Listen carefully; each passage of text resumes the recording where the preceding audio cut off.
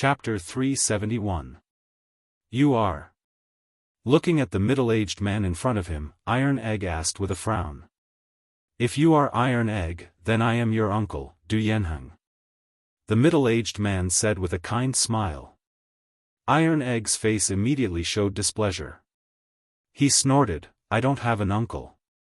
I only know that when I was young, my sister and I depended on each other for survival. We almost starved to death. Other than the people in the village, no other relatives were willing to help us. If my father didn't come back in time, my sister and I would have been long gone.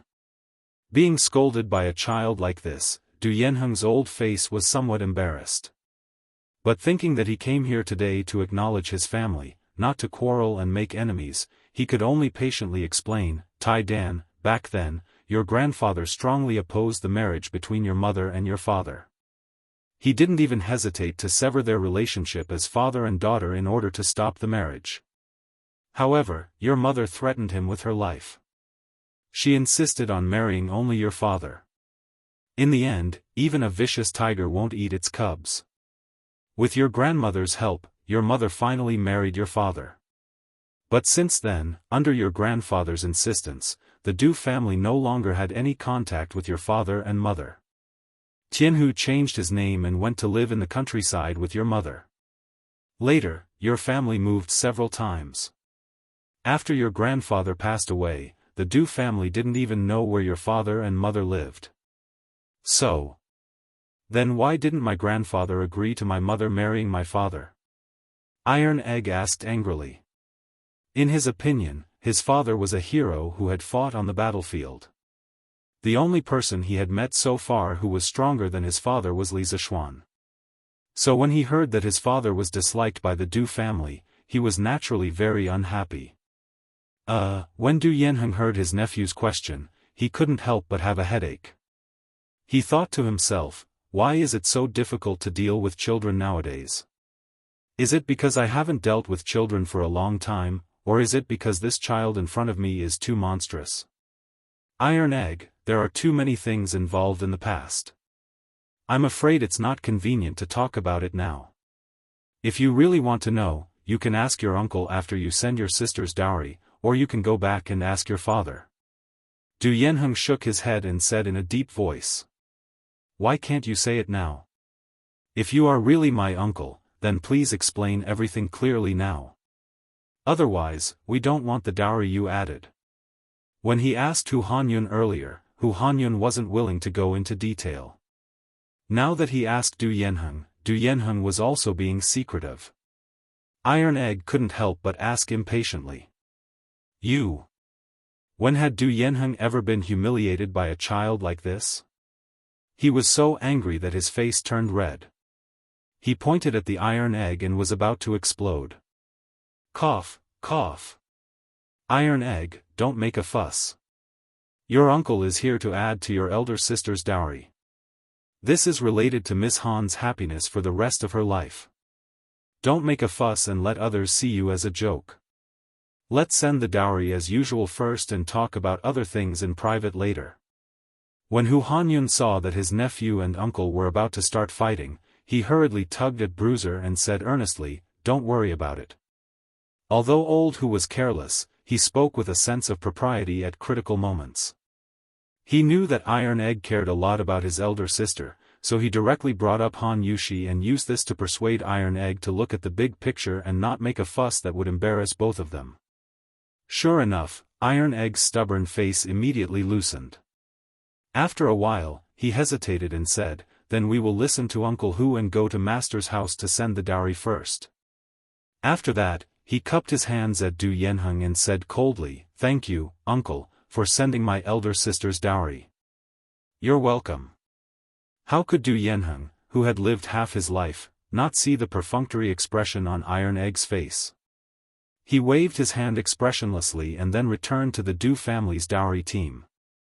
Thus, the slowly moving dowry team finally returned to its normal speed and continued to drive towards Yongla Lane.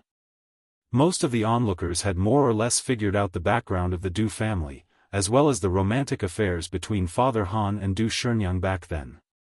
They couldn't help but feel satisfied, secretly thinking that today's trip wasn't in vain.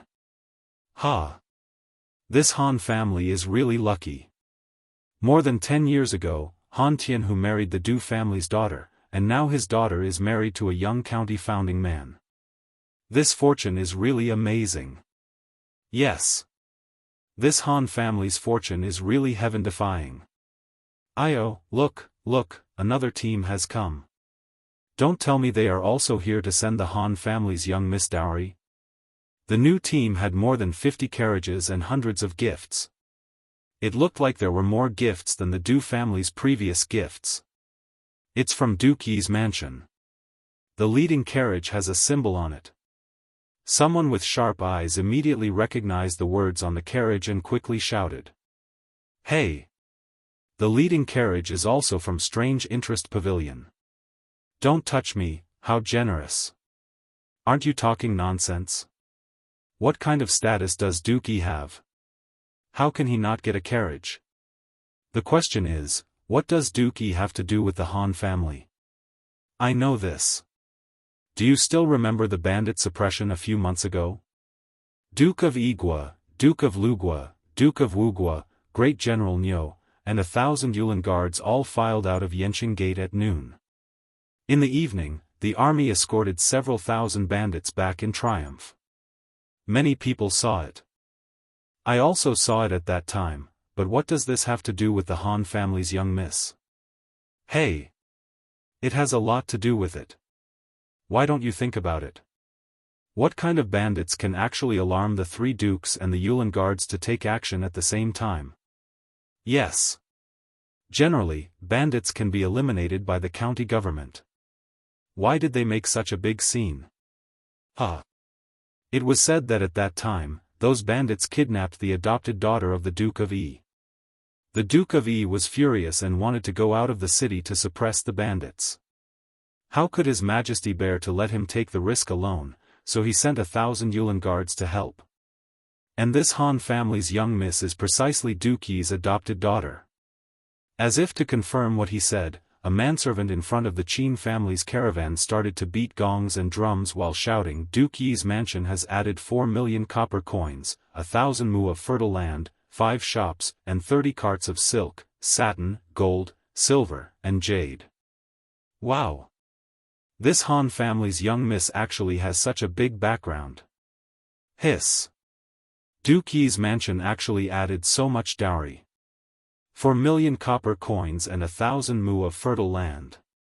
They are really willing to part with it. What does this mean?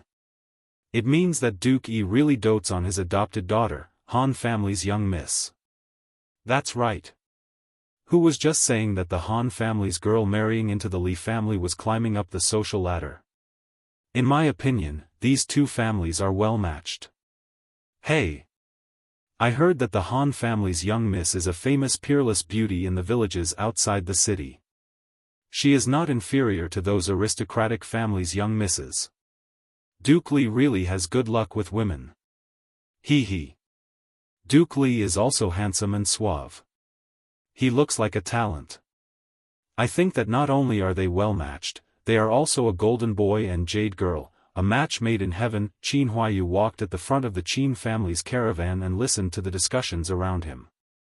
The corner of his mouth curved into an elegant arc. These people's analysis was correct. Due to Han Tianhu and Li Zishuan, his parents really doted on Han Yushi and almost treated her as their own. Ever since they recognized this daughter, his mother had personally gone to the Han family to visit Han Yushi more than once. This time, the Qin family had also spent a lot of money to add to the dowry. It was to give Han Yushi face and prevent others from saying that Han Yushi married Li Zishuan because the Han family was climbing up the social ladder.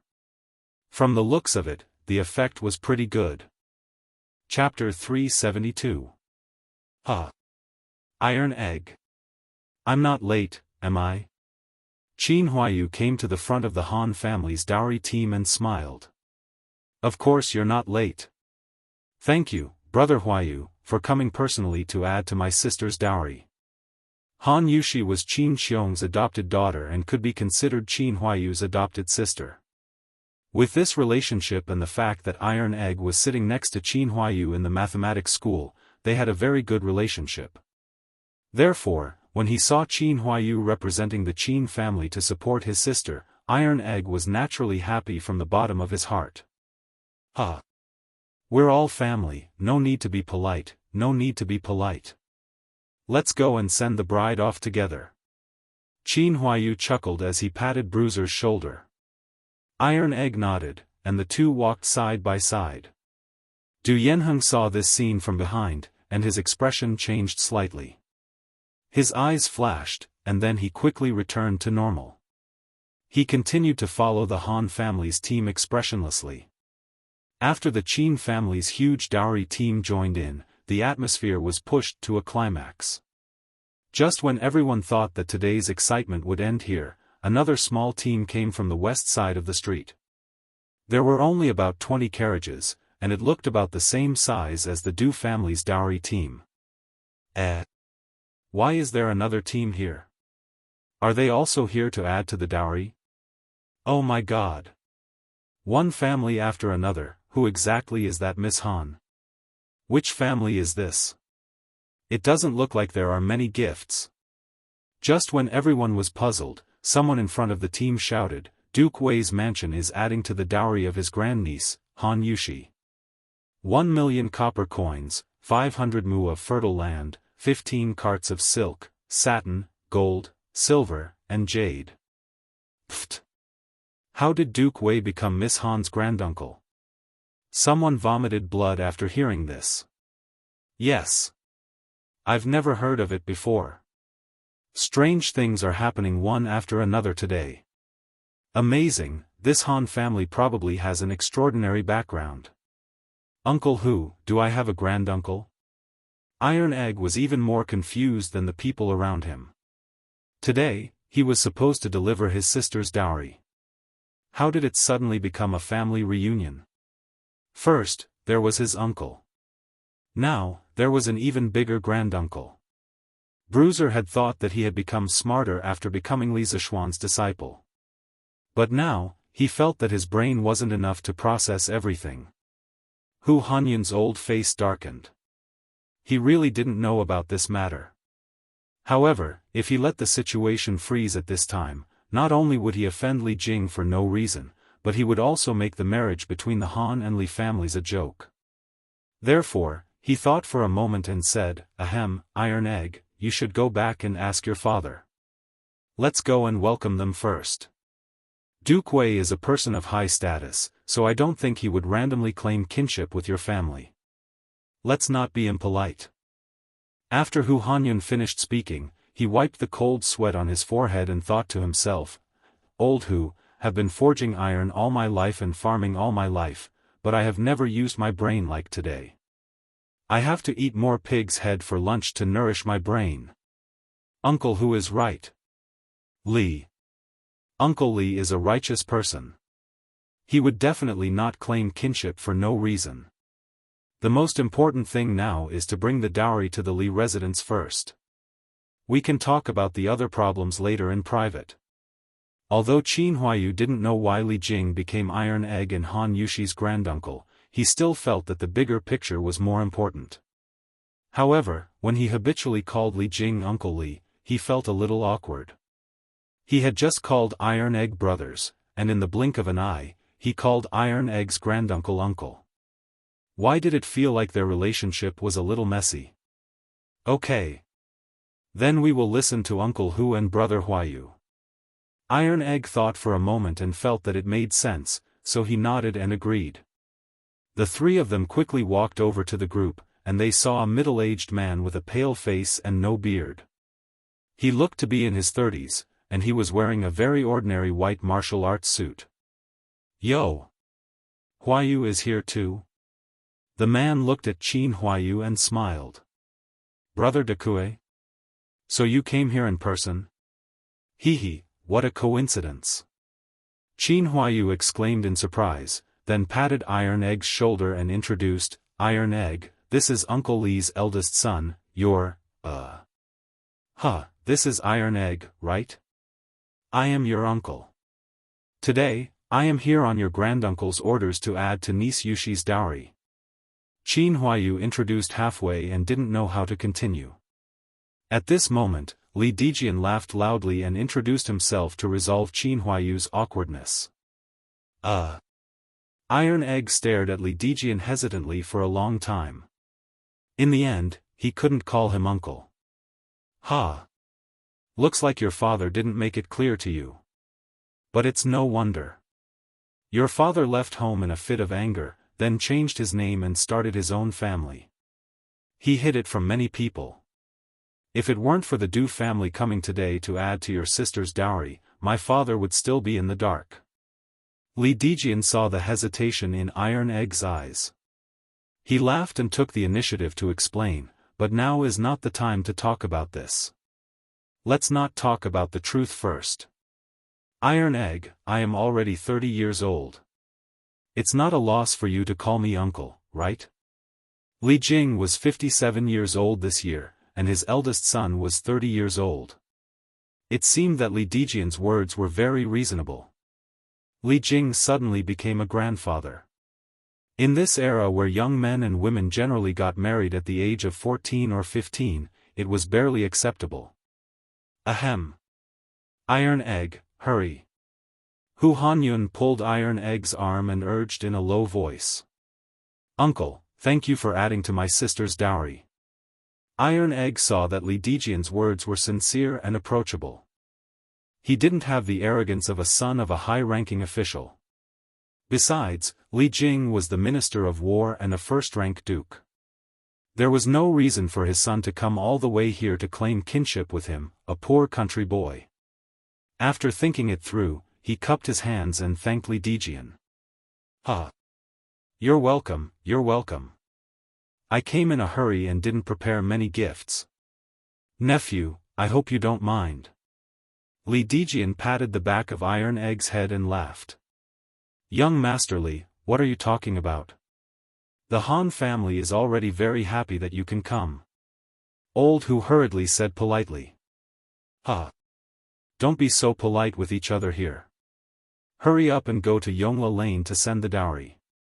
The people there must be waiting anxiously. Qin Huayu laughed and waved his hand. Yes, yes, yes. We can't delay business. Let's go, let everyone follow. Let's go. Li Dijian came to his senses and hurriedly said. Thus, the four families formed a dowry delivery team and marched toward the Li residence in a mighty manner. The number of gifts and the luxurious lineup attracted the attention of countless people. It also made the entire Chang'an city boil. I didn't expect this. I didn't expect this. Duke Wei actually found out about Han Tianhu's true identity so quickly. Looks like today's trip wasn't in vain. Du Yanheng, who was at the back of the team, looked at Li Dijian in front of him and muttered to himself in a voice that only he could hear. Chapter 373. Rewind time to an hour ago. Puning Fong, Duke Wei's mansion. Master, are you reading again? A young woman suddenly appeared at the door of the study. She was graceful and looked to be in her 20s. She was wearing an archery uniform and thin boots. Her sleeves were tied to her arms. She looked valiant and formidable. What's the matter, Chu Chen? Li Jing was pondering over some details in Sun Tzu's The Art of War. After hearing this familiar voice that had accompanied him for almost half of his life, he quickly put down the military book, rubbed his temples, and said weakly. Chu Chen, Zhang Chu Chen, this beautiful young woman was actually Li Jing's first wife, the famous Hong Fu Nu. However, Li Jing was already 57 years old this year. Even if Hong Fu Nu was not 50 years old, she should at least be 40 years old, right? But looking at her face and the way she was dressed, she looked exactly like a young girl who wasn't even 20 years old yet. Also, Li Jing did not address Hong Fu Nu as a madam, but directly called her Chu Chen. The relationship between this old couple was indeed quite strange. He.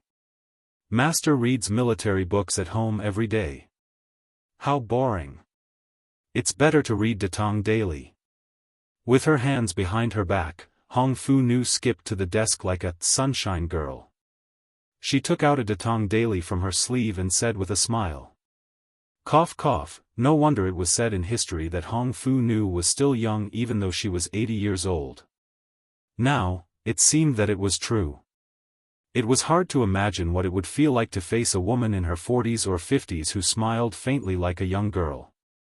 In any case, Li Jing seemed to have a strong immunity to this devilish girl's laughter.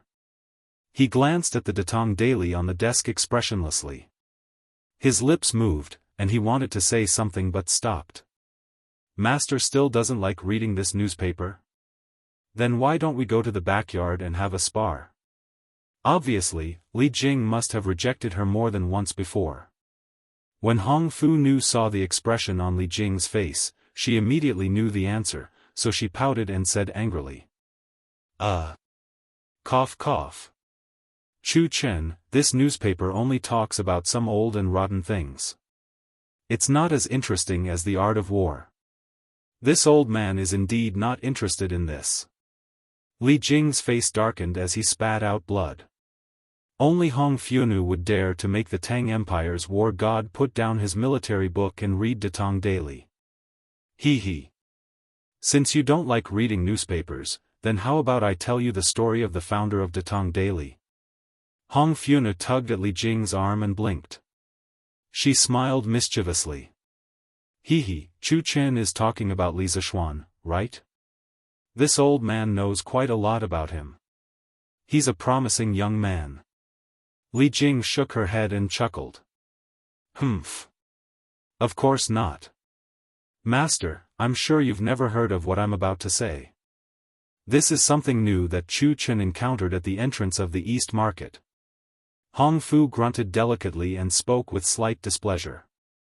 Cough cough, then Chu Chen, quickly tell me. This old man is all ears. Li Jing retreated in defeat. Previously, when I was at the East Market, I saw Li Zishuan's fiancée's family. They came to Chang'an to send dowry. That's a big show. Just the copper coins alone are worth 20 million. Oh. I've heard that Li Zishuan is getting married soon, but I didn't expect it to be so soon. That's not what I'm about to say. Master, guess who followed behind to add dowry? This. I only know that Li Zishuan's fiancée's surname is Han, and her name is Yushi. As for their family's relatives in Chang'an, I'm not sure. That's what I'm saying. Master, you've never heard of these things. Hong Fu's daughter laughed happily. Then, she moved a stool from the side and excitedly began to explain to Li Jing, today, when the Han family's team entered the city, Du Yanheng of Chonghua Square's Du family personally led a team of dowry enhancers to follow them. He said that it was for his niece. Niece? How is the Du family related to the Han family's girl?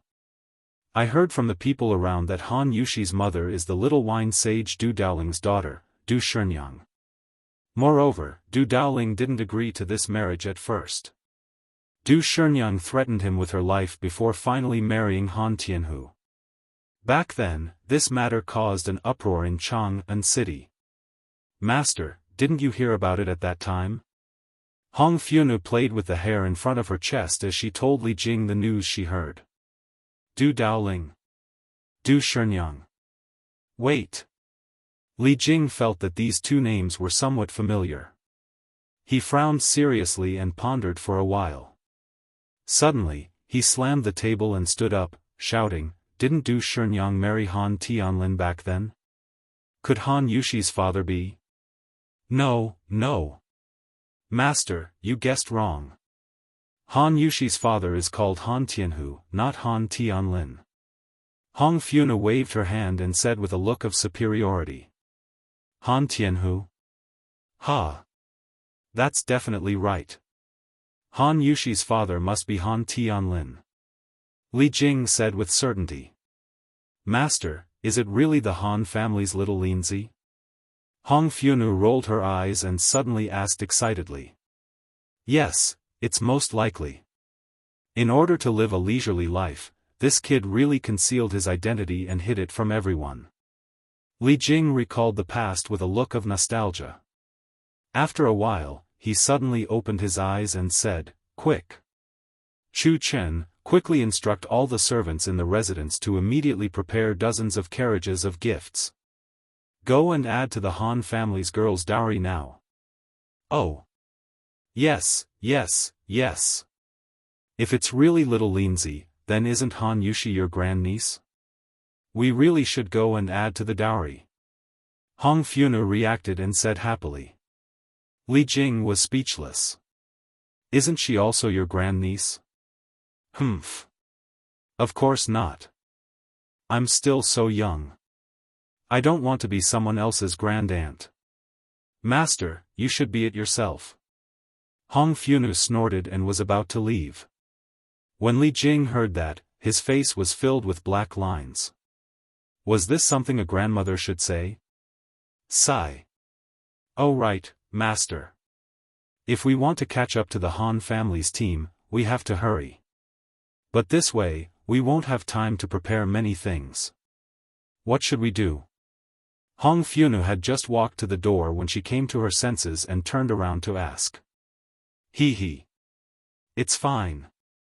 Even if we don't bring anything and only send some people to support the Han family, little Linzi will be very happy. Li Jing stroked his beard and said calmly. Yes. That's true. Then, I'll personally send the Han family's girls' dowry. Hong Funu said eagerly. Nonsense. Just let Jian go. What will you look like if you go? Li Jing said unhappily. Throughout history, which grandaunt personally went to send dowry to her grandniece? Humph. Why can't I go?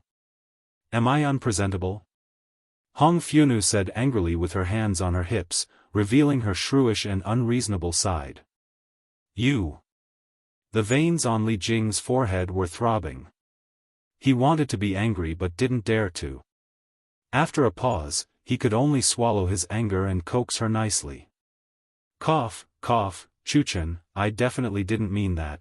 Then, what do you mean? You see, you let Jian send the dowry. We can practice martial arts in the backyard. I haven't tested your martial arts skills in a long time. Oh. So that's the case. Master, please wait a moment. I'll let Jian bring people to send the dowry. Then, we'll spar. Hong Funu smiled and ran out immediately. Chapter 374. Li Zishuan, who had been woken up early in the morning and tidied up neatly, was ordered by his father to stay at home and wait for the Han family's makeup team to arrive. After waiting for a long time, Li Zishuan lay down comfortably on the recliner and went back to sleep. Li Zishuan, who was wandering in his sleep, naturally didn't know about the wave of family reunion that was happening on the streets of Chang'an City. He also didn't know that today's makeup team would be so huge that it would stun everyone. Hey! Old master, why isn't the makeup team here yet? Could it be that something went wrong on the way? Madame Li was anxiously pacing back and forth in the front yard, looking at the gate from time to time. However, after waiting for a long time and not seeing the makeup team, she finally couldn't help but ask. Madam, don't be anxious. What could happen to the emperor? They will definitely be here soon. Besides, didn't Madam just send Sanbao out to scout for news? There should be news soon. Li Jingmo was also a little anxious, but he forced himself to calm down and comforted her. Humph. Still talking about it. Didn't our daughter-in-law get kidnapped outside Chang'an City last time? Fortunately, Xian went there in time and nothing happened. Madame Li rolled her eyes and said unhappily. Ahem, wasn't that an accident? Besides, weren't those bandits already surrounded by the imperial army? Madam, don't worry about it. Li Jingmo's face darkened, and he said in a muffled voice. I'm worried about it. Madame Li immediately jumped up as if someone had stepped on her tail. If I don't worry about my daughter-in-law, who will? One of you is sleeping soundly in the hall, and the other is drinking tea leisurely here. In the end, it's me who's worrying for nothing. Alright, with such an unreasonable wife, old Master Li could only grit his teeth and swallow his anger. He smiled and said, ahem, it was a slip of the tongue, a slip of the tongue. Madam, please don't be angry, they're here, they're here. Old Master, Madam, the makeup team from the Han family is here. So long, so long, so long. Just as the old couple was about to quarrel, Sanbao ran in and shouted while gasping for breath. You're here. He's here. Where is it? What's so long? Madame Li immediately forgot about her earlier emotions. She quickly glanced at the door and asked Sanbao. Madam, they are almost at the entrance of the workshop. Sanbao ran faster, so she came back first. The makeup line is so long, and there are so many people around to watch the fun. Sanbao took a deep breath and bowed. Good, good, good. Old Master, our in-laws have also given us face. I didn't send so many betrothal gifts in vain. When Madame Li heard this, she was overjoyed. She thought that Han Tianhu had only sent back most of the betrothal gifts. She was already very satisfied with that. After all, the Li family had given her a lot of betrothal gifts. She only needed to send back a part of it, and it was already very ostentatious. It could be considered giving face to the Li family. Which mother wouldn't want her son's wedding to be lively? Of course. Tianhu isn't someone who forgets righteousness at the sight of profit. He might have even supplemented the betrothal gifts from other places. The Han family's foundation is thin, but Tianhu's character is unquestionable. This marriage is going well. Old Man Li stood up and said with a smile. Yes, yes. Xiao He, go and wake young master up and wipe his face. Why are you in such a daze on such a joyous day? Madame Li was so happy that she couldn't close her mouth. She turned her head and ordered Xiao He. Yes. Madam. Thinking of her young master, Xiao Shi covered her mouth and smiled. She ran to the main hall to wake the lazy pig up. In just a short while, there were sounds of drums and gongs outside the door. Then, they saw Iron Egg, Hu Hanyun, Qin Huayu, and Li Dijian, who were wearing joyful clothes, striding into the residence first. Grand Master, Iron Egg is here to send my sister's makeup. Iron Egg smiled and bowed to Li Jingma and Madame Li. Good, good, good. Good child, go in and rest. Iron Egg was very obedient in the Li family and was deeply loved by the two elders. At this time, Madame Li lovingly touched the back of Iron Egg's head and said softly. The Han family presents their daughter's dowry 20 million copper coins, 1,000 mu of fertile land, 3 plates of coral pearls, golden amber pearls, beeswax pearls, and agarwood pearls, 4 pieces of green jade, 4 pieces of white jade, 2 pieces of crystal, 2 pieces of gold amber, 2 pieces of jade, 2 pieces of ivory, 2 pieces of jade, 2 pieces of ivory, 2 pieces of deer bone, 2 pieces of ox horn. Sanbao and Ah Fu took turns to sing the gifts at the door. Butler Wang Zhong leaned over the red square table that had been set up earlier and quickly recorded everything down. As he recorded, his forehead started to sweat uncontrollably. There seemed to be an endless supply of gifts. He couldn't finish recording them no matter how hard he tried. Madame Li listened for a while and felt that something was wrong. She had never seen many of these things before. Most of the dowry from the Han family should be self-prepared. She couldn't help but look at Li Jingma and ask, Master, isn't this too much? Yes, it is indeed more than what we sent over. Isn't this Han Tianhu too honest? For the sake of his daughter's reputation, where did he get so much wealth? Yo! It looks like there's still a long line behind. This? Li Jingma looked out of the courtyard and was instantly stunned. There were close to 200 ox carts and 400 to 500 gifts. The procession of gifts stretched for several hundred meters. Looking around, it was either gifts or people. The usually spacious Yongla lane suddenly became crowded. All the residents in the lane were alarmed and came to see what was going on. This led to more people delivering gifts and even more people coming to see what was going on. He. Old Master Li, Madam Li, Du Yanheng from the Du family in Chonghua Lane is here to send dowry for his niece. These are just some small gifts to show my respect. While Old Master Li was dumbfounded, Du Yanheng went forward and cupped his hands with a smile. You are Han Yushi's uncle? Li Jingma asked in surprise. Yes, Yushi's mother is my biological sister. Because of my father, the two families might have been at odds.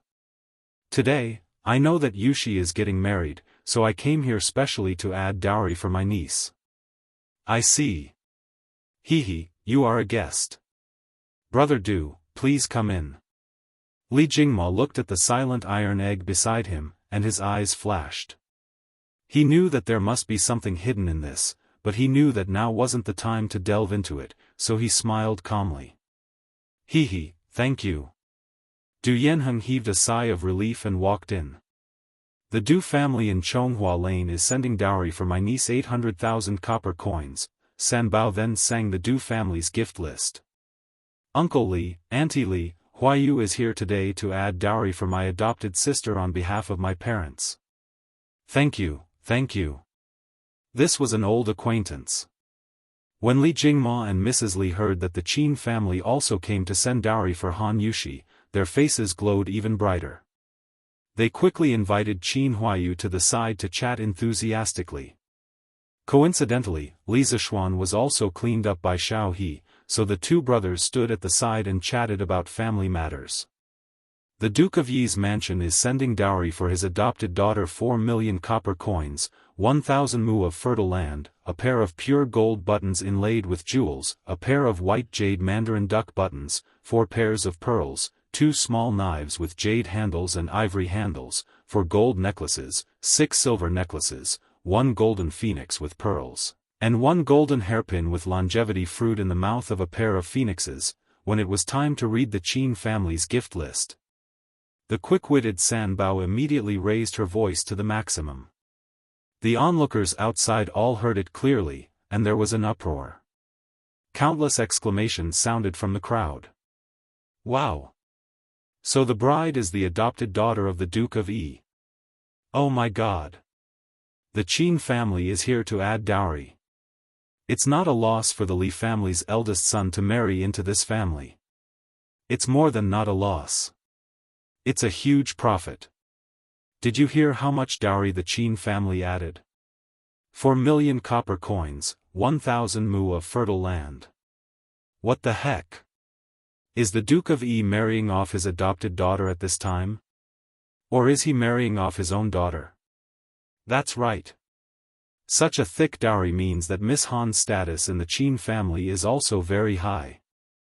Hearing the discussions outside, the corners of Madame Li's mouth couldn't help but curl up into a very elegant arc. She was now very satisfied with this marriage. Cough cough. Li. Master Li, Madame Li, I am Li Dijian. Under the orders of my father and mother, I specially came today to send my niece Yushi's dowry. Li Dijian, who was on the side, originally wanted to follow Qin Huayu and call Li Jingma and Madame Li uncle and aunt. However, when he remembered that Han Yushi was his niece, he felt that it wasn't right to call them by seniority. However, if he called Li Jingma brother Li as a peer, he was afraid that Qin Huayu would be embarrassed. After thinking about it, he could only call him that. Chapter 375. First, an uncle popped up, and then another uncle popped up. Li Jingma's mind couldn't help but become a little confused. It wasn't that he hadn't been to the Han family manor, and it wasn't that he didn't know about the Han family situation, but he had never heard of Han Yushi having such relatives. Also, why did the name Li Dijian sound so familiar? Uncle Li, Dijian is Duke Wei's eldest son. Qin Huayu saw Li Jingma's confused face and explained softly. Buzz. Li Jing, it was actually Li Jing's son. Li Jingma's mind was buzzing from this news. In terms of prestige among the people, Li Jing's reputation was definitely greater than Qin Xiong's. That was the Tang Empire's military god. The Tang Empire's military god who had won every battle. If Du Yanheng came over to deliver the dowry, he might have the intention of using Han Yushi's relationship with the Li family. Then, there was only one possibility for Li Jing to send his son over to acknowledge the family. Han Yushi was definitely Li Jing's grandniece. Li Jing, who was in a high position and had great prestige, wouldn't randomly come over to claim kinship just because of Li Zishuan's current achievements. Sorry for the disrespect. Thank you for your concern, Duke Wei. Dijian, please come in. Almost instantly, Li Jingma understood the crux of the matter. He was a little overwhelmed by the favor and quickly thanked him. As for why Li Jing became Han Yushi's granduncle, that was the Han family's own family matter. It wasn't convenient for him to ask too much. Old Master Li is too polite. Li Dijian smiled honestly and returned the greeting. This. Li Zishuan, who was standing beside Qin Huayu, was dumbfounded. Li Jing was also present when he was treating Qin Xiong's illness at the Qin Manor. At that time, he even called Li Jing Uncle Li. In just a few short months, he had just married a wife. Why was he suddenly a generation lower than him? This was a little too big of a loss. He had to go back and ask Han Yushi properly. The majestic procession of gifts entered the Li residence at a very slow speed. All kinds of gifts were piled up like a mountain, and the front courtyard could not fit them all. In the end, some of the gifts were piled up in the west courtyard. Old Man Li saw that he was short of manpower, so he hurriedly sent for 3 accountants and 8 workers from the shop to sort out the gifts before noon. As for the storage of these gifts, they could only wait until noon. There were many gifts, but there were even more people who came. There were close to 200 people who came to deliver the dowry for the Han family. The other 3 families brought more than 300 people together. With so many people, it was impossible to let them come all the way here for nothing. At the very least, they should take care of lunch. Lunch for over 500 people was definitely not something the Li residence's own kitchen could handle. Although Li Jingma didn't expect so many people to come today, he was already prepared. The Drunken Immortal restaurant's kitchen had all been called over in advance. Today, the Drunken Immortal restaurant's business would definitely be down, but the Li family didn't care about that. Therefore, these 500-plus ordinary people were very lucky today. They didn't spend a single cent and enjoyed a feast personally prepared by the Drunken Immortal restaurant's kitchen. There were 30 big tables in the front courtyard of the Li residence, 20 big tables in the open space in front of the Li residence, and 2 tables in the main hall to entertain the important people who came today. When it was time to eat, the fragrance spread for 10 miles. The entire Yongla Lane was filled with the fragrance of the Li residence's banquet. TSK. Old Master Li is really generous. It's so fragrant. Is this chicken nibbled on? I didn't expect it. I can actually eat this expensive chicken today. I didn't come for nothing. Oh my god. This wine is so fragrant. It's a little. Bah. Big Dog Wang, you really don't know how to be content. Do you know what wine this is? This is the Drunken Immortal restaurant's Gentle Village. It's 2 strings of money per liter. It's already very rare for us to have a pot on each table. You better cherish it. So this is the Gentle Village. I've never drunk it before. I have to taste it today. TSK. Big Dog Wang, you bastard, leave some for us. That's right. The people who came to deliver the makeup today ate and drank to their heart's content in the Li residence. The passers-by saw the commotion inside and smelled the fragrance inside. They couldn't help but stop and discuss in low voices. Their envy was obvious. Wow! The Li residence's extravagance today is really grand. They set up so many tables for the banquet? Hey, you didn't see the extravagance of the makeup delivery this morning, right? That's called a grand occasion. Chang'an City hasn't had such a grand ceremony for many years. Huh. After smelling the fragrance for so long, I don't even need to eat lunch. The Li family's chef's skills are really good. What do you know? Old Master Li specially asked the drunken Immortal restaurant's chef to come over today to prepare the banquet. Didn't you see that the drunken Immortal restaurant is closed today? The Li family is really going all out today. Hee hee. Why didn't Old Master Han ask me to deliver the makeup? Even if I have to work for a day, it's worth it to be able to eat this meal. Mother. I'm hungry. A little girl by the roadside twitched her nose and said to the madam beside her. Nyonyo is hungry? Then mother will go back and make something delicious for you, okay? The madam bent down and rubbed her daughter's little head as she said softly. No, no. Nyonyo wants to eat their food. The little girl blinked and pointed at the Li residence's main door. This, Chonghua Square. Du Residence, Side Hall. Old Master. I heard that Big Brother still went to deliver the makeup to that girl. A woman in purple in her 30s said to the middle-aged man sitting at the head of the table. Humph. Big Brother is really selfish. Seeing that girl climb up the social ladder, he went over to suck up to her. What a disgrace to the Du family. The middle-aged man's face was gloomy. He slammed the table and said angrily, "What did my father say when he was alive? Has he forgotten all about it? Besides, the Li family's drunken Immortal and gentle village are said to be made by that girl. She has stolen a lot of business from our winery saint. That girl betrayed us and used the winemaking skills her mother taught her to deal with us. Big Brother actually went to deliver her makeup? How shameless. Old Master is right. That wild girl is really hateful. She caused our Du family to decline day by day. I didn't expect her to be able to hook up with a county man. She is really lucky. The woman in purple said viciously. Humph. If it was in the past, not to mention a county man, even if he was an earl, our Du family would not even put him in our eyes. Under the leadership of Du family, our Du family is really declining. But luckily, we are separated. I'd like to see how much benefit Big Brother can get from sucking up to that wild girl. The sinister man took a sip of tea and said with a sneer. Yes, yes. Old Master is really wise. Our winery saint earned more than Big Brother's winery saint last month. Ha ha ha. Chapter 376. Oh. The Du family in Chonghua Square and the pharmacist have sent people to deliver dowries to Miss Han.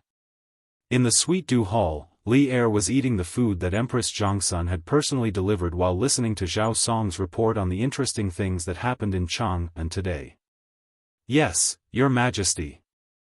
The Du family is Miss Han's maternal uncle's family. As for Duke Wei, I heard that he is here to add to his grandniece's dowry. Zhao Song said respectfully. Your Majesty, how did Duke Wei have a grandniece so quickly? Why have I not heard of it before? Hearing this, Zhang Sun interrupted curiously and asked. I have not heard of it before either. I did not expect the small Han family to have connections with the pharmacist. Zhao Song, have you investigated the relationship? Li Er shook his head and asked Zhao Song with a frown. Your Majesty, if Miss Han's mother is indeed Du Daoling's biological daughter, then Han Tianhu is very likely to be the third son of Shouguang County Duke, Han Tianlin. I have read the Chang'an County records. 15 years ago, Han Tianlin could not stand the humiliation of the Han family's matriarch and boldly ran away from home. After that, he had an affair with Du Daoling's youngest daughter, Du Shenyang. The Du family did not agree to this marriage at first, but later, old Madame Du mediated and Han Tianlin was able to marry Du Shenyang. But since then, the Du family and Du Shernyang no longer had any contact. Han Tianlin and Du Shernyang concealed their identities and led a leisurely life. Zhao Song was clearly prepared for this and reported to Li Er seriously. Shouguang County Duke. Han Shitting? Is this really the case? Li Er was stunned. No matter how he thought about it, he would never have thought that Han Tianhu was Han Shitting's son. This was really big news. Han Shitting was the eldest son of Han Qinhu of the Sui dynasty, and Li Jing's biological mother was Han Qinhu's youngest sister. Therefore, Han Shitting and Li Jing were cousins, and Han Tianhu had to call Li Jing uncle when he saw him. It's absolutely true. Your Majesty. Your Majesty, this is going to be interesting. Empress Zhongsun chuckled and continued the conversation. Previously, I heard that Duke Yi took in Han Yushi as his adopted daughter. This concubine thought that it should be to prevent that girl from being wronged because of her low status when she marries into the Li family. But now, that girl has the support of the Du family and Duke Wei. This marriage has truly become a well-matched match. Guanyin maid is right, I never thought that the girl from the Han family would have such a background. Li Zishuan, that brat, really knows how to pick a wife. Li Er smiled maliciously. East Market, Strange Interest Pavilion. Now, it was a different scene. Give me 2 Tang Dynasty Dictionary. Hurry up, it wasn't easy for me to get in line. A man excitedly said to the clerk of the Strange Interest Pavilion. Alright, please wait a moment. Sigh. Give me 10 copies of the Tang Dynasty Dictionary, It's only 300 copper coins per book, too cheap. A middle-aged man dressed in luxurious clothes laughed. The price of the Tang Dynasty Dictionary was indeed very cheap. It had a lot of pages, and according to the previous price, one might not even be able to get it for 7 or 8 strings of coins. Sorry. Dear customer, everyone in the Strange Interest Pavilion can only buy 3 copies of the Tang Dynasty Dictionary today. One of the clerks hurriedly refused. What? There's such a thing? Alright then, give me 3 copies. Outside the Strange Interest Pavilion, it was bustling with noise and excitement. Everyone, line up properly, don't fight. Today, we have enough copies of the Tang Dynasty Dictionary, so don't worry. It had been 2 hours since the market opened, but there was still a very long line in front of the Strange Interest Pavilion. There were scholars dressed in luxurious clothes, and there were also farmers dressed in coarse linen clothes. Due to the previous situation of the Strange Interest Pavilion, everyone in the line knew that there was a limited number of copies of the Tang Dynasty Dictionary. Thus, some of the people at the back of the line started to get restless. In order to maintain order, Sun Huayuan quickly calmed them down. Otherwise, there would be a large-scale riot. Shopkeeper Sun, you're not trying to trick us again, are you? Every time you say that you have enough copies in stock, it's always sold out in a short while. That's right. Your Strange Interest Pavilion is always unkind. I've already bought a membership card, but I still can't get anything. That's right. Shopkeeper Sun, don't try to trick us. As soon as Sun Huayuan finished speaking, a group of customers who had suffered from the hunger marketing policy of the Strange Interest Pavilion immediately voiced their doubts. It was not their fault. They had been cheated by the Strange Interest Pavilion too many times in the past. Some of the products of the Strange Interest Pavilion could not be used even if they bought a membership card. For example, the new horse carriage Don't Touch Me. Purple members would still have to kneel if they came late. Which shop in Chang'an City would dare to do the same thing as the Strange Interest Pavilion? Fortunately, the products of the Strange Interest Pavilion were unique. Otherwise, they would have been eliminated by their competitors long ago. Sun Huayuan's old face reddened. He said awkwardly, everyone, I'm not lying at all. After 2 days and 2 nights of hard work by our workshop's craftsmen, the supply of Datong daily today has reached 1,500 copies. Everyone present should be able to get one. Everyone was stunned at first. They could not believe their ears. Then, a wave of applause followed. Good. Good job, shopkeeper son, 1,500 copies? Looks like I'll be able to get one for my eldest son today. Counting the people here, it should be my turn soon. Let's go to the restaurant next door to eat. That's right, that's right. The Strange Interest Pavilion has finally done something good. Let's go eat. Hearing that the Strange Interest Pavilion had 1,500 copies of Datong Daily in stock this time, many people felt relieved. They looked at the time and saw that it was lunchtime. Therefore, a large number of people at the back of the line went to find a place to eat lunch. The huge crowd in front of the Strange Interest Pavilion was relieved. Sun Huayuan heard the discussions of some people and wiped the cold sweat on his forehead. He thought to himself, I heard that young master is planning to expand the workshop. Now, it seems like a wise decision. If the production can't keep up, no matter how good the products of the Strange Interest Pavilion are, they will be drowned by the saliva of these people. Young master, I've bought the dictionary of Tang Dynasty that you wanted. In a corner of the East Market, a black horse carriage was parked under a big willow tree, enjoying the cool shade of the tree. At this moment, a servant in grey clothes and a small hat came to the front of the horse carriage with a red cover of the dictionary of Tang Dynasty. He bowed respectfully to the person inside the carriage. Well done. Bring it over. A feminine male voice sounded from inside the carriage. Yes. Young master. The servant in grey lifted a corner of the curtain and carefully handed the dictionary of Tang Dynasty in his hands. The curtain moved slightly, and through the gap, a slender and fair hand could be seen taking the dictionary. The curtain closed, and the carriage fell into silence. The servant in grey stood motionless outside, waiting for orders.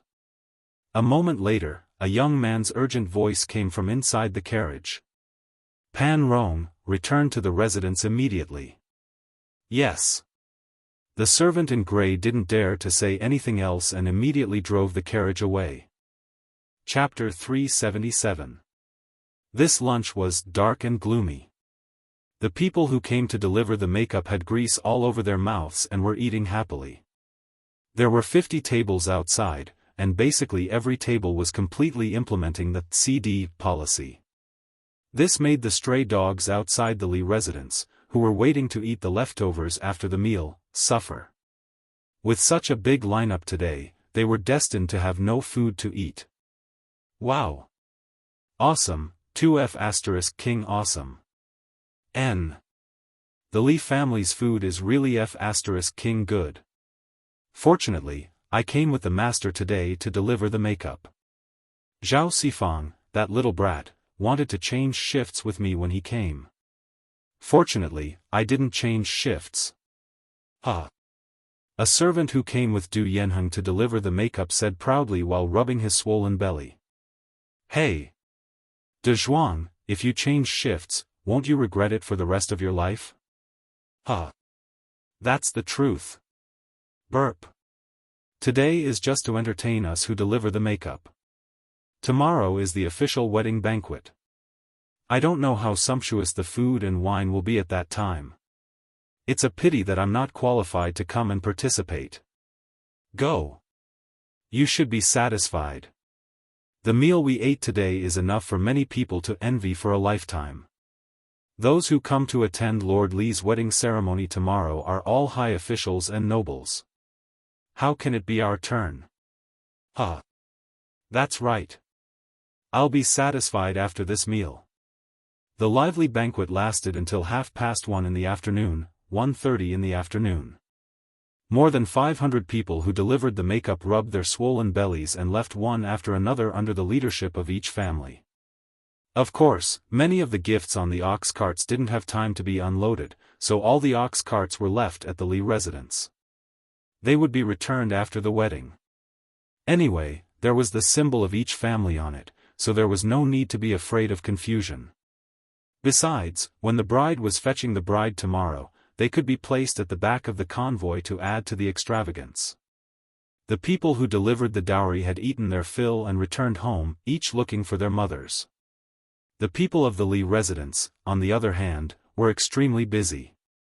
More than 10 servants were busy tidying up the tables, chairs, bowls, and chopsticks, while the other 80 servants were busy helping to transport the dowry that had been sorted out in the morning to the Li residence's storeroom. This was a huge project. When Li Zishuan had just returned home a few months ago, he felt that there were too many maids and servants in the house. Now, it seemed that there was not enough manpower. No wonder it was often said in books that some rich and powerful families had more than 10,000 maids and servants. In this era, it was not exaggerated at all, because the business of the big families was even bigger. The current foundation of the Li family was still not comparable to those 1,000-year-old families. Today, the amount of dowry sent by the Han, Li, Du, and Qin families was so much that it almost filled up the 2 courtyards of the Li residence. The Li residence was not a small residence. The entire area of the Li residence could be counted with one's fingers in the several nearby squares. Even so, the courtyard was still full. One could imagine how many gifts there were. If it was a small family, it was estimated that the house would not be able to hold it. The storeroom of the Li residence was in the backyard. It was an independent 3-story building. There were only some famous people's calligraphy and paintings, gold, silver, jade, and of course, a lot of copper coins. Li Zishuan had been here once, but never again, because he was not short of money to spend. Li Jingma personally went forward to open a simple and heavy copper lock, and then brought a few trusted servants in. The rest of the servants delivered all kinds of expensive gifts outside, and the servants inside were responsible for placing the gifts in appropriate places. In this way, the servants inside were actually the most tired, but none of them complained. Instead, they were all glowing and looked proud. The gifts that could be moved into the Li residence's storeroom were the more precious ones. For example, some of the cheaper furniture and decorations that took up more space could only be placed in the courtyard first, and even had to be piled up. As for the rice, wheat, and meat in the dowry, they had long been arranged to be placed in the Li residence's granary or sent to the drunken Immortal restaurant. According to Li Zishuan's previous plan, he had originally planned to buy a large amount of food during this autumn harvest to deal with the locust plague next year. But now, it seemed that when the time came, perhaps only half of the planned amount would be needed, because half of the granary at home was filled with food. These are all Yushi's dowry. You can't use them without permission in the future, do you understand? Madame Li stayed inside for a while before coming out. As a woman, she couldn't help much inside. Li Zishuan was also bored inside, so he slipped out with his mother. Knowing that her son was deliberately playing tricks, Madame Li smiled and didn't want to expose him. She looked at the mountain of dowry outside, thought for a while, and then earnestly instructed her son. A woman's dowry in ancient times was usually the private property of the woman, especially at this time. According to the law, a woman's dowry was protected by the law. When a woman married into her husband's family, her dowry wouldn't become the family's public property, but still belong to her private property. Not only could the parents-in-law not take it, even the husband couldn't take it. If the woman was divorced, then the dowry could be taken away. If the woman passed away, then the dowry would belong to her children. If she didn't have children, then most of the dowry would go to the mother's family, and the husband would get half of it at most. This still depended on negotiation, and it was also where disputes over property often happened. Therefore, the rights of women in the Tang dynasty were still very high, and they were protected by the government. It wasn't like the Ming and Qing dynasties, where women were completely dependent on men. They followed the father at home, the husband after marriage, and the son after the husband's death. The women of this time also had their own property rights, which was unimaginable in the future. Mother. I know, so don't worry. I don't care about that little bit of money. Li Zishuan pursed his lips.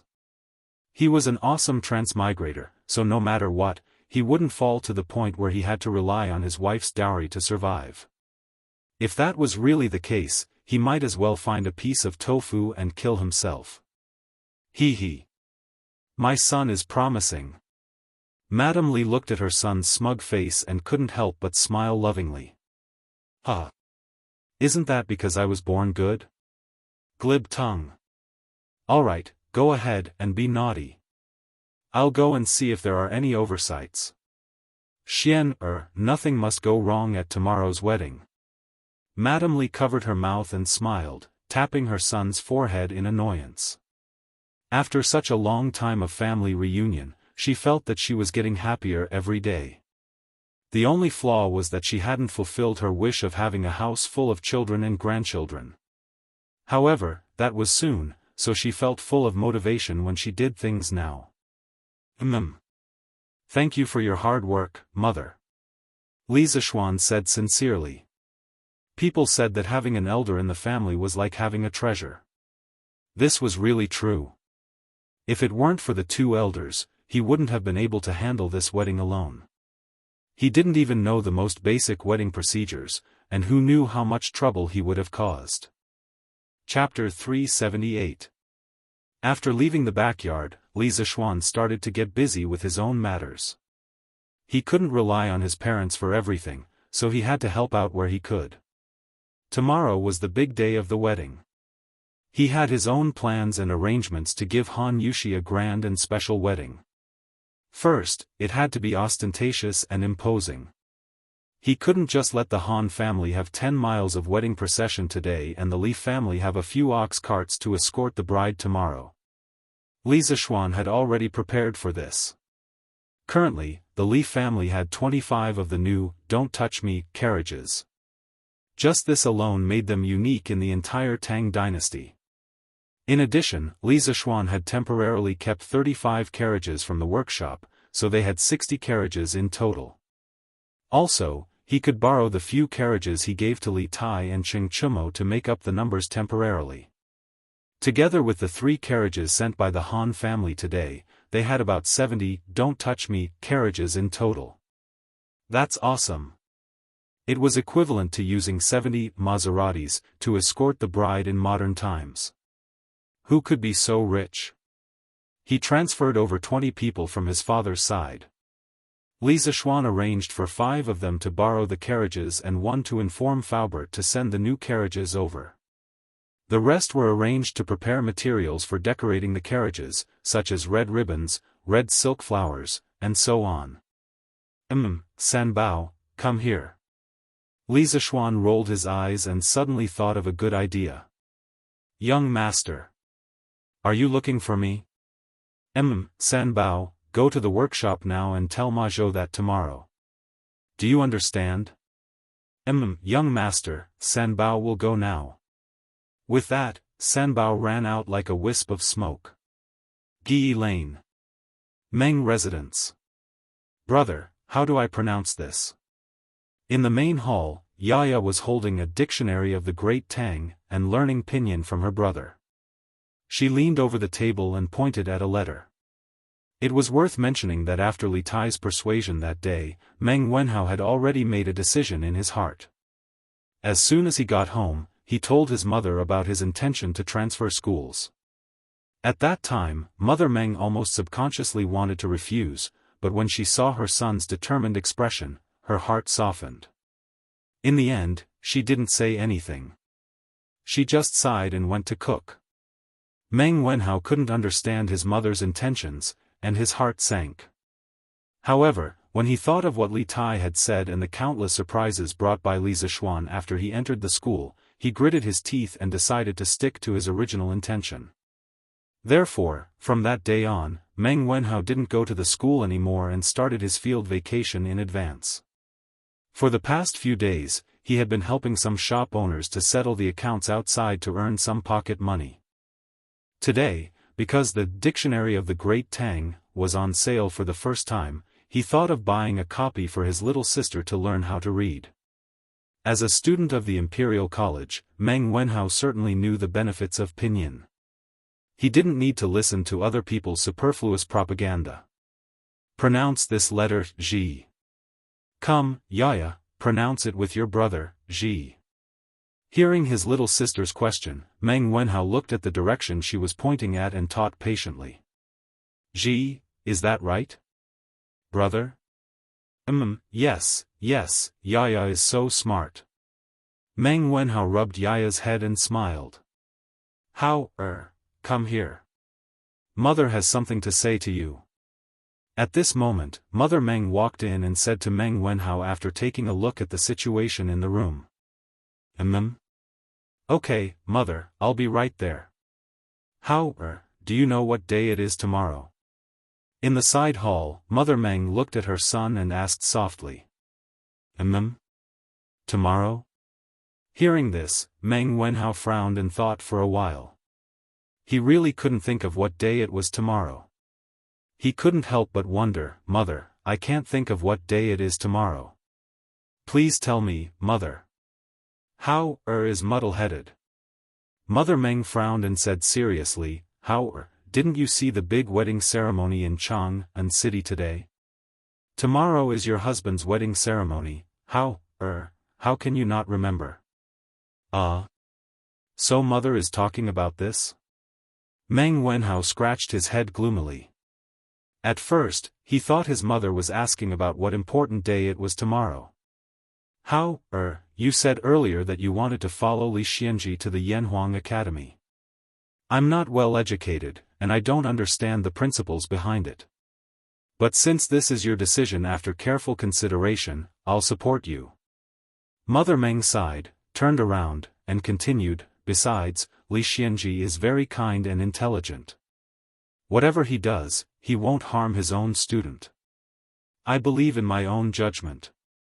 How, you should prepare to go to Yanhuang College. What? Mother, you agree? Meng Wenhao's eyes widened in disbelief as he exclaimed. I agree. How, you started from the county school and got promoted to the Imperial College 2 years ago. Mother and your father have seen you overcome obstacles and get promoted step by step, but the road to becoming an official is still uncertain. How, even if you continue to overcome obstacles and get promoted to the Imperial College, you still have to go through countless examinations. With Li Xianji's knowledge, it might be a very good way for you to follow him. This is the path you chose, how, and Mother supports you. I believe your father will also support you. Mother Meng looked at her son with bright eyes and told him the result she had thought about for a few days. Thank you, Mother. I won't disappoint Mother's expectations and will succeed soon. Meng Wenhao, who was a little dispirited before, suddenly became energetic and said excitedly. Although he had already made up his mind to stick to his dream regardless of whether his family agreed or not, if he could get his mother's approval, it was naturally the best and most perfect result. When mother and son work together, their sharpness can cut through metal. Silly child. As long as you and Yaya don't have to worry about food and clothing in the future and are healthy, Mother will be satisfied. Mother Meng chuckled and continued, Li Xiannan is a great benefactor to our family. Whether it is teaching you or saving your father's life, these are all things that we can never repay in our lifetime. How? You mustn't forget your benefactor. This is Li Xiannan's wedding. As his disciple, no matter what, you have to personally go and greet him and express your sincerity. Here's 2 strings of money. How, take it and go to the East Market to buy some congratulatory gifts. Don't be too shabby. Tomorrow, how, you can go to the Li Mansion to congratulate your master on his wedding. Mother Meng took out 2 strings of money and handed it over. Before Father Meng went out to sea, Boss Feng had given the Meng family a large sum of money to settle down. Therefore, the Meng family could still afford this money. Mother, no need, no need. I recently worked as an accountant for a grain store and earned a lot of money. I don't need you to give me money. Chapter 379. What? No way. Absolutely not. Workshop, Datong Daily Editorial Department. A thin, silver-haired old man in purple slammed the table and said angrily, "The Tang Dynasty Daily has become the face of our Tang Dynasty. How can we treat the content of the paper as a child's play? Absolutely not. Even if County Magistrate Li is here, I can't agree. Junior Supervisor Yu, please forgive me for speaking bluntly. When the censorate was established by His Majesty, its purpose was to monitor the unreasonable content in Datong Daily. The scope of the censorate's authority was clearly defined. As long as it didn't involve party politics or maliciously smear the reputation of the court, it would be approved without any reason. When Ma Zhou heard this, he was not afraid of the old man's imposing aura at all. He immediately stood up and retorted, "The two requests that Lord Zhu has made today do not involve any political strife or maliciously smear the reputation of the imperial court. Junior Eunuch Yu has no right to reject them. Junior Supervisor Yu." That purple-clothed old man was none other than the head of the interrogation department of the Tang Daily that Li Qingqian had single-handedly established, Junior Supervisor Yu Shernan. Yu Shernan was good at calligraphy. During the Qin dynasty, he served as Minister of Justice Chao and Minister of Xiang. After entering the Sui dynasty, he became an official secretary. After the fall of the Sui dynasty, he was appointed by Dou Jianda as Assistant Minister of the Yellow Gate. After Li Er killed Dou Jianda, he appointed Yu Shernan as Minister of the Qin Palace, Secretary of the Secretariat, and Scholar of the Hongwen Academy. He was one of the 18 scholars, with Fang Xianling and others. In the 8th month of the 9th year of Wuda, Li Er ascended the throne and Yu Shernan was promoted to Minister and Scholar of the Hongwen Academy.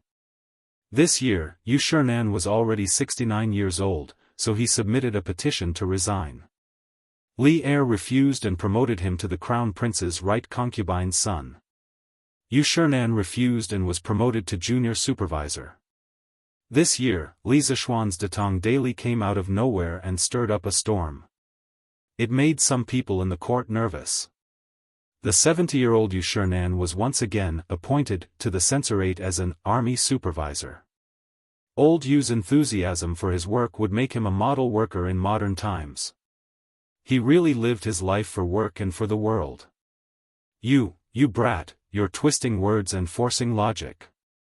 Hearing Ma Zhou's seemingly reasonable but completely fallacious arguments, Yu Shernan's old face flushed red as he scolded angrily. "If Junior Eunuch Yu doesn't agree, then we can only vote. Scholars present, if you agree with Lord Zhu's temporary arrangement, please vote. If you don't pass, then I can only ask His Majesty to make a judgment."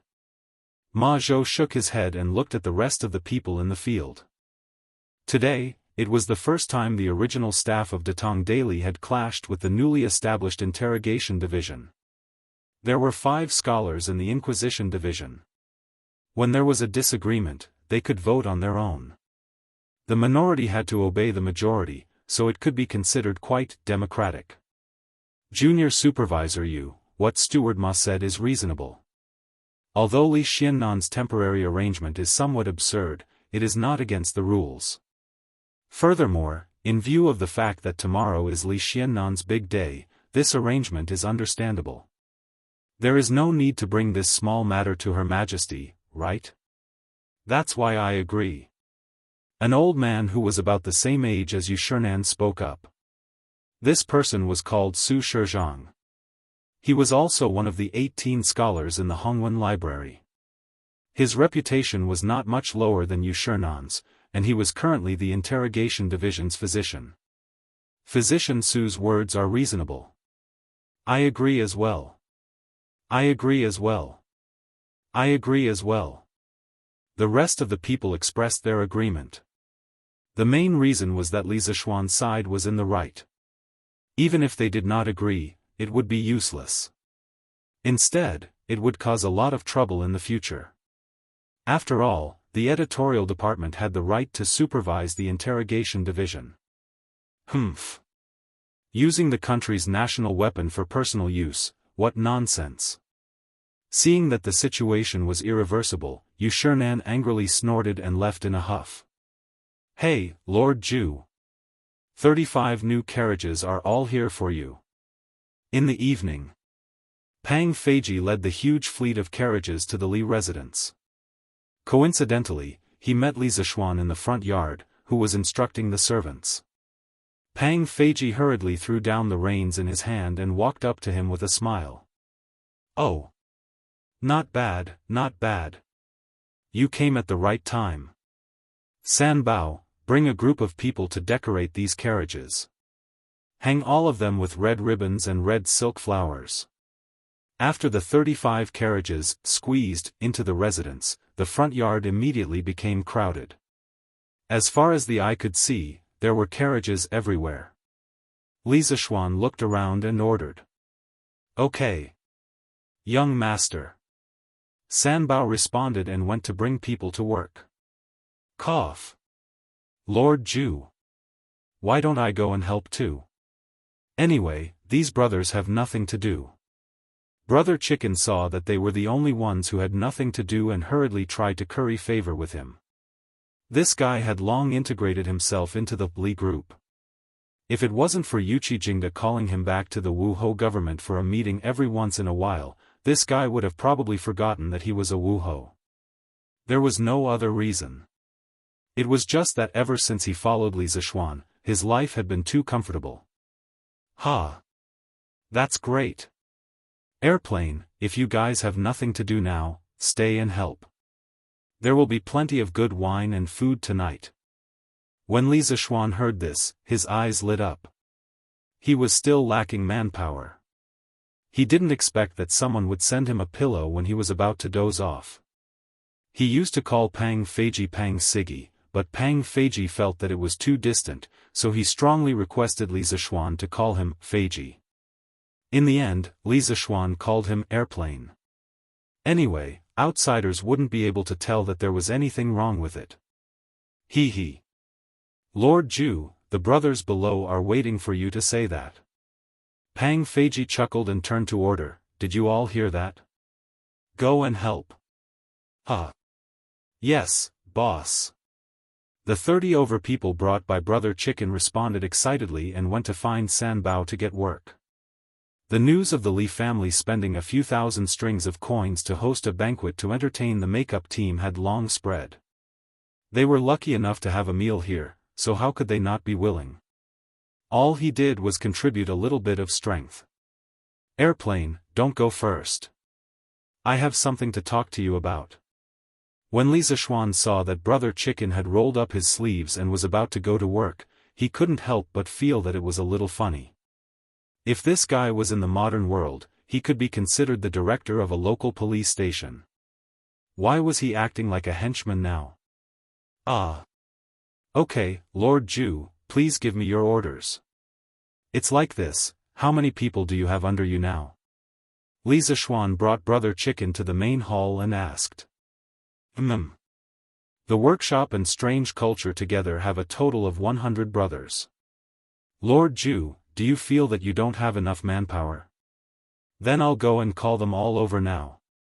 No need, no need. There's no need for that today. Seeing that Brother Chicken was ready to run at any time, Li Zishuan quickly said. Chapter 380. It's like this. Airplane, go to the right Marquis household and ask Uncle Yuchi if you can bring your Marquis subordinates with me to the Han family manor to escort the bride tomorrow. Li Zishuan slowly told Pang Feiji his purpose. The extravagance of the wedding procession was not only reflected in the procession, but also the size of the procession. Today, there were already 200 people from the Han family who were sending the dowry. In addition to the procession from the other families, there were more than 500 people. If his procession tomorrow was less than this number, wouldn't it be embarrassing? There were only about 100 people in the Li residence, and not everyone could go. It couldn't be better if Pang Feiji's team of Marquis were to join. Wedding? Huh. This is good. When Pang Feiji heard Li Zishuan's plan, he was so excited that he almost jumped up. In his opinion, Li Zishuan was treating him as his confidant. He quickly said, "Lord Zhu, you don't have to look for General Yuqi for this matter. When I was sent to Chitsu culture, General Yuqi personally told me that my 100 brothers are at your disposal."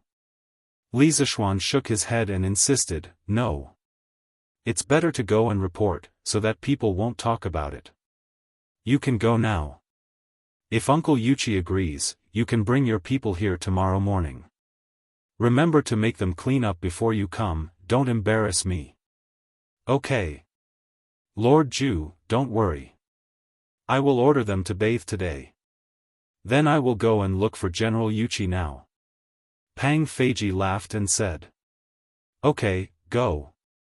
After a while, Cheng Yaojin and Qin Xiong, the two military bosses, actually came together.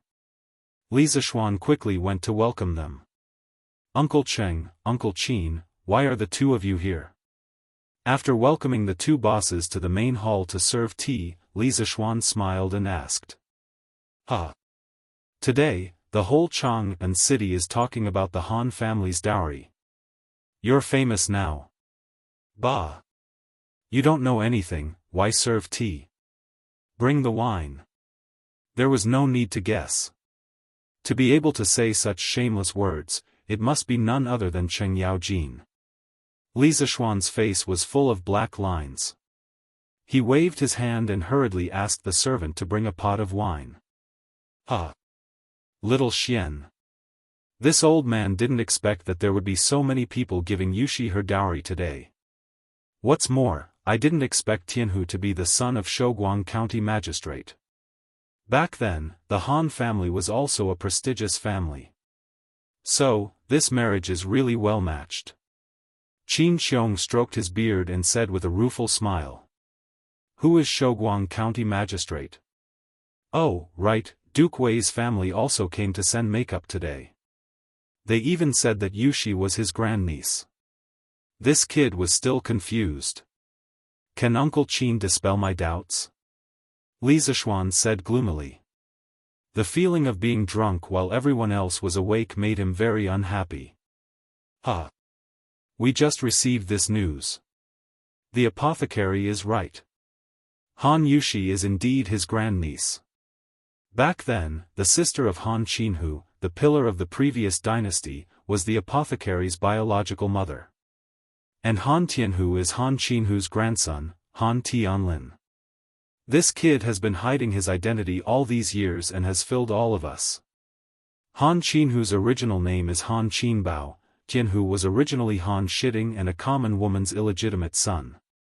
Back then, the Han family let Han Shiding take Tianhu's biological mother as his concubine to prevent the family scandal from spreading. Tianhu then became Han Shiding's third son. However, the Han family's matriarch, Lu, was jealous. Within a year, she persecuted Tianhu's biological mother and killed her. Tianhu was alone in the Han family and suffered abuse. 15 years ago, which was the 8th year of the Dai dynasty, Tianhu was discovered to be secretly learning the family's martial arts. Lu wanted to join forces with the family elders and use this as an excuse to kick him out of the family. Tianhu had a feeling and ran away from home that night. He concealed his identity and wandered around the pugilistic world. In the same year, Tianhu and the Du family's young miss, Du Sherngyang, the youngest daughter of little wine sage Du Daoling, had feelings for each other and secretly pledged to marry. The Du family was the imperial winemaker and had a strong reputation. Of course, they wouldn't agree to this marriage. However, Du Sherngyang had a strong personality and threatened to kill herself. In the end, old Madame Du's heart softened. She prepared a small dowry and quietly married Du Sherngyang to Han Tianhu. The following year, in the 9th year of the Dai dynasty, Han Shiding followed Duke Chu, Yang Xiangan, to rebel and force Luoyang. In the end, Yang Xiangan was defeated and committed suicide. Han Shiding was also captured. His wife and children were all imprisoned. The Han family also completely declined. Therefore, when Tianhu ran away from home that year, it could be said that he avoided being implicated in this unexpected disaster. Li Zishuan's jaw dropped. In his previous life, he had read many versions of the legend of the Sui and Tang heroes. Naturally, he knew that Han Qinhu and the Han clan were an extremely powerful existence in the Sui dynasty. He had thought that Han Lizheng was just an honest and hard-working farmer. Who would have thought that he was actually from one of the top military families of his time? Moreover, Han Lizheng seemed to be very charming. As a descendant of a general's family, he was able to hook up with the Du family's young miss. Li Zishuan couldn't help but have a whole new level of respect for Han Lizheng. He was really a role model for his generation. How is it, kid? Do you think you've picked up a treasure?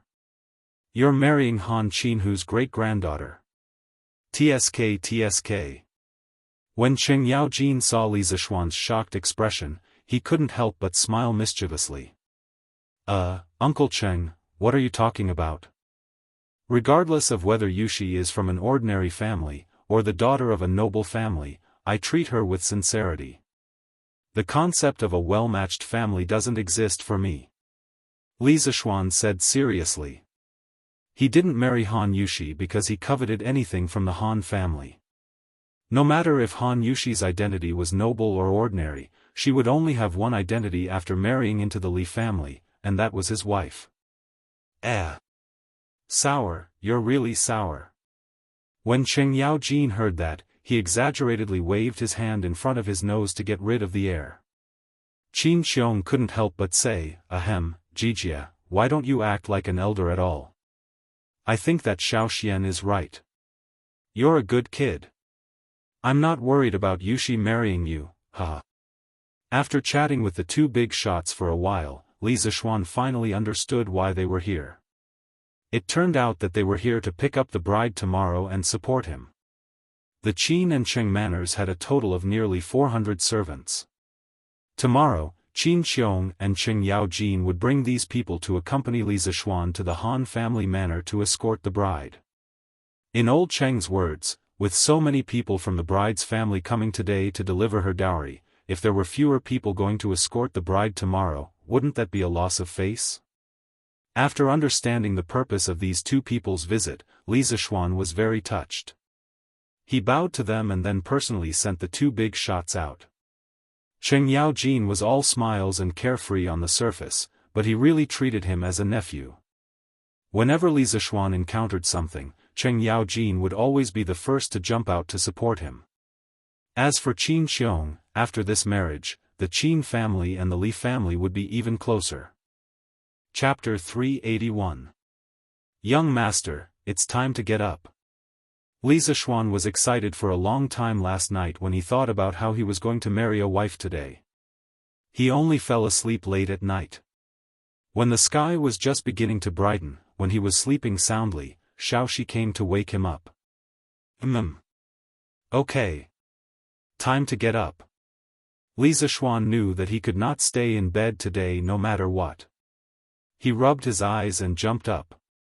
Then, he stretched out his hands and let the two maids help him put on his clothes. He was already used to the decadent feudal life of a rich man. If there was no one to serve him now, he probably would not even know how to wear clothes. Young master, you have to wear this new set of clothes today. It will be more troublesome to wear it. Please wait patiently. After Xiaoxi finished speaking, she took a red round neck robe from the side. There was a belt around the waist and a loose robe on the outside. It was imitating the style of an official's robe. Ordinary people did not have the right to wear clothes of this color and style. However, when it was a wedding, the imperial court allowed the commoners to wear the same clothes as the officials. The bride was also allowed to wear a phoenix coronet. The wedding ceremony of the Zhou dynasty advocated decorum and solemnity. It was different from the wedding ceremony of the later generations. The color of the wedding dress followed the xuanfu system. The groom wore a noble's hat and a xuanduan ceremonial robe. He wore a black robe, a white silk robe, and a red robe, or shoes, on his feet. The wedding dress of the Tang dynasty was a combination of the solemnity and holiness of the previous times and the warm celebration of the later generations. Usually, the men's clothes were crimson and the women's clothes were green. However, there were also many bridal dresses that were crimson. Young master, this wedding dress was designed by Madame a month ago. It was made of the best fabric and the best tailor in Chang'an city was hired. The embroidery on it was made by Madame herself recently. Xiao he said in a crisp voice as she tidied Li Zishuan's collar on her tiptoes. Li Zishuan looked at the exquisite patterns on the clothes. It was as if he could see his mother doing embroidery every night under the candlelight. A warm feeling rose in his heart. In terms of the patterns and colors of the wedding dress, the Tang dynasty inherited the styles of the Zhou dynasty, the Warring States period, and the Wei and Jin period. They combined the delicate and exquisite designs of the Zhou dynasty, the grand and expansive designs of the Warring States period, the lively and concise designs of the Han dynasty, and the light and changeable styles of the Wei and Jin period. On this basis, they became more luxurious and creative, causing the art of clothing and patterns to reach the peak of history. The patterns in the Tang wedding dress did not completely follow the traditional patterns of the past. They boldly used realistic patterns such as flowers, plants, and other patterns. The patterns of the wedding dress were the most representative ones. They reflected the luxurious elegance of the Tang dynasty and implied that the marriage would last for a long time. Moreover, this style of wedding dress pattern had been influential for nearly 1,000 years. Even in the 21st century, some Chinese wedding dresses were often seen with such patterns. Dressing up, fixing the crown, putting on the clothes, and putting on the shoes took almost an hour. It had to be said that the bridegroom's attire was really troublesome to put on. Wow! Young master looks so good in this bridegroom's attire. Xiao he took 2 steps back and exclaimed with her eyes wide open. The little girl's eyes were almost shining with stars. He's really handsome. Xiao she also exclaimed with a face full of infatuation. Your young master, am handsome to begin with. Li Zishuan said proudly. He just looked at the bronze mirror and realized that the effect of the clothes was really good. In fact, at the beginning, he instinctively resisted wearing this kind of bright red clothes. He did not expect that after wearing it, the effect would be so good. Perhaps the tailor's skills were too good. Li Zishuan expressed that the cloth, the style, and the embroidery, even if it was in the modern era, it would definitely be top-notch. Young master is really shameless. Just after breakfast, Pang Feiji led 100 martial marquises to the Li residence. Li Zishuan glanced at them and secretly nodded. He thought that Pang Feiji was quite reliable when doing things. These people were all wearing tight clothes and tidied up neatly. It was obvious that they had all taken a bath yesterday. At the very least, their hair was not as shiny as before. Li Zishuan was very satisfied. He did not ask for these people to smell good. He only asked that they did not stink. After chatting with Pang Feiji for a while, Li Zishuan directed them to start pulling out the 70 new horse carriages and more than 200 ox carts. Yesterday, the servants of the Li residence had decorated all the carts. They were all tied with red silk and red silk flowers, looking very festive. After half an hour, the carriages of the Li residence were all lined up. At the front was the horse carriage that Li Zishuan usually rode. It was also the first new horse carriage that was born in this world. What was different from the other horse carriages was that the compartment of this horse carriage was installed with thick metal plates. It looked sturdier and heavier. In addition, as "Don't Touch Me No. 1, this horse carriage itself had a very important commemorative meaning. 270 carriages. It was just a number, but when it was placed in front of you, you would know how shocking it was. The long streets of Yongla Lane were almost completely filled. The huge carriages could not be seen at a glance. The residents of Yongla Lane who were already awakened by the commotion all ran out to watch the show. Wow! Such a big show. What is the Li family doing? Is it a wedding? Of course it's a wedding. This wedding procession is so big. Yes, this old man has lived for more than 70 years, and I've never seen such a grand wedding procession. They're so particular. Yes, they have face. The Li family is very particular about their face. You can't say that. It's mainly because the Han family sent a grand wedding procession yesterday. The bride's side has already made such a big show. If the Li family's side doesn't make a big show of it, wouldn't they be asking for trouble? Besides, if they don't make a big show of it, how can they suppress the bride in the future? That's right, she's the adopted daughter of Duke Yi, the grandniece of Duke Wei. Li Zishuan was outside organizing the carriages. Old Man Li and Madam Li were also very busy in the courtyard. They were calling the servants to prepare the banquet. The bride was going to be picked up at dusk today, and the guests started to come in the morning. According to Li Jingma's idea, his son's wedding must be a grand affair. Holding a banquet that lasted for 3 days would take at least 500 to 600 tables and cost nearly 10,000 strings of coins. This scale was comparable to the wedding banquets of some 1,000-year-old families. Little Xian, Old Cheng, am here. Come out quickly and let your Uncle Cheng see what today's groom looks like. With a rough laugh, Cheng Yaojin rode his horse and came to the front of the Li residence. Wow! Not bad, not bad. Kid, your appearance is not bad. You're only a little worse than I, Old Cheng, when I was young, ha ha ha. Cheng Yaojin got off his horse and looked at Li Zishuan carefully for a while. Suddenly, he laughed shamelessly. Chapter 382. That madman Cheng is really shameless. He doesn't have any respect for his elders. Just as Li Zishuan was about to raise his head and spit at Old Cheng's salted soda water, Yuqi Jingda patted his horse to kill and verbally attacked Demon King Cheng, helping Li Zishuan vent his anger. You're the shameless one. You look like a charcoal ball, and you're so stupid. Old Cheng wasn't afraid at all. He moved his lips and retorted. Ha! Madman Cheng, do you want to fight? These wicked words made Yuqi Jingda so angry that his hair stood on end. These two people were really enemies in his previous life. As soon as they met, they would fight. Li Zishuan's head hurt when he saw them. Let's fight. Who's afraid of you? Cough, cough. Can't the two of you stop? Don't you know what day it is today?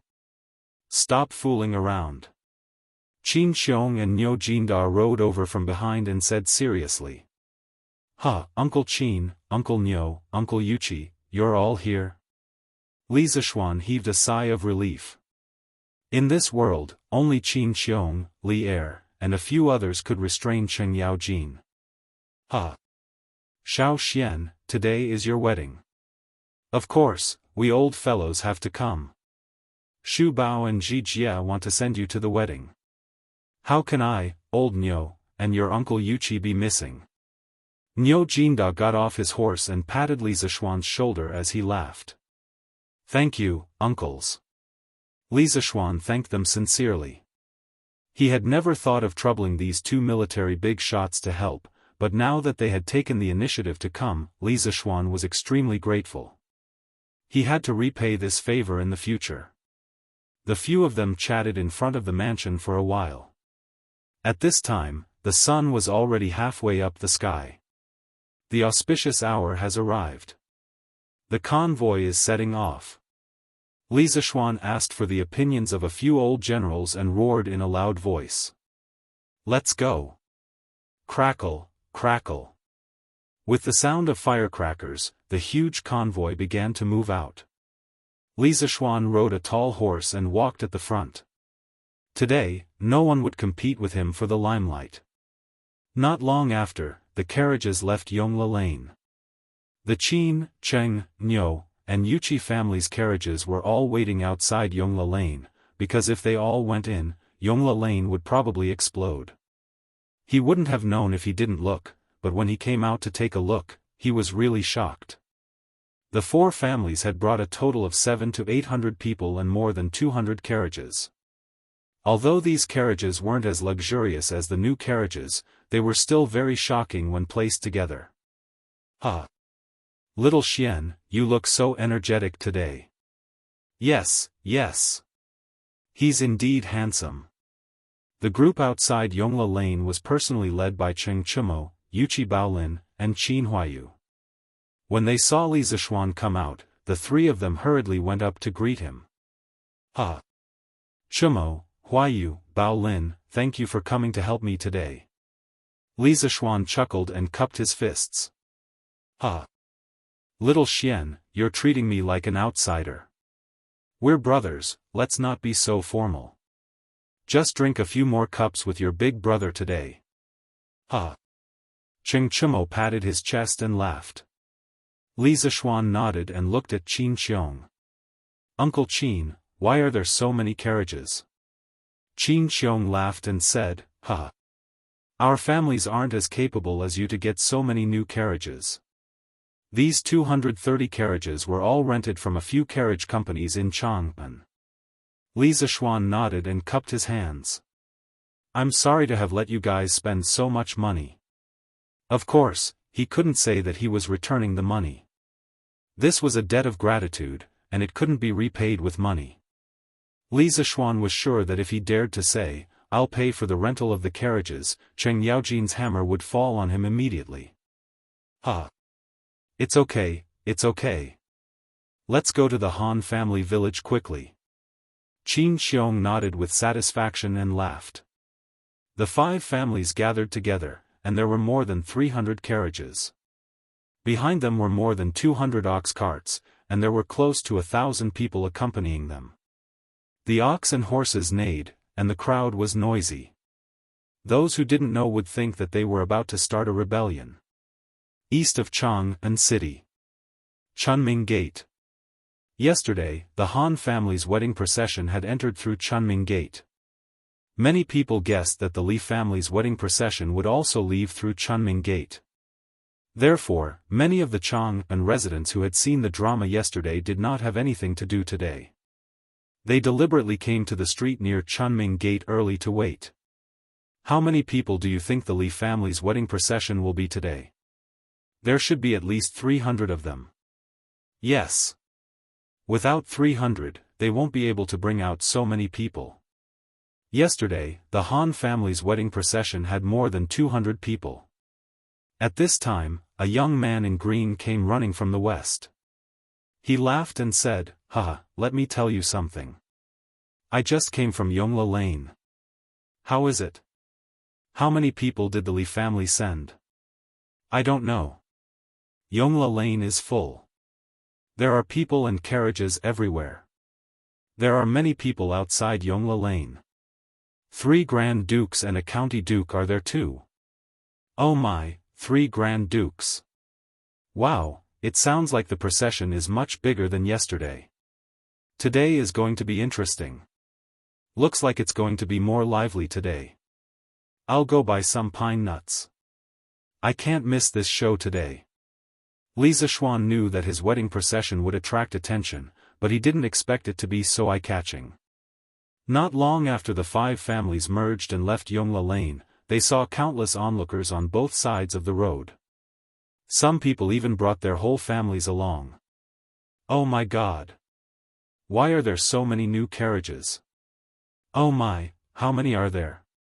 Let me count. I think there are 50 to 60 of them. 70. I've counted. There are 70 in total.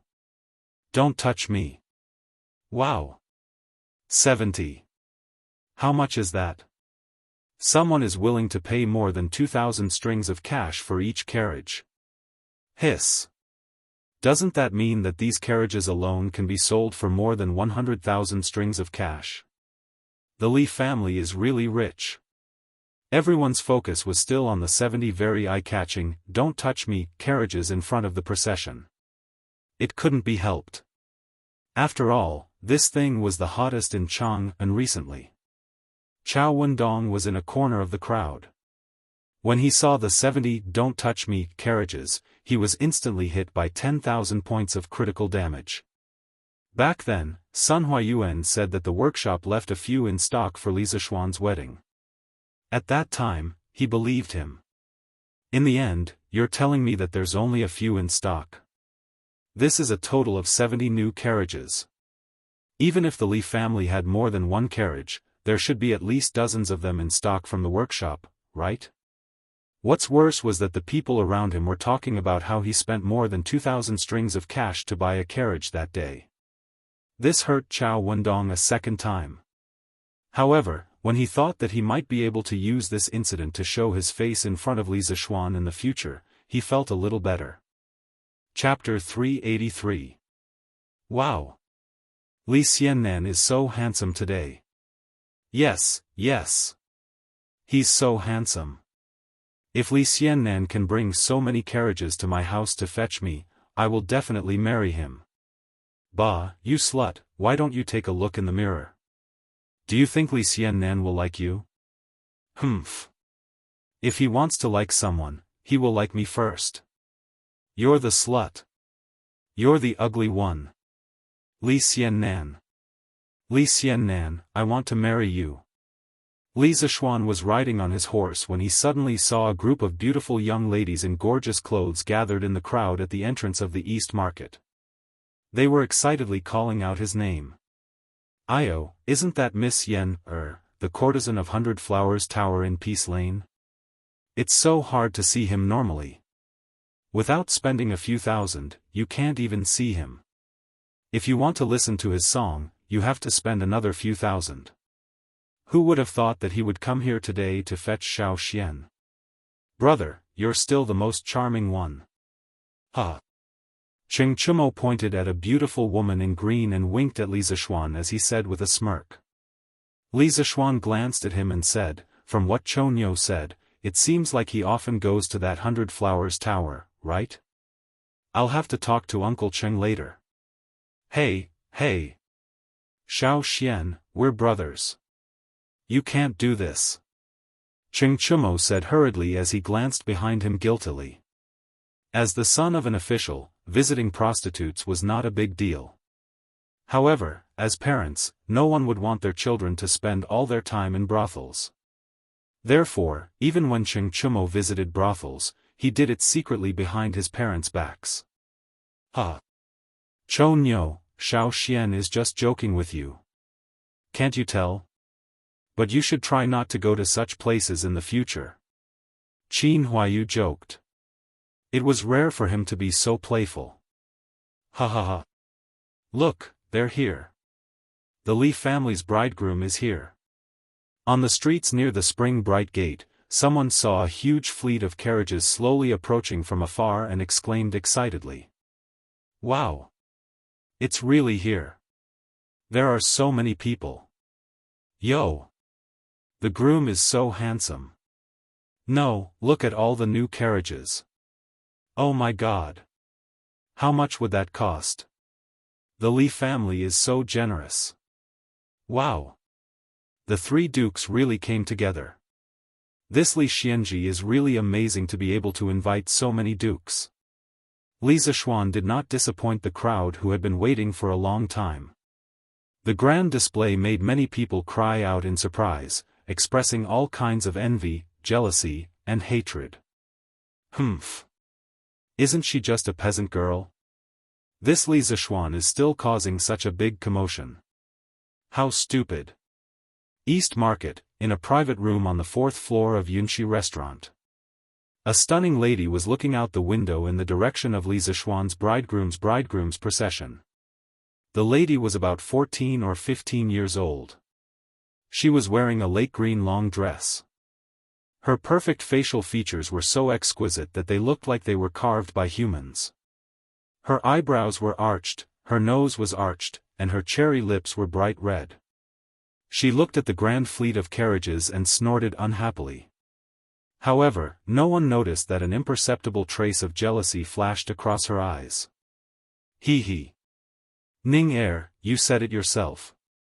Han Yushi is just a peasant girl. Why do you have to be angry with her? This Li Zishuan is just lucky. So what if he has some spare cash? Can his Li family compare to our Chui family? Ha! A man in white came behind the lady and said nonchalantly while waving his folding fan. Second brother, you can't say that. Li Zishuan's achievements today are definitely not due to luck. Ning feels that this person is very powerful and smart. Otherwise, he wouldn't have been able to obtain so much wealth and such a high status in such a short period of time. The green-clothed girl shook her head and opened her red lips in disagreement. Oh. From what little sister said, you seem to know this Li Zishuan very well. Could it be? The man in white suddenly stood in front of the lady and stared into her eyes. Ah. Stupid second brother, how can you make such a joke? The girl was so embarrassed that she jumped up and punched the man in the chest. She snorted and refused to let go. Shoo. At this moment, two groups of soldiers and horses, totaling more than 200 people, rushed over. The commoners at the city gate began to discuss spiritedly. Wow! Two more groups of people came. What are they doing? Io. They seem to be the imperial guards of the East Palace. Oh my God, is His Highness the Crown Prince here? It can't be, right? How can this Li Xianxia invite the Crown Prince? Shoo. Don't say any more. It's really the Crown Prince. The other group is brought by His Highness King Wei. Oh. This is a big scene. Oh my God. It's really the Crown Prince and King Wei. Silence. When Li Qingxian and Li Tai arrived on their horses, the surrounding commoners, who had been discussing animatedly, immediately quieted down and bowed towards the two of them. Greetings, Your Highness. Greetings, Your Highness. They were here to watch a big show, but they didn't expect to see such a big show. The Crown Prince and the Emperor's most beloved prince actually left the palace together to accompany a county boy to fetch his bride. If this was told to others, they would think it was a fairy tale. However, it happened right in front of their eyes. It was unbelievable. Li Zishuan himself was also taken aback. This was completely out of his expectations. Greetings, Your Highness, King Wei. Everyone was bowing. Of course, he couldn't make an exception at this time. Otherwise, it would be easy for others to pick on him. It didn't matter how they joked around in private, but in front of others, he still had to show the proper etiquette. Li Zishuan didn't want to bring trouble to his family because of this. Besides, in the Tang dynasty, there was no need to kneel. They only had to bow and cup their hands. Li Zishuan could easily get over this hurdle in his heart. If he had transmigrated to the Qing dynasty, he would have thought of ways to rebel. No modern person liked to kneel to others. Everyone, there's no need for such formalities. I'm just out for an inspection today. Li Qingxian raised his hand and gestured for everyone to dispense with the formalities. Then, he and Li Tai walked quickly to Li Zishuan and smiled. Xiao Xian. Today is your big day. Qing Ke and I are here to join in the fun. You don't mind, right? Li Zishuan shook his head and smiled. As long as Your Highness and all of you don't mind, of course, I don't mind. Don't worry, Xiao Xian. Before Big Brother and I came, we already reported it to father and mother. It's fine, it's fine. Li Tai jumped off his horse and laughed. Li Zishuan's eyebrows twitched. He felt the ground tremble just now. He looked worriedly at the horse that little fatty had just ridden over. He frowned and said seriously, Qing Ke, where did you buy this horse? It can actually carry you. How about you buy me 10 horses later? Chapter 384. F*CK. Xiao Xian, how dare you scold me in such a roundabout way? I'm going to kill you. Li Tai was stunned for a while before he realized that Li Zishuan was calling him fat. He was furious and was about to attack. However, with his body size, it was harder than reaching the heavens for him to be as still as a virgin and as agile as a fleeing rabbit. Before he could reach Li Zishuan's side, Li Zishuan had already leaped onto his horse in a flash and rode off with his whip raised. "Let's go." Li Zishuan's last words echoed in the air. "Huh. Qingke, where did you buy your horses? Give me 10 of them too, ahaha. Giddy up." Cheng Chumo imitated Li Zishuan's tone and said that. Before Li Tai could get angry, he slapped his horse's butt and followed after Li Zishuan. "Cheng Chumo. You bastard." Li Tai stomped his feet and wanted to get on his horse as well. However, he was too heavy, and it would take a lot of effort to overcome Earth's gravity. "Wu Chun Dao, hurry up and help me onto the horse." Li Tai looked at one of the guards he brought along and said angrily. Oh. Yes, Your Highness Prince Wei." The black-faced guard hurried over and helped Li Tai get on his horse. Everyone held back their laughter and didn't dare to make a sound. Li Qingxian shook his head speechlessly and said, "Let's go to the Han family manor." It was only then that the bridal procession started moving again, leaving behind a crowd of confused onlookers. They didn't expect the high and mighty prince to be so amusing. Moreover, Li Zishuan seemed to have a very good relationship with the crown prince and King Wei. This made everyone so envious that they were about to go crazy. At the end of the day, this was still a feudal society. The royal family would always be supreme in the hearts of the people. Ugh! A man from Li County actually dares to joke around with the Prince of Wei? Do you think His Highness King of Wei got angry just now? He's definitely not really angry. Otherwise, the Prince of Wei would have already sent his guards to arrest Li Xiannan. Hiss! Your Highness Prince of Wei has such a good relationship with Li Xianji? That's not all. Didn't you see the Crown Prince smiling and watching from the side? This means that His Royal Highness isn't angry. It seems that Li Xiannan and His Royal Highness have a good relationship. TSK. Li Xianji is amazing. Everyone looked at each other, stunned and shocked. From then on, no one dared to underestimate Li Zishuan or the Li family. Big White was quite intelligent and had been to the Han family village many times. There was no need to worry that it would take the wrong path or step on something sharp and stab the horse's hooves. Thus, after exiting the city gates, Li Zishuan sat on the horse's back with his head in his hands. Looking at the long line of carriages behind him, he felt an inexplicable sense of excitement. A group of 1,200 people, 300 horse carriages, and more than 200 ox carts meandered along the narrow path for about 4 to 5 li. The passers-by on the road all looked sideways and were stunned by this huge group. What the heck? Whose family are they going to fetch the bride? There are too many people. Look at this direction. They're going to the Han family village. Oh. I know, Li Xiannan is going to the Han family village to fetch the bride. Yesterday, the Han family went to the city to deliver the bride's dowry. I saw it with my own eyes. Oh. That girl from the Han family is so lucky. Look at this extravagance. This old man has lived for so many years, but I have never seen such a grand wedding ceremony. Ha! Who said it wasn't? Look at the Han family village a few years ago.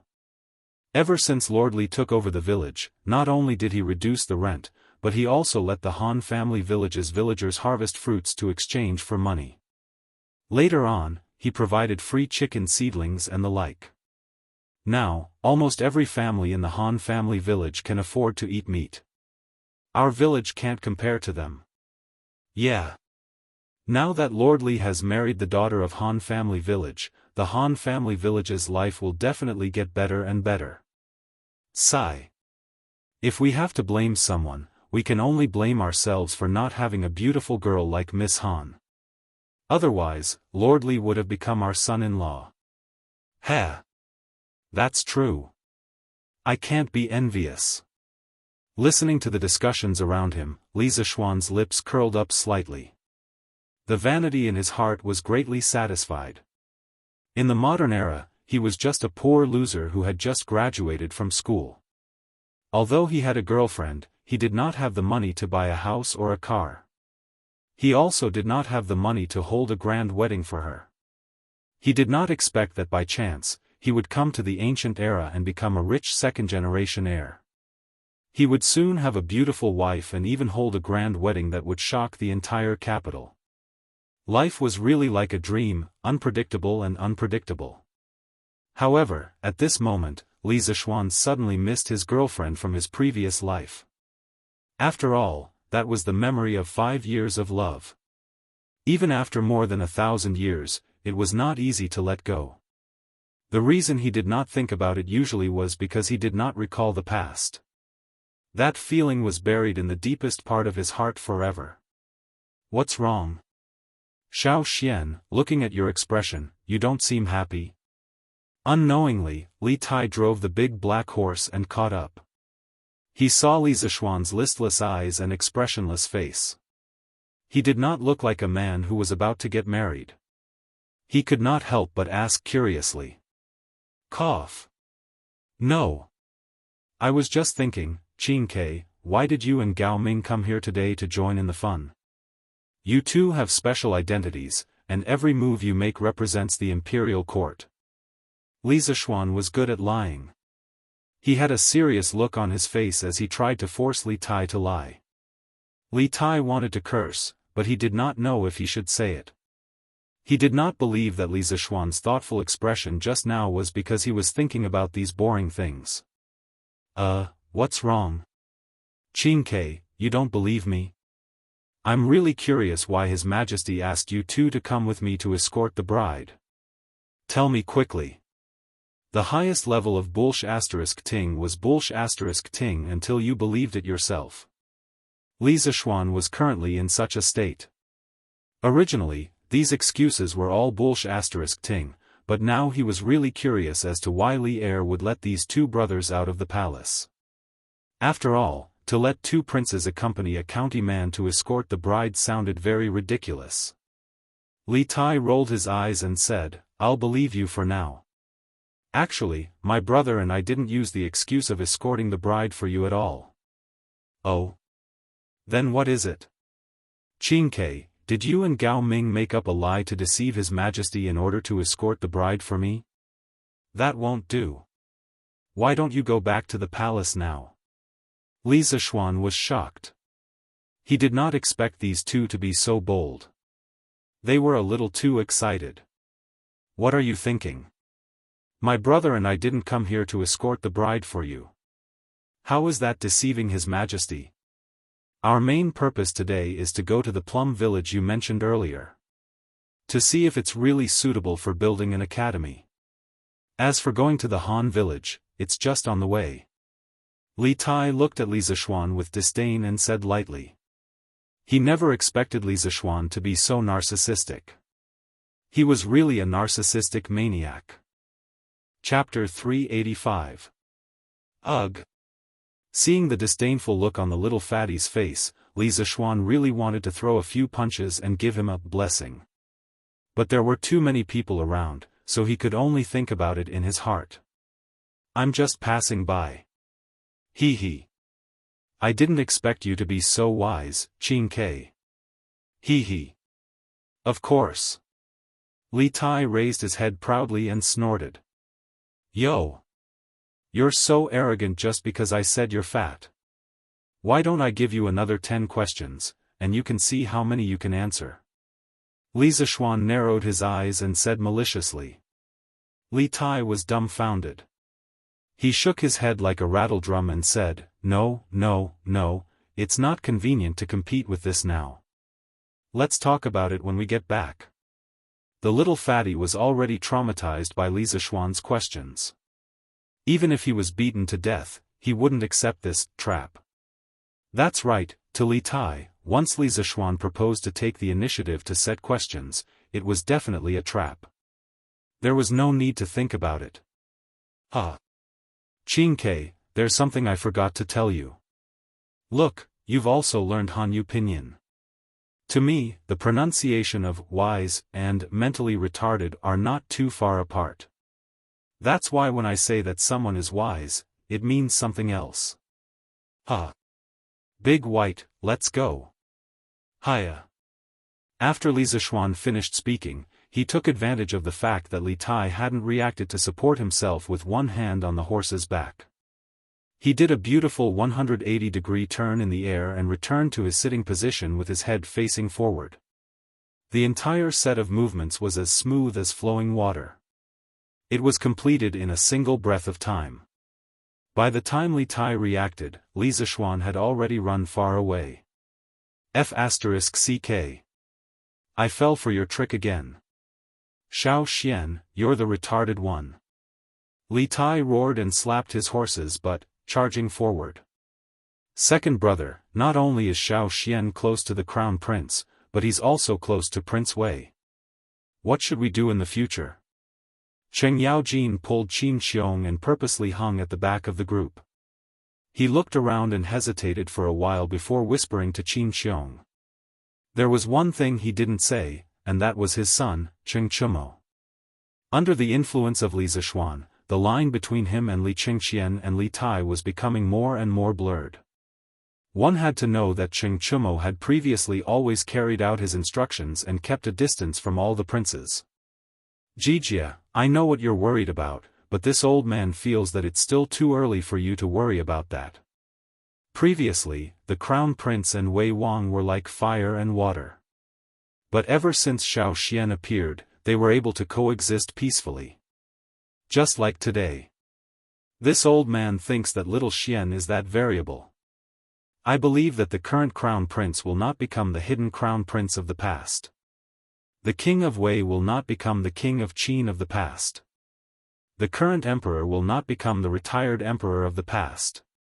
Therefore, we should just wait and see. Who knows, our children and grandchildren might have their own children and grandchildren. Qin Xiong calmly controlled the warhorse beneath him and calmly analyzed. It was just that the words he said were a little too shocking. If it was spread out, the consequences would be unimaginable. If it was not for Cheng Yaojin personally asking, Qin Xiong would definitely not say these words that came from the bottom of his heart. Second brother's words make sense. Then I, old Cheng, will ignore them for now. Cheng Yaojin rubbed his chin deliberately and nodded in agreement. That's how it should be. Besides, today is Xiao Xian's big day. It's really not appropriate to talk about this. Let's go and welcome the bride properly. It's not right to always fall behind. Giddy up. Qin Xiong patted the horse's butt and laughed. Hey! Second brother, wait for me. Han family, Han Yushi's boudoir. Han Yushi sat calmly in front of the dressing table's bronze mirror and let a group of maidservants dress her up. These maidservants came with Madame Qin early this morning. After all, she was equivalent to half of Han Yushi's mother. Her daughter was going to get married, so of course she had to be attentive. A woman took a cotton thread and twisted it around Han Yushi's face to remove the hair on her face. This was called twisting noodles. In ancient times, unmarried women didn't know how to twist noodles. Twisting noodles before marriage was also called opening noodles. After opening noodles, she was married and had to change her hair bun. Madame Qin was personally combing Han Yushi's hair. Of course, it wasn't a girl's hairstyle, but a bride's hairstyle. On the table at the side, there were all kinds of hairpins. 1 comb to the head, don't worry about wealth. 2 combs to the head, don't worry about sickness. 3 combs to the head, have more children and live longer. Then comb to the tail, raise the case to the eyebrows. 2 combs to the tail, fly side by side. 3 combs to the tail, tie the heart with the heart forever. There is a head and a tail, share wealth and honor in this life. Yushi. Although I'm not your biological mother, you can treat me as your biological mother in the future.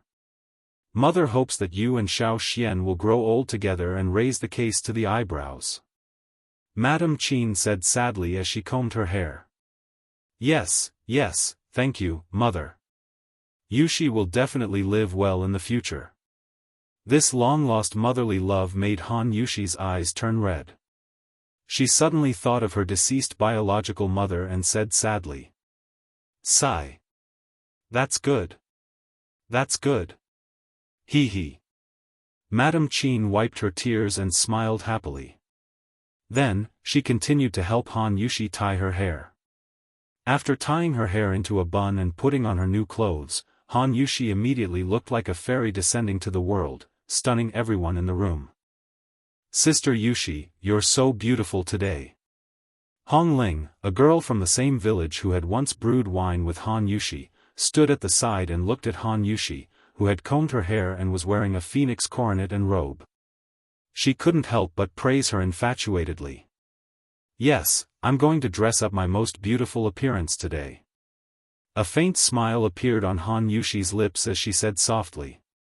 Hee hee, if Lord Li saw you like this, he would definitely be mesmerized. Little girl, you're talking nonsense again. Han Yushi was embarrassed and said angrily. Hee hee. I'm telling the truth. I'm even mesmerized by you, Sister Yushi, let alone Lord Ju. Isn't that right, Xiang? Hong Ling's eyes revealed admiration as she said with a smile. Yes, yes. Hong Ling is right. Sister Yushi, you look really good today.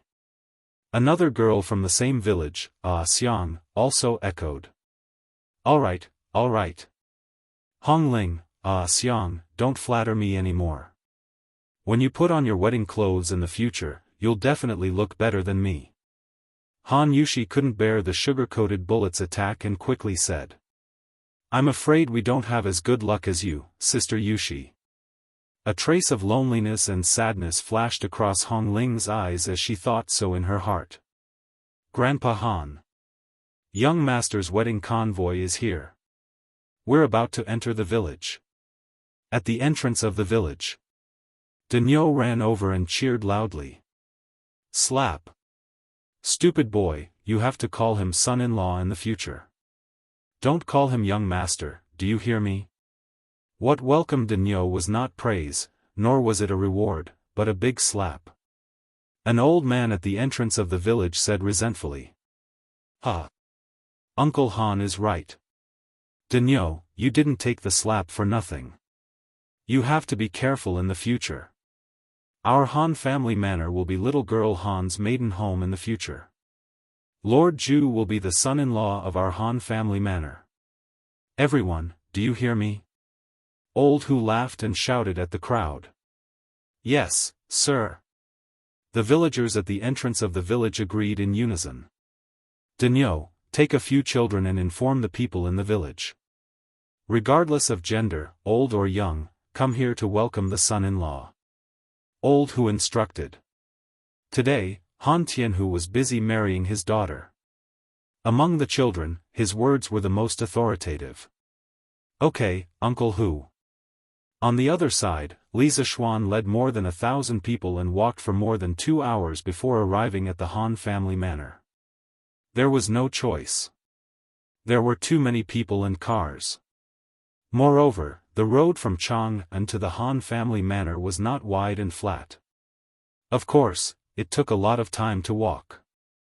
When he arrived at the entrance of the village, he saw a group of people gathered. There were more people than the last time he came to the Han family manor for a mobilization meeting because many of them were from Plum Village. Welcome back to the village, son-in-law. When they saw Li Zishuan appear, everyone shouted in unison, giving Li Zishuan a shock. Chapter 386. Not bad. Little Xian, when other people get married, the bride's family will make things difficult for them. But when you come here, it's like you're going home. You're amazing. Teach me. After entering the Han family manor, Li Zishuan led everyone to the Han family's small courtyard. The grandiose procession of horses and carriages almost filled the entire village. Just as Li Zishuan was thinking about how to turn the procession around, Cheng Chimo ran over and asked with a fawning face. Why are you learning this? You don't even have a girlfriend yet, and you're already thinking about getting married. Aren't you thinking too much? Li Zishuan squinted his eyes and said indifferently. His eyes and expression were clearly saying, "You're a single dog, don't worry about it. Even if you learn it, you won't be able to use it." Cheng Chumo was furious. He wanted to go up and fight, but he was pulled back by Cheng Yaojin. "Brat, watch from the side and learn well. Don't mess around. After so many years, I haven't seen you get a wife. Useless." Cheng Chumo opened his mouth.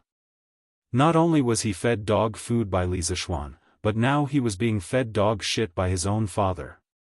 "My life is really bitter. Bride, rush her out. Bride, rush her out.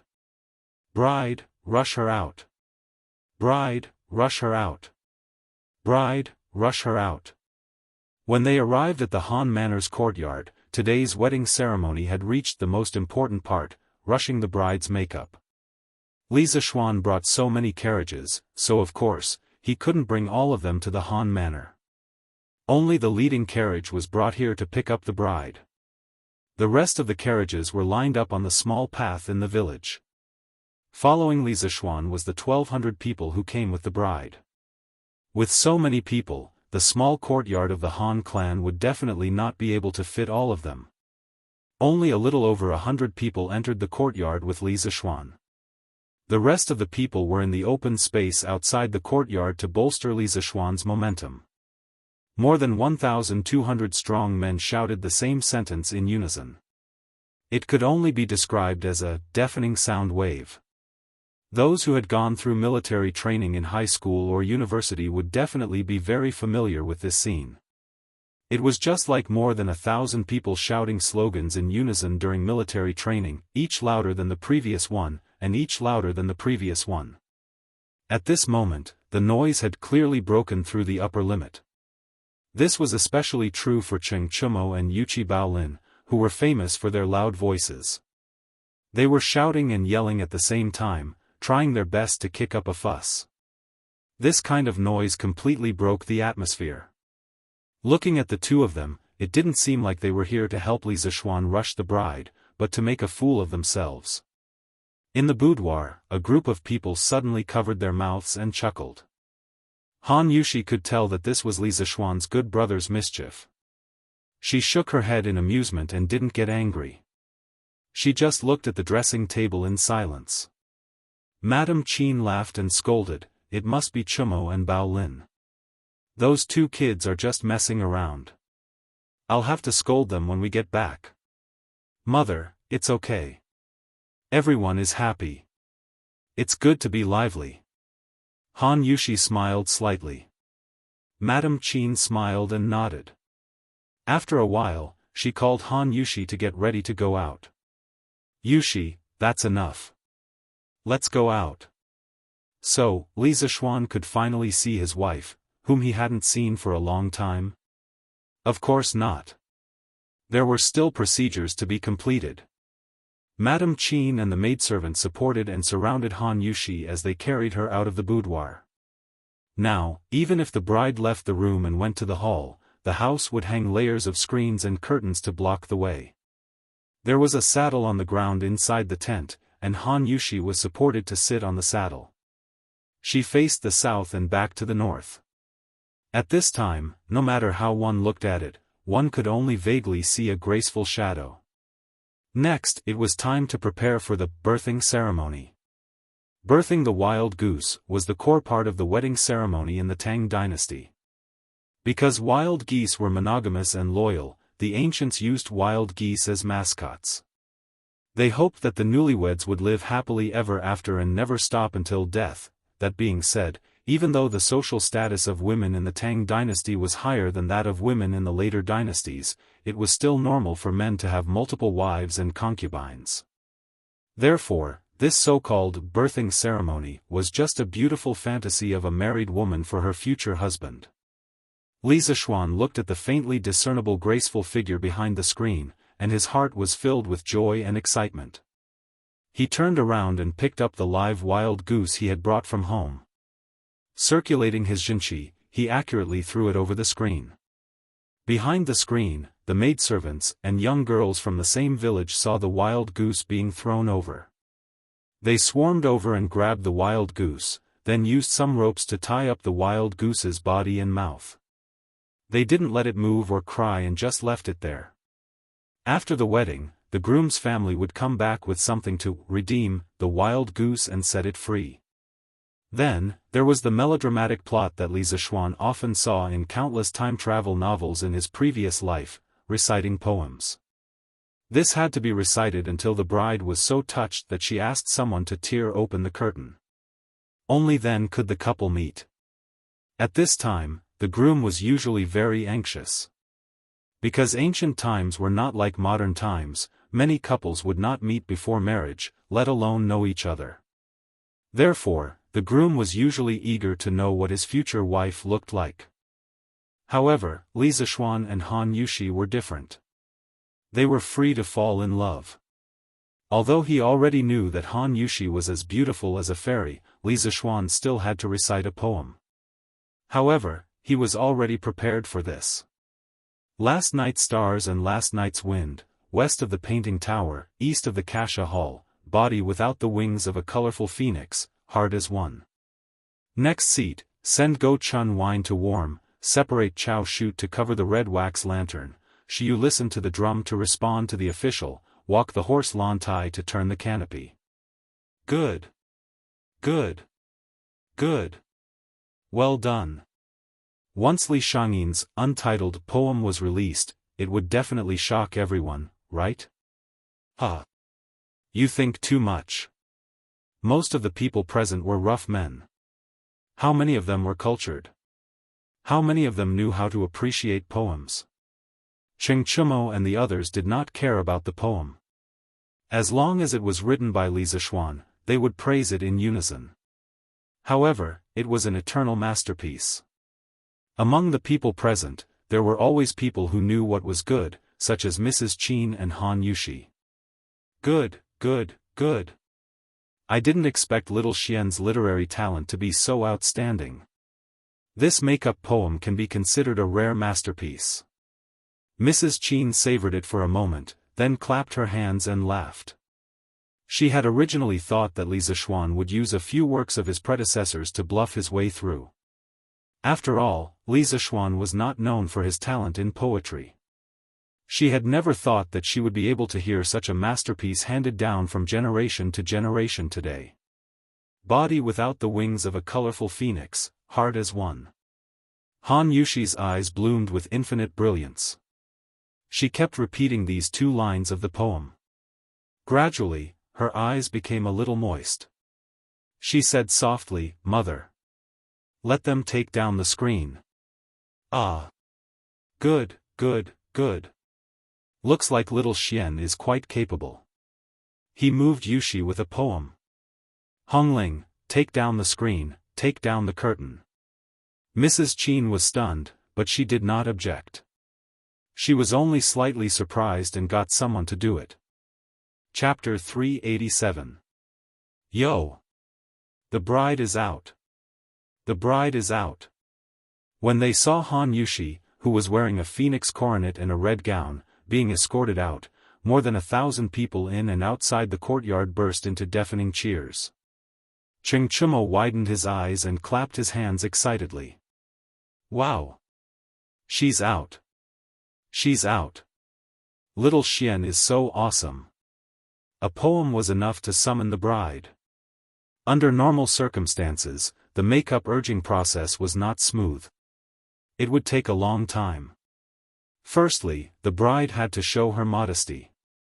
Secondly, the bridegroom's make-up urging poem often used some old works of predecessors that others had used again and again.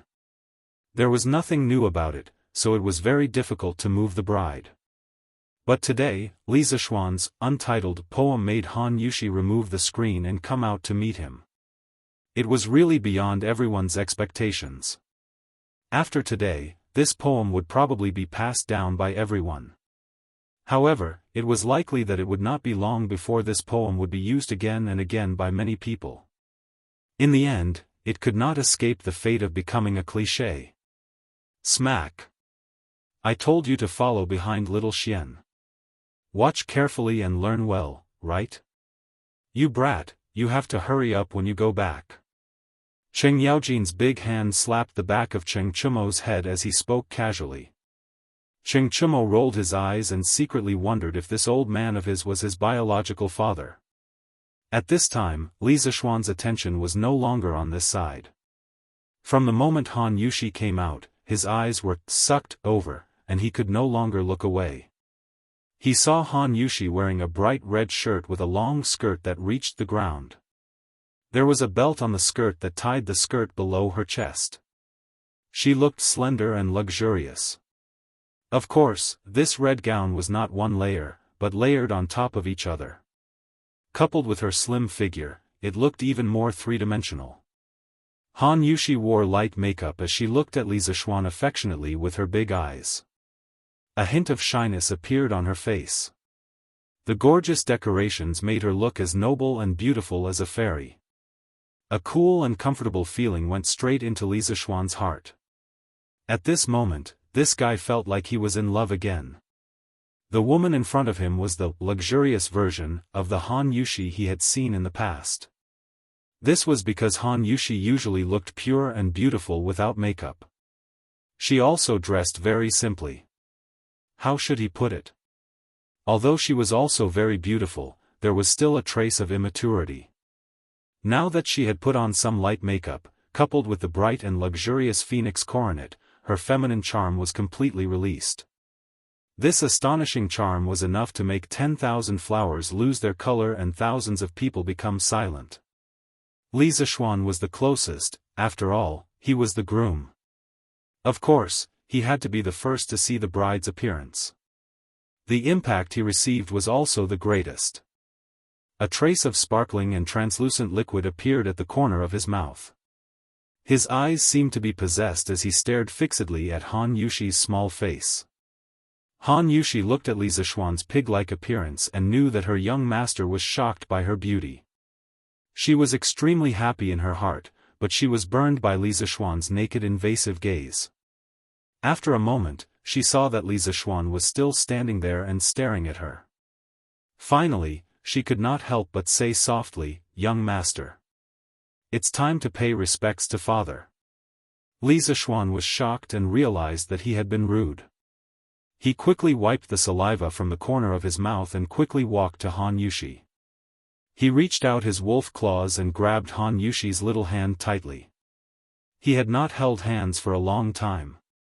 He missed this feeling very much. He. Wife, why are you still calling me young master? Li Zishuan laughed mischievously in a low voice. Sob. We haven't gone through the wedding ceremony yet. Han Yushi understood Li Zishuan's meaning and could not help but say shyly. Let's go now. We'll pay respects to father-in-law first, then go back and pay respects to my parents. Li Zishuan laughed and pulled Han Yushi out of the central room. Everyone in the courtyard saw Li Zishuan pull out a woman who was as noble and beautiful as a peony flower. In an instant, all the scumbags were stunned. Those women in the manor who did not see Han Yushi dress up were also stunned. When they heard that the curtains were going to be removed, everyone was still cheering loudly for Li Zishuan's success in speeding up the makeup with a poem. At this moment, after Han Yushi walked out, everyone was collectively speechless when they saw that peerless face. One in front and one behind, one moving and one still, formed a sharp contrast. The situation at the scene once again proved Han Yushi's charm at this moment. F***. Little Xian had found himself a celestial daughter. This Miss Han was not so beautiful in the past. The scene was silent for a long time. Cheng Chumo was the first to break the silence. He widened his eyes and murmured. Everyone burst into laughter when they heard his funny words. Cheng Yaojin felt that he had lost all his face and greeted this guys but with a kick. Speaking of which, there was no such thing as a red veil at this time. The red veil was not an ancient ritual of the Han people. It only became popular during the northern and southern dynasties. Although it was very widespread, it was not an official ritual. At this time, there were things similar to the red veil, known as knee coverings. There were all kinds of colors, but they were mainly red. Moreover, they were not worn in the first half of the wedding. Therefore, Cheng Chumo and the others could see Han Yushi's peerless beauty.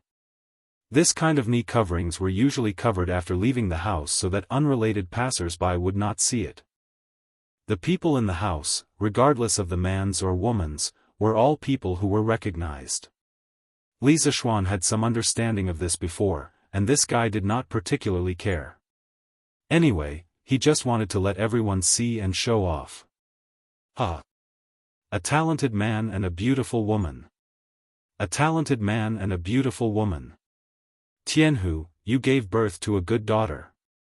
Qin Xiong stroked his beard with great satisfaction and praised Han Lizheng beside him. Han Lizheng's face was flushed red. Today, his mouth did not close. At this time, when he heard that, he quickly said humbly, "You flatter me, General." Ha! You Han Tianhu. This old man hasn't settled the matter of you hiding your identity. I'll settle the score with you later. Ha! Qin Xiong said half-jokingly. Ah! Li Qingqian was also a little stunned. He had seen Han Yushi a few times before, but it was completely incomparable to the way she was dressed now. At this moment, Han Yushi was really like the sun in the sky, shining so brightly that people could not open their eyes. Although he had been in the palace for many years and was used to seeing all kinds of beauties, he could not help but be dazed when he looked at Han Yushi at this moment. If I can meet such a woman in the future, I will have no regrets even if I only have one wife in my life. Big brother, you'd better forget it. You are the crown prince. How can you only marry one person? It would be more like it if it were me. Li Tai heard that and recovered from the shock. He curled his lips and said sarcastically. Chapter 388. Li Zishuan didn't know what the others were thinking. Anyway, after he held Han Yushi's hand, he said to himself in his heart, "I'm satisfied with this life to have such a beauty." In the main hall, Han Lizheng wore new clothes and sat at the head of the table with a rosy face. The seat on his right was empty, but there was a memorial tablet beside it. Qin Xiong, Mrs. Qin, Cheng Yaojin, Yuqi Jingda, Niu Jinda, and the others sat on both sides. As for Li Qingqian, Li Tai, Cheng Chumo, Qin Huayu, and the others, they didn't even have a place to sit. They could only stand at the side. Here, there was no status of monarch or minister. As long as they were juniors, they had to stand. At this moment, Li Zishuan walked in slowly with the beauty in his hand under everyone's envious gazes. He was about to bow when he heard Han Tianhu say, "Yushi, you haven't had a good day since you were born. I've let you down. Your mother passed away early too. If it weren't for your adoptive mother coming over to help today, I'm afraid there wouldn't even be someone to dress you up. Fortunately, you've finally found a good home. Your mother's spirit in heaven will also be happy. Today, you and little Xian can also pay your respects to your mother." Father. Boo-hoo.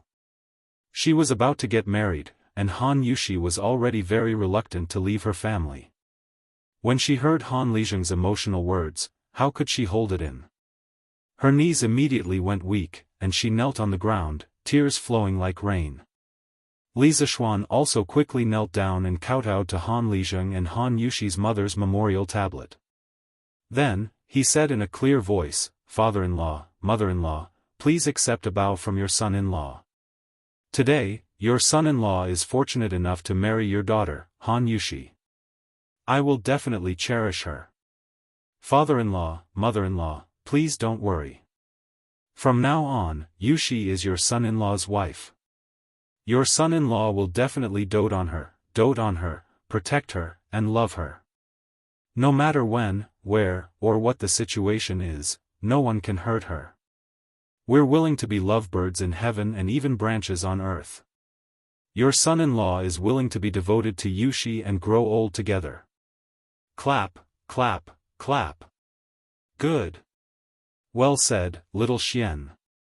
After Li Zixuan's passionate confession, everyone was immersed in this beautiful vision of love. The room became silent for a while. Cheng Chumo saw that no one was cheering for his good brother, so he quickly clapped and cheered loudly. In fact, he was sincerely cheering for Li Zixuan. What Li Zixuan said was not profound. He could totally understand it. Moreover, he felt that Li Zixuan's words were very good. In the future, when he married a wife, could he learn from him? Cheng Chumo felt that today's trip was not in vain, because he had learned Li Zixuan's flirting skills. It was not easy. Cheng Yaojin was just about to scold his silly son when he heard the rest of the crowd burst into loud cheers. Good, good, good. Son-in-law is right. When the villagers of the Han family villa heard Li Zixuan's words, they cheered loudly. Because from these few words, they could tell that Li Zixuan valued Han Yushi highly. Of course, they were happy. Good. What a good lovebirds in heaven and even branches on earth. Well said, little Xian. Li Qingxian clapped and praised. Good. Little Xian's words of love are amazing. You have to specially teach us a lesson like this later. The little fatty, Li Tai, said excitedly. Li Zixuan's face darkened when he heard the little fatty's words. Damn, the romantic atmosphere that he had spent so much effort to create was ruined by Li Tai in an instant. This kid was really asking for a beating. Young master. Han Yushi's lips moved slightly, and she looked at Li Zixuan with tears in her eyes. This vow of undying love had once again moved her heart. Li Zixuan cast aside the distracting thoughts in his heart and smiled at her. Then, he clearly felt Han Yushi's little hand holding his even tighter. Li Zixuan could not help but feel very proud. Damn, these words were said in such a way that it was worth it. Han Lizheng, who was sitting at the head of the table, showed a gratified smile at this moment. He got up and personally helped Li Zixuan and his daughter up. He said, "Son-in-law, please get up quickly.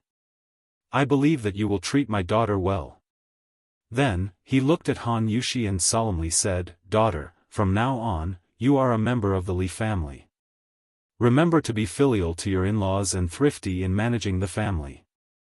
You must love each other, respect each other, love each other, and grow old together.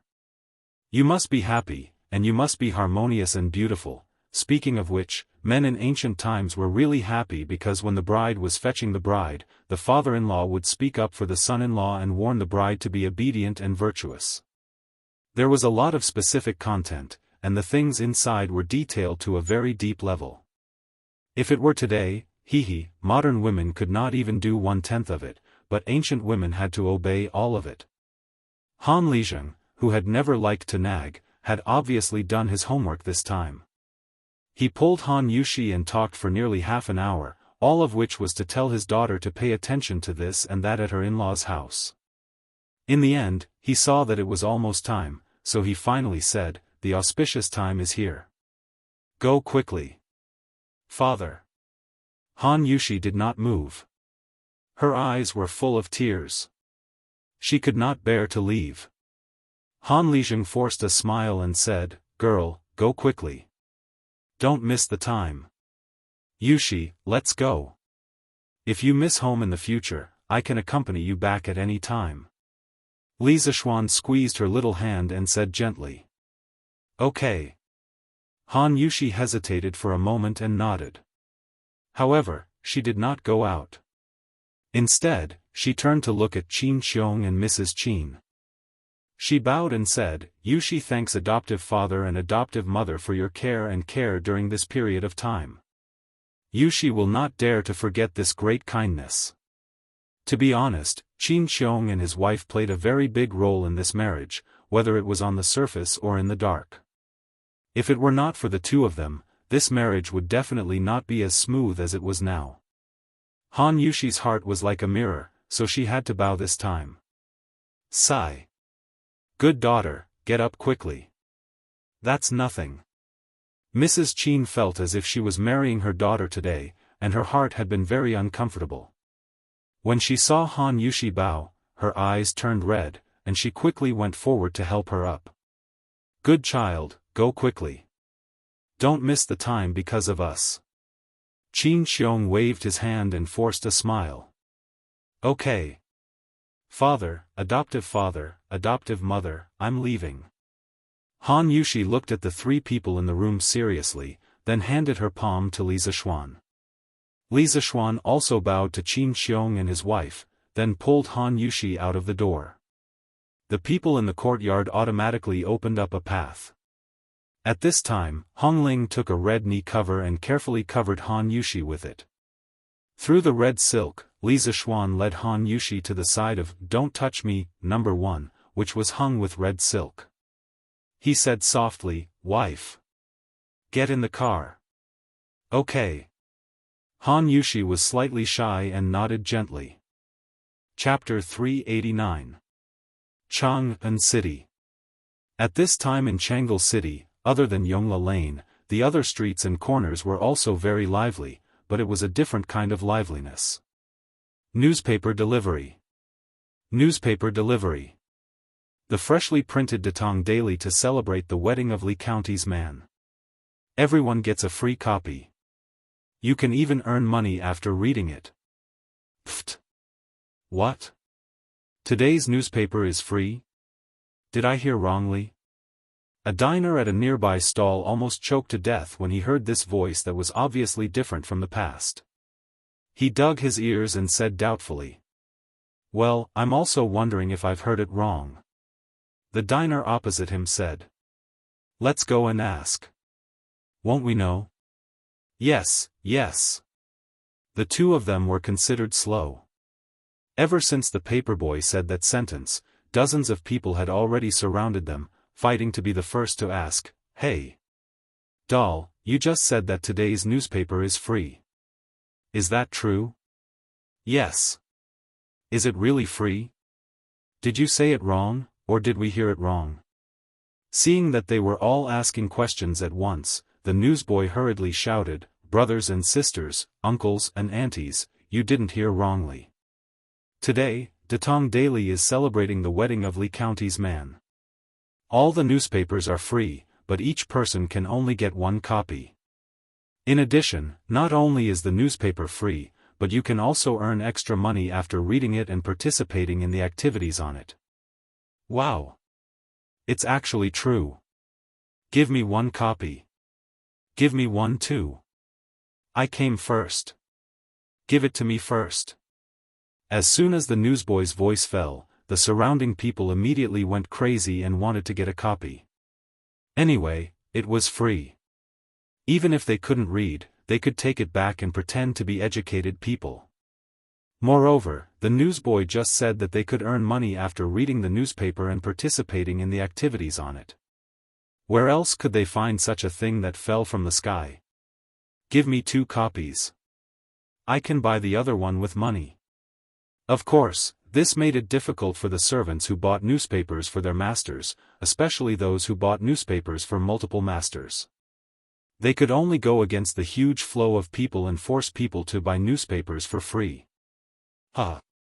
It's not easy to get the newspaper.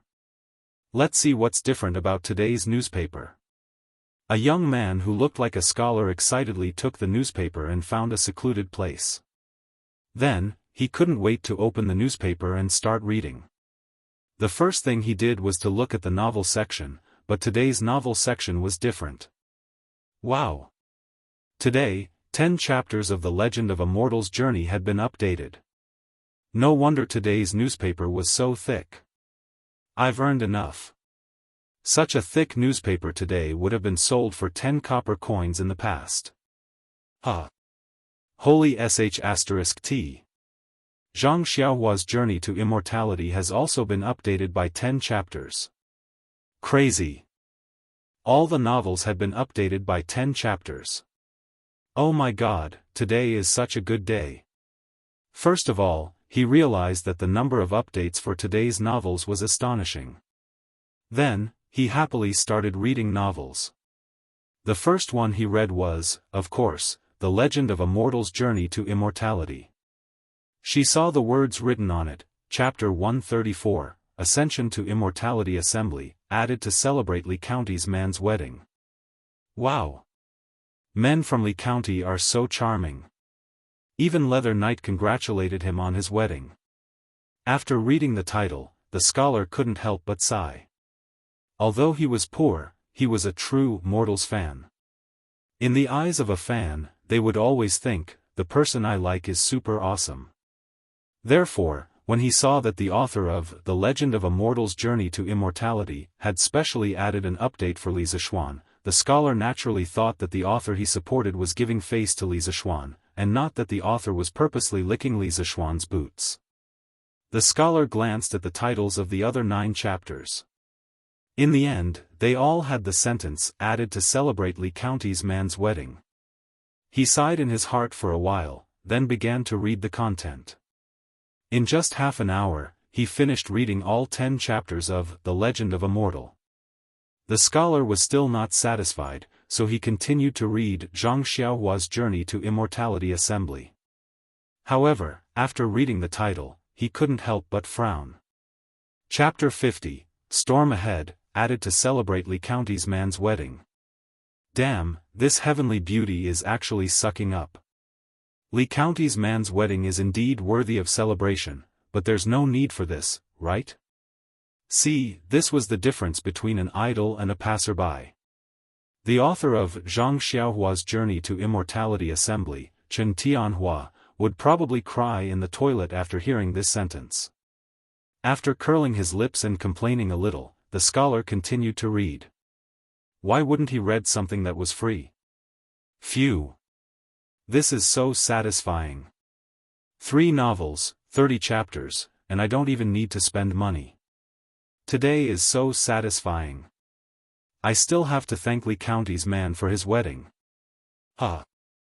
The scholar smiled in satisfaction and was about to put away the newspaper and go home.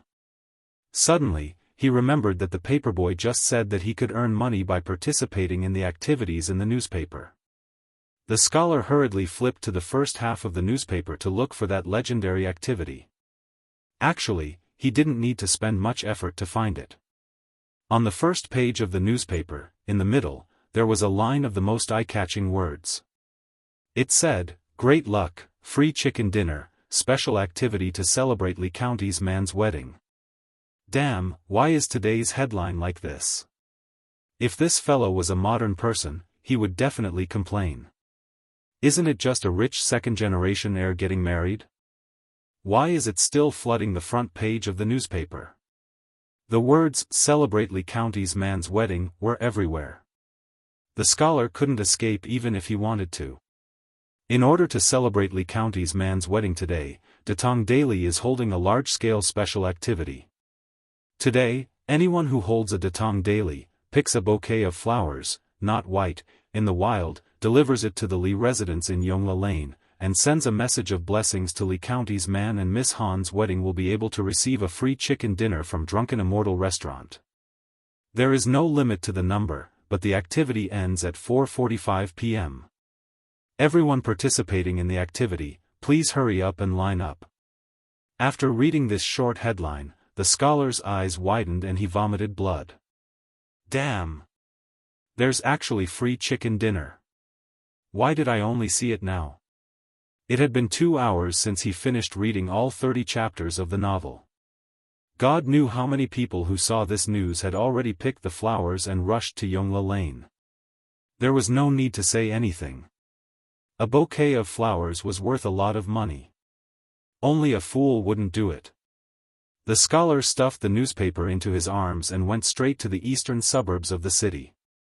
There were all kinds of flowers there, so it was relatively easy to complete the task. In fact, the scholar's guess was not wrong.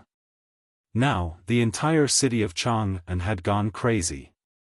The people who heard the news flocked out of the city to pick flowers in exchange for the chicken dinner. The soldiers guarding the city were dumbfounded. In the past, it was the people outside the city who wanted to enter the city like crazy. Today, it was the people inside the city who wanted to leave the city like crazy. A big wedding and an activity had created a situation where everyone was happy together. Li Zishuan could be said to have created the first, fancy wedding. No wonder Yu Shernan didn't agree to the newspaper doing this. Chapter 390. Xiao Hang. Where are you going? I'm going to pick flowers. Why are you picking flowers? You can exchange the flowers you pick for chicken at Yongla Lane. Didn't you read today's newspaper? I didn't read it. Is there really such a good thing? Of course, but you have to get a Datong daily before picking flowers. Don't worry, today's Datong daily is free. You don't have to spend any money. Oh. Then I'll go now. Similar conversations took place in almost every corner of Chang'an City. Perhaps the rich people would not take a piece of chicken seriously, but in any era, the rich people were always in the minority. Moreover, the world had just settled down, and the people were far less wealthy than the people in the Tang dynasty. Therefore, there were still many people who cherished the rare piece of chicken. Hey! I was the one who saw this flower first. Go away. Bulsh *T, I saw it first. In the western suburbs of Chang'an City, two naughty children were pushing each other over a nameless purple wildflower. It wasn't that they were stingy, nor was it that they were lazy and unwilling to look for other flowers. It was just that the thousands of people who came out of Chang'an City today had gone crazy. They were like locusts passing through. Wherever they passed, flowers would not grow. In this season, there were many kinds of flowers in the fields in the suburbs. However, at a glance, one could only see a few small wildflowers. It was very difficult to gather a bouquet. I saw it first. I saw it first. I saw it first. Just as the two naughty children were about to fight, a middle-aged man carrying a basket came and shouted, "Cough, cough. Why are you two naughty children? Isn't it just a bouquet of flowers? I just picked two more in the mountains. I'll give you one.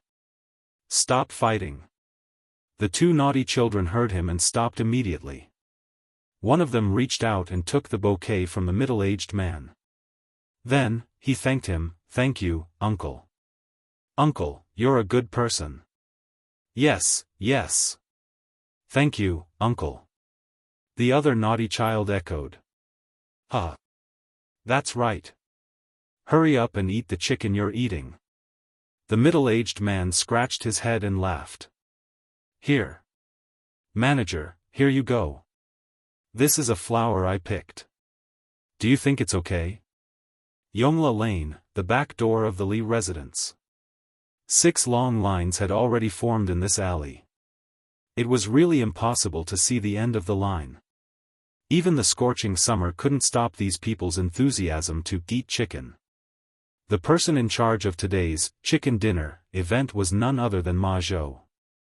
In order to prevent this event from affecting the guests attending the Li residence's banquet, Ma Zhou specifically arranged for the location of receiving the chicken dinner to be at the back door of the Li residence.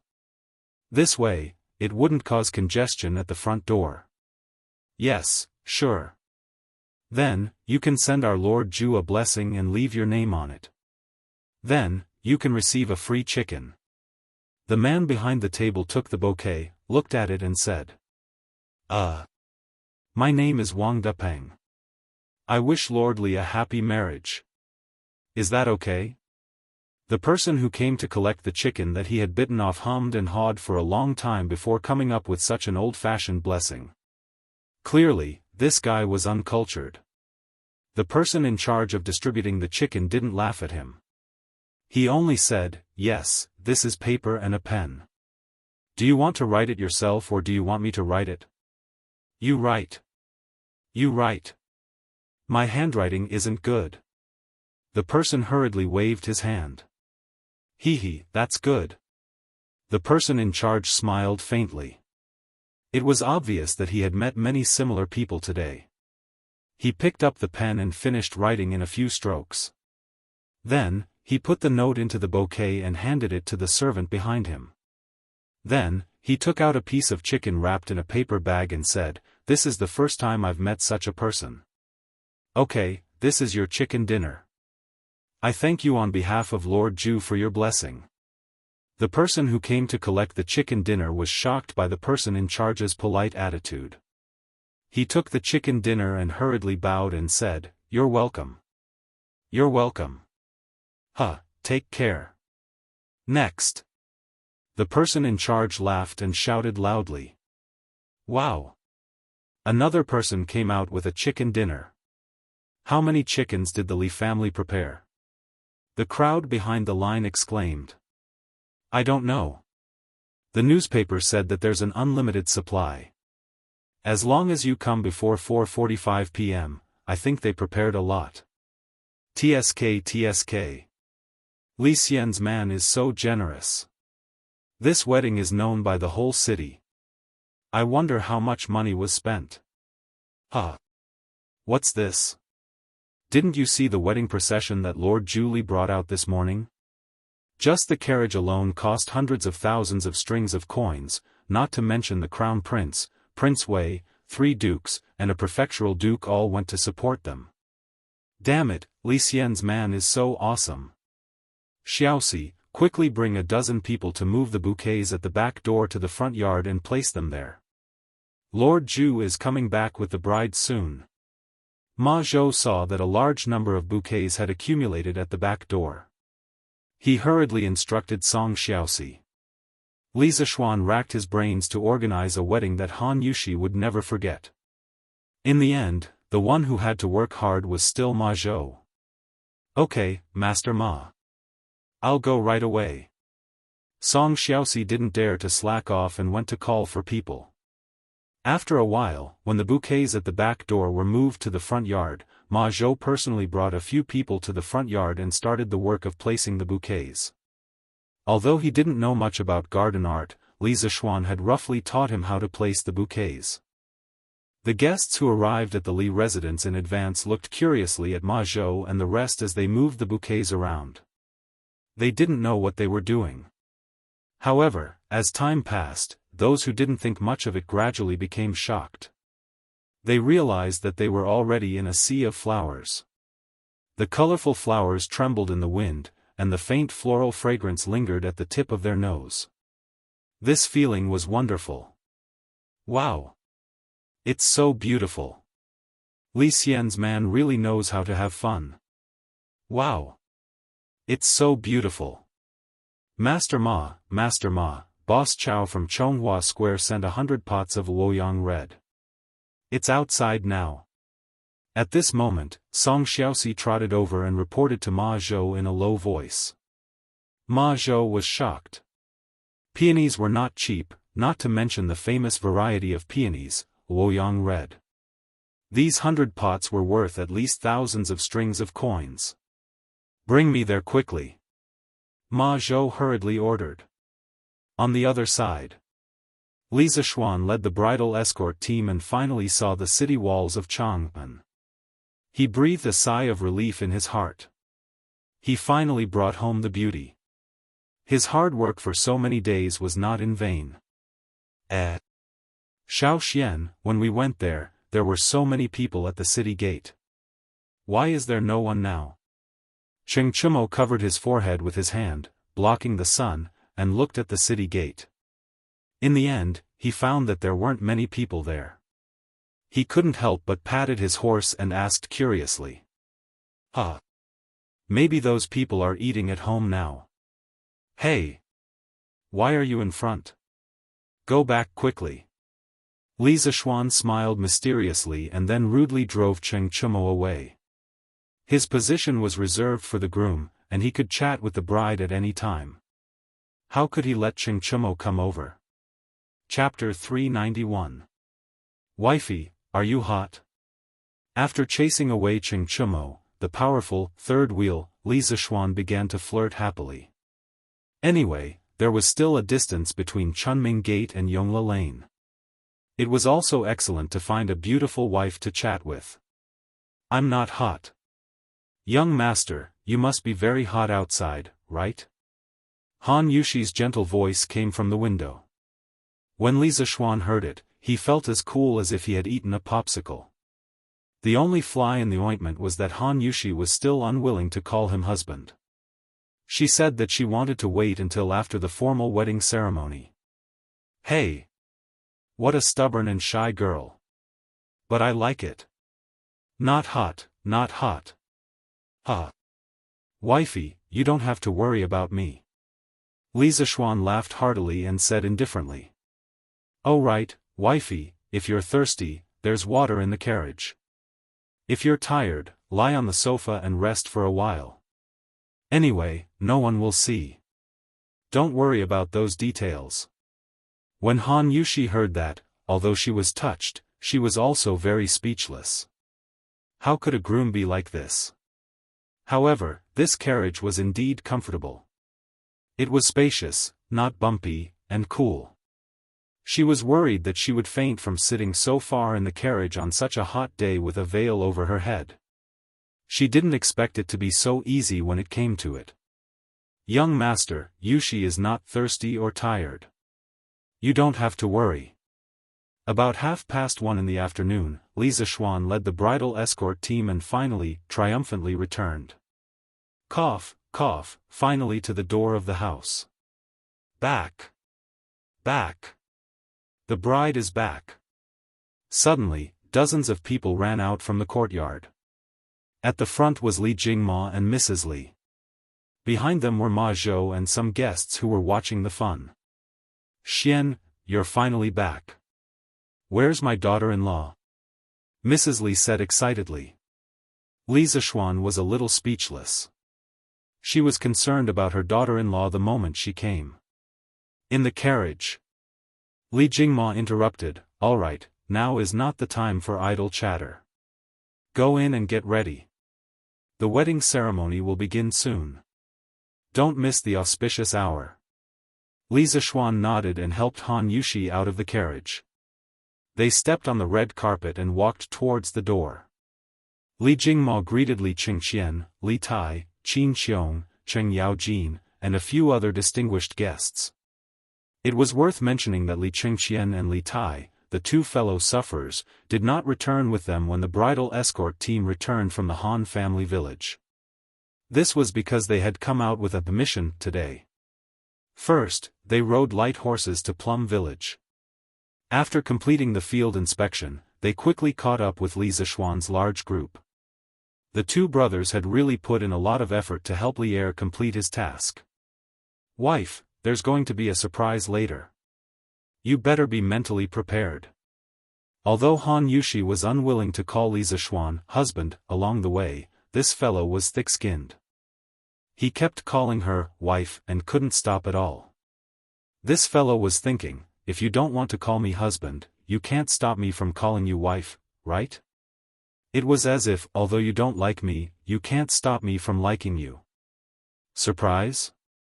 What other surprises are there? Han Yushi thought to herself, today's grand bridal escort ceremony was already very surprising. How could there be another surprise? Hee hee.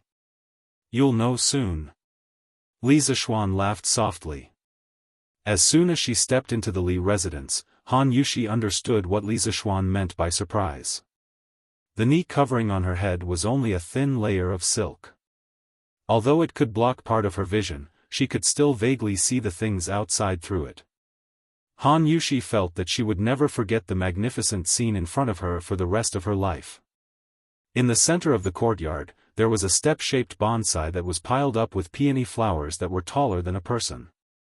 The fiery red color was like the blazing fire of the morning sun, burning her heart. There were many other types of flower bouquets around the courtyard.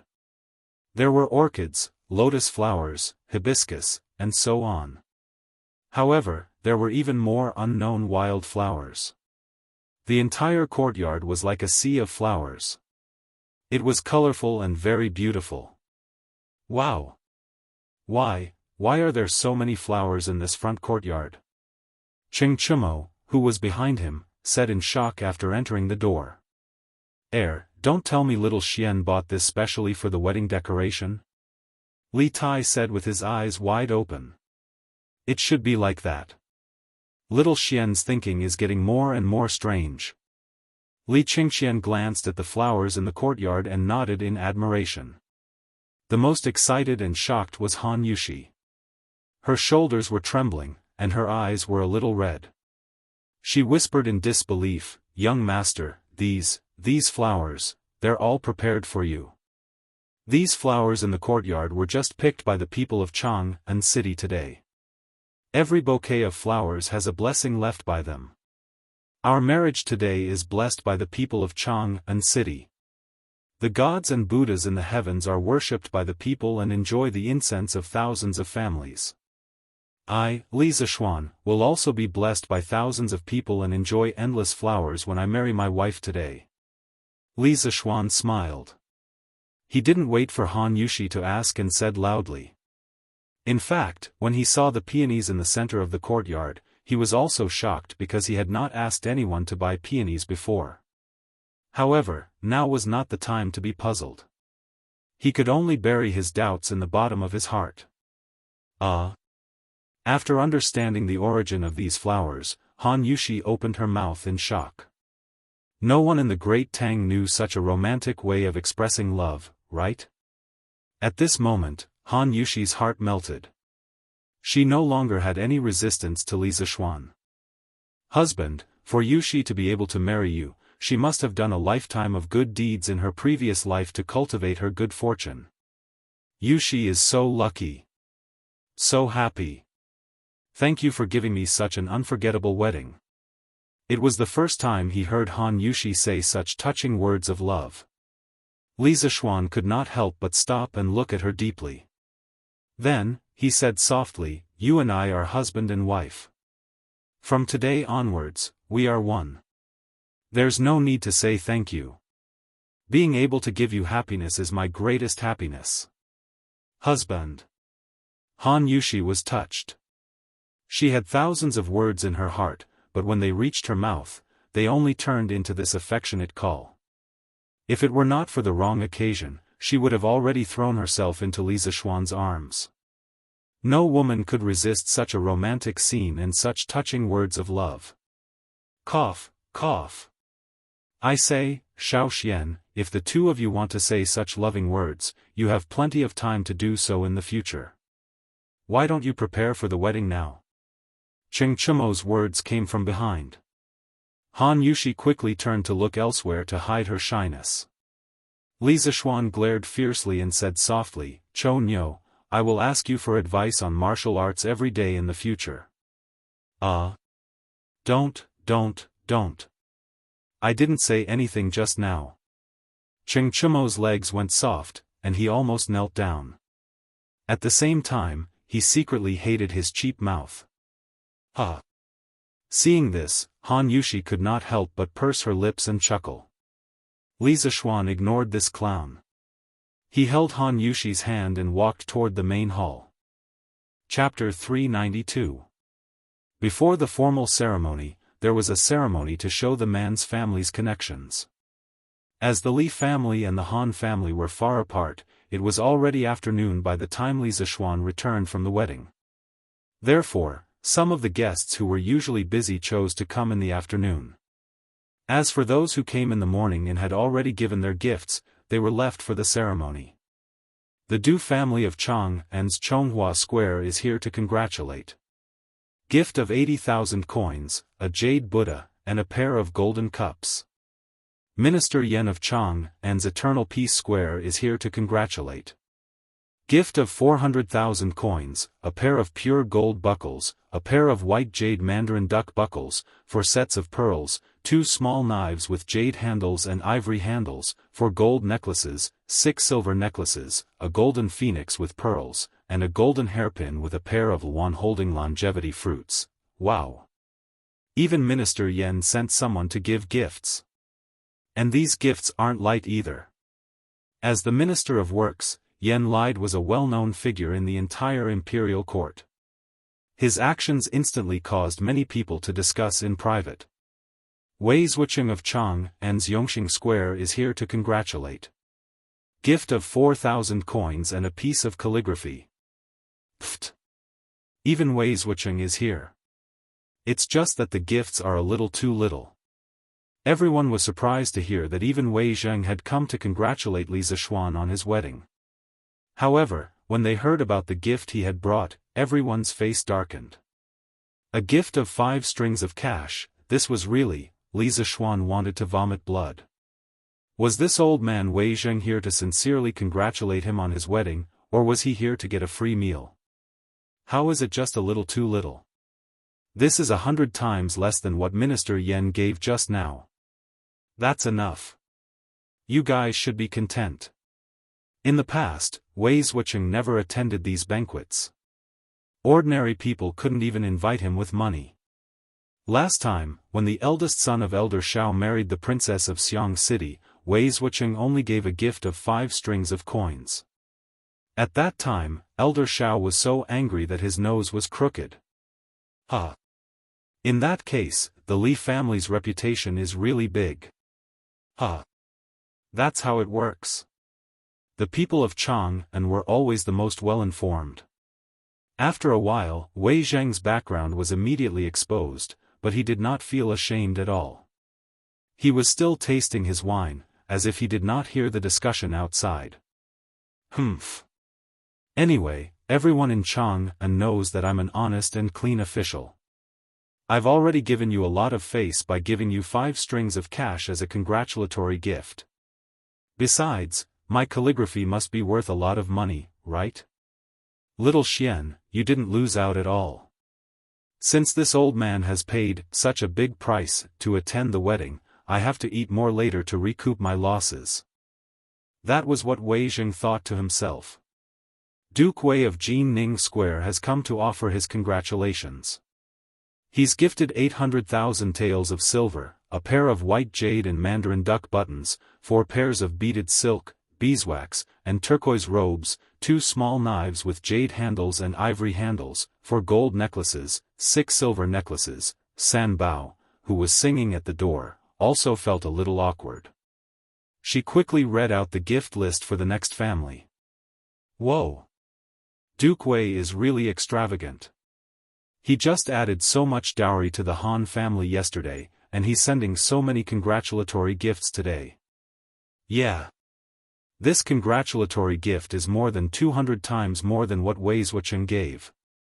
Li Jing had indeed spent a lot of money this time.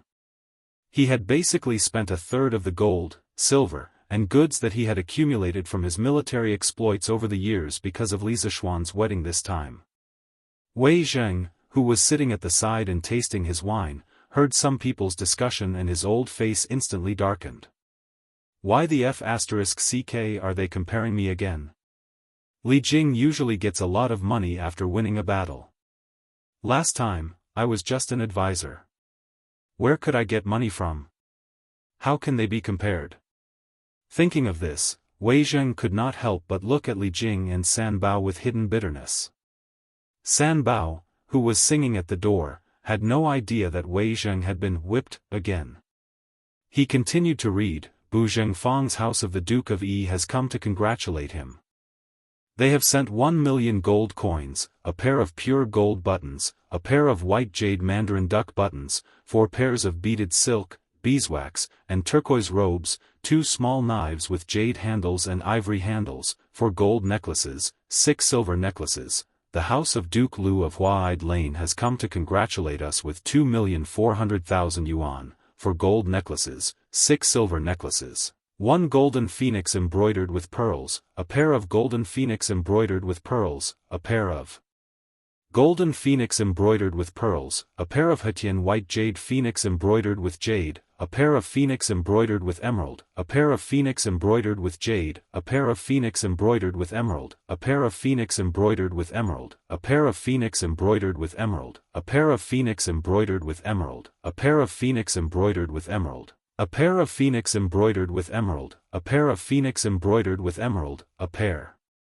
phoenix embroidered with emerald, a pair of phoenix embroidered with emerald, a pair of phoenix embroidered with emerald, a pair of phoenix embroidered with emerald, a pair of phoenix embroidered with emerald, a pair of phoenix embroidered with emerald, a pair of phoenix embroidered with emerald, a pair of phoenix embroidered with emerald, a pair of phoenix embroidered with emerald, a pair of phoenix embroidered with emerald, A pair of phoenix embroidered with emerald, a pair of phoenix.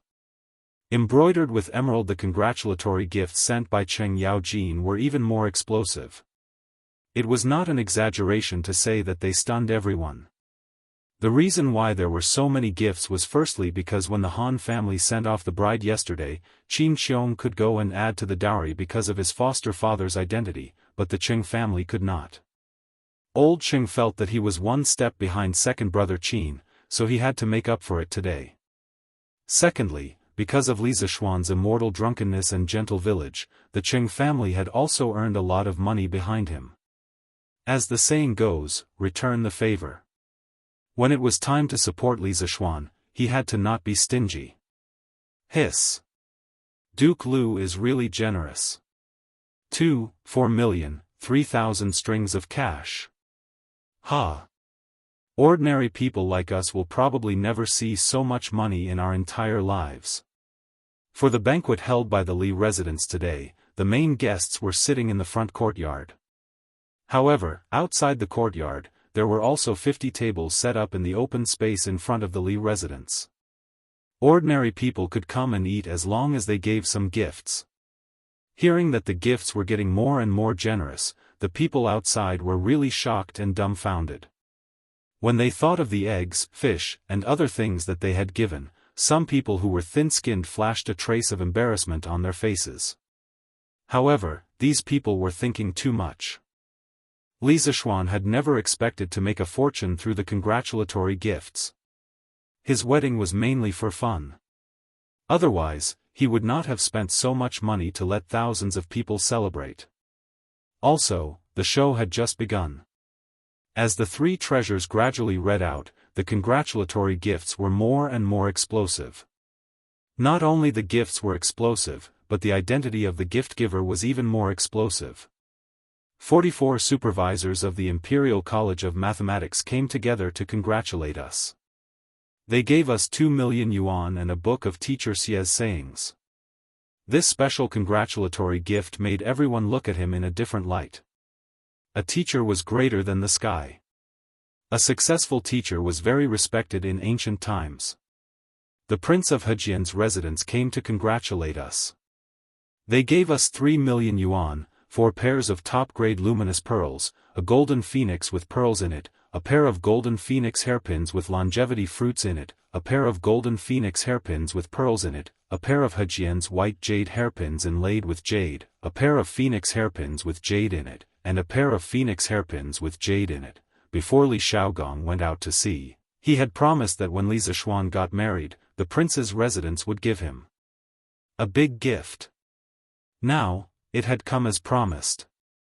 The Prince of Jiangxia, Li Daozong, came to congratulate us. He gave us 2 million yuan, 2 pieces of elephant tusks, 2 pieces of deer bone, 2 pieces of ox horn. The Crown Prince came to congratulate us. He gave us 4 million yuan, 2 pieces of jade, 2 pieces of elephant tusks, 2 pieces of deer bone, 2 pieces of ox horn. The Changsun estate of Chongren Market came to congratulate us. He gave us 1 million yuan, 2 pieces of deer bone, 2 pieces of ox horn, 1 piece of golden phoenix with pearls in it, and a pair of phoenix hairpins with longevity fruits in it. The Prince of Wei came to congratulate us.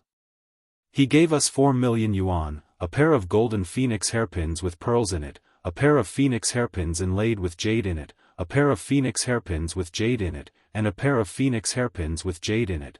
Princess Changel has come to offer her congratulations. She has gifted 3 million taels of silver, a pair of phoenix hairpins decorated with jade, a pair of crimson gold hairpins, a pair of crimson gold hairpins, a pair of jade hairpins, and a pair of white jade hairpins. His Imperial Majesty sent an envoy to congratulate us. He gave us 10 taels of gold, 10 pieces of brocade silk, 10 pieces of silk, and a pair of jade rui. The Crown Prince, the princes, and the princesses all came to congratulate us. One after another, these gifts caused the commoners who were watching the commotion and freeloading outside to feel their scalps go numb. Normally, they would not be able to see such important figures. Today, they had only come to eat a banquet, yet they had seen all of them. The most shocking thing was that Li Er had also sent someone to deliver gifts. Everyone present, regardless of whether they were commoners or nobles, were all stupefied. Chapter 393.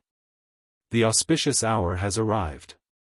Smoke is drifting in the air, the lights are shining brightly, and the bride and groom are ascending to the flower hall.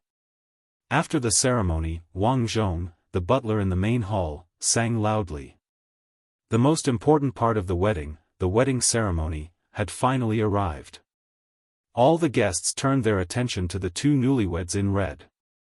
Mr. and Mrs. Li sat on the main seat and looked at the newlyweds with joy in their hearts. Mr. Li's right hand that was stroking his beard couldn't help but tremble slightly.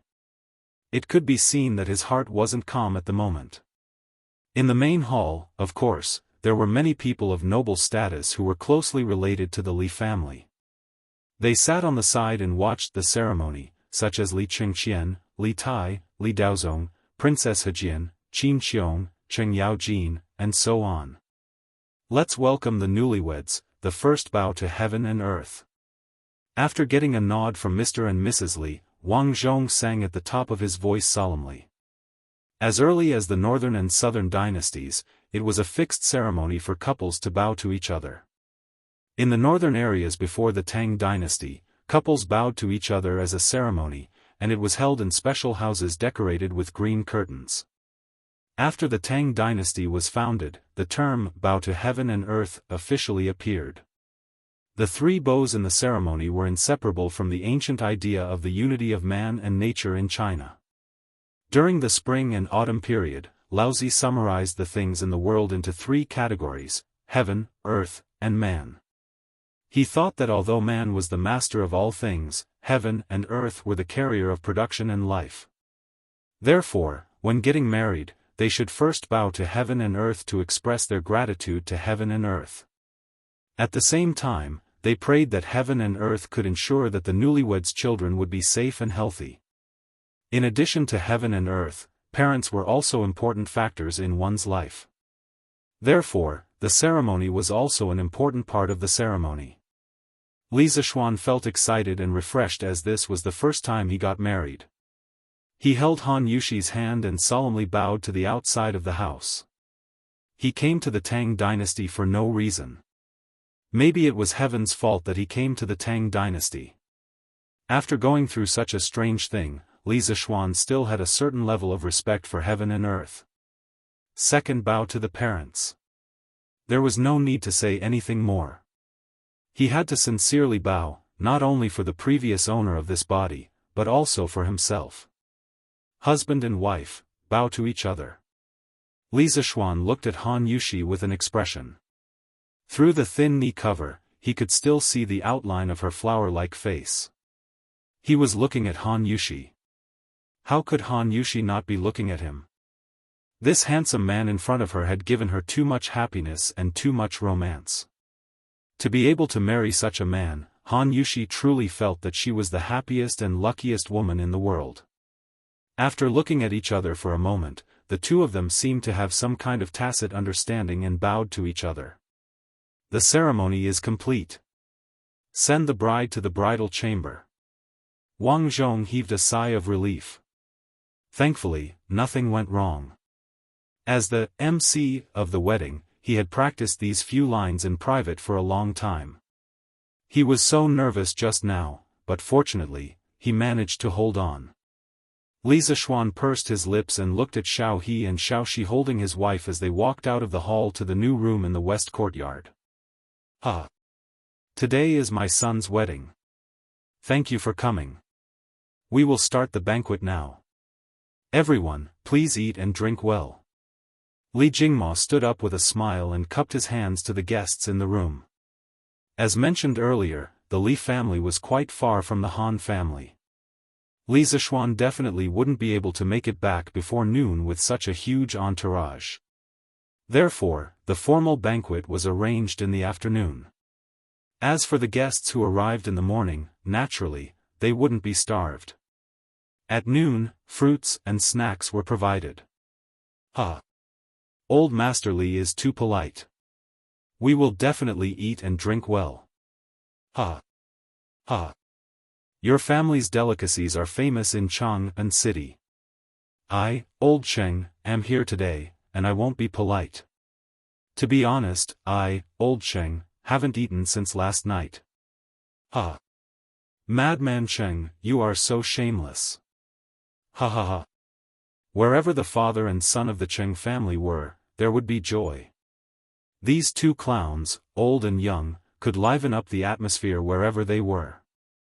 There were 2 banquet tables set up in the hall of the Li residence to entertain the distinguished guests. However, how could Old Cheng, who came from the wind and went in the rain, be willing to drink in the house?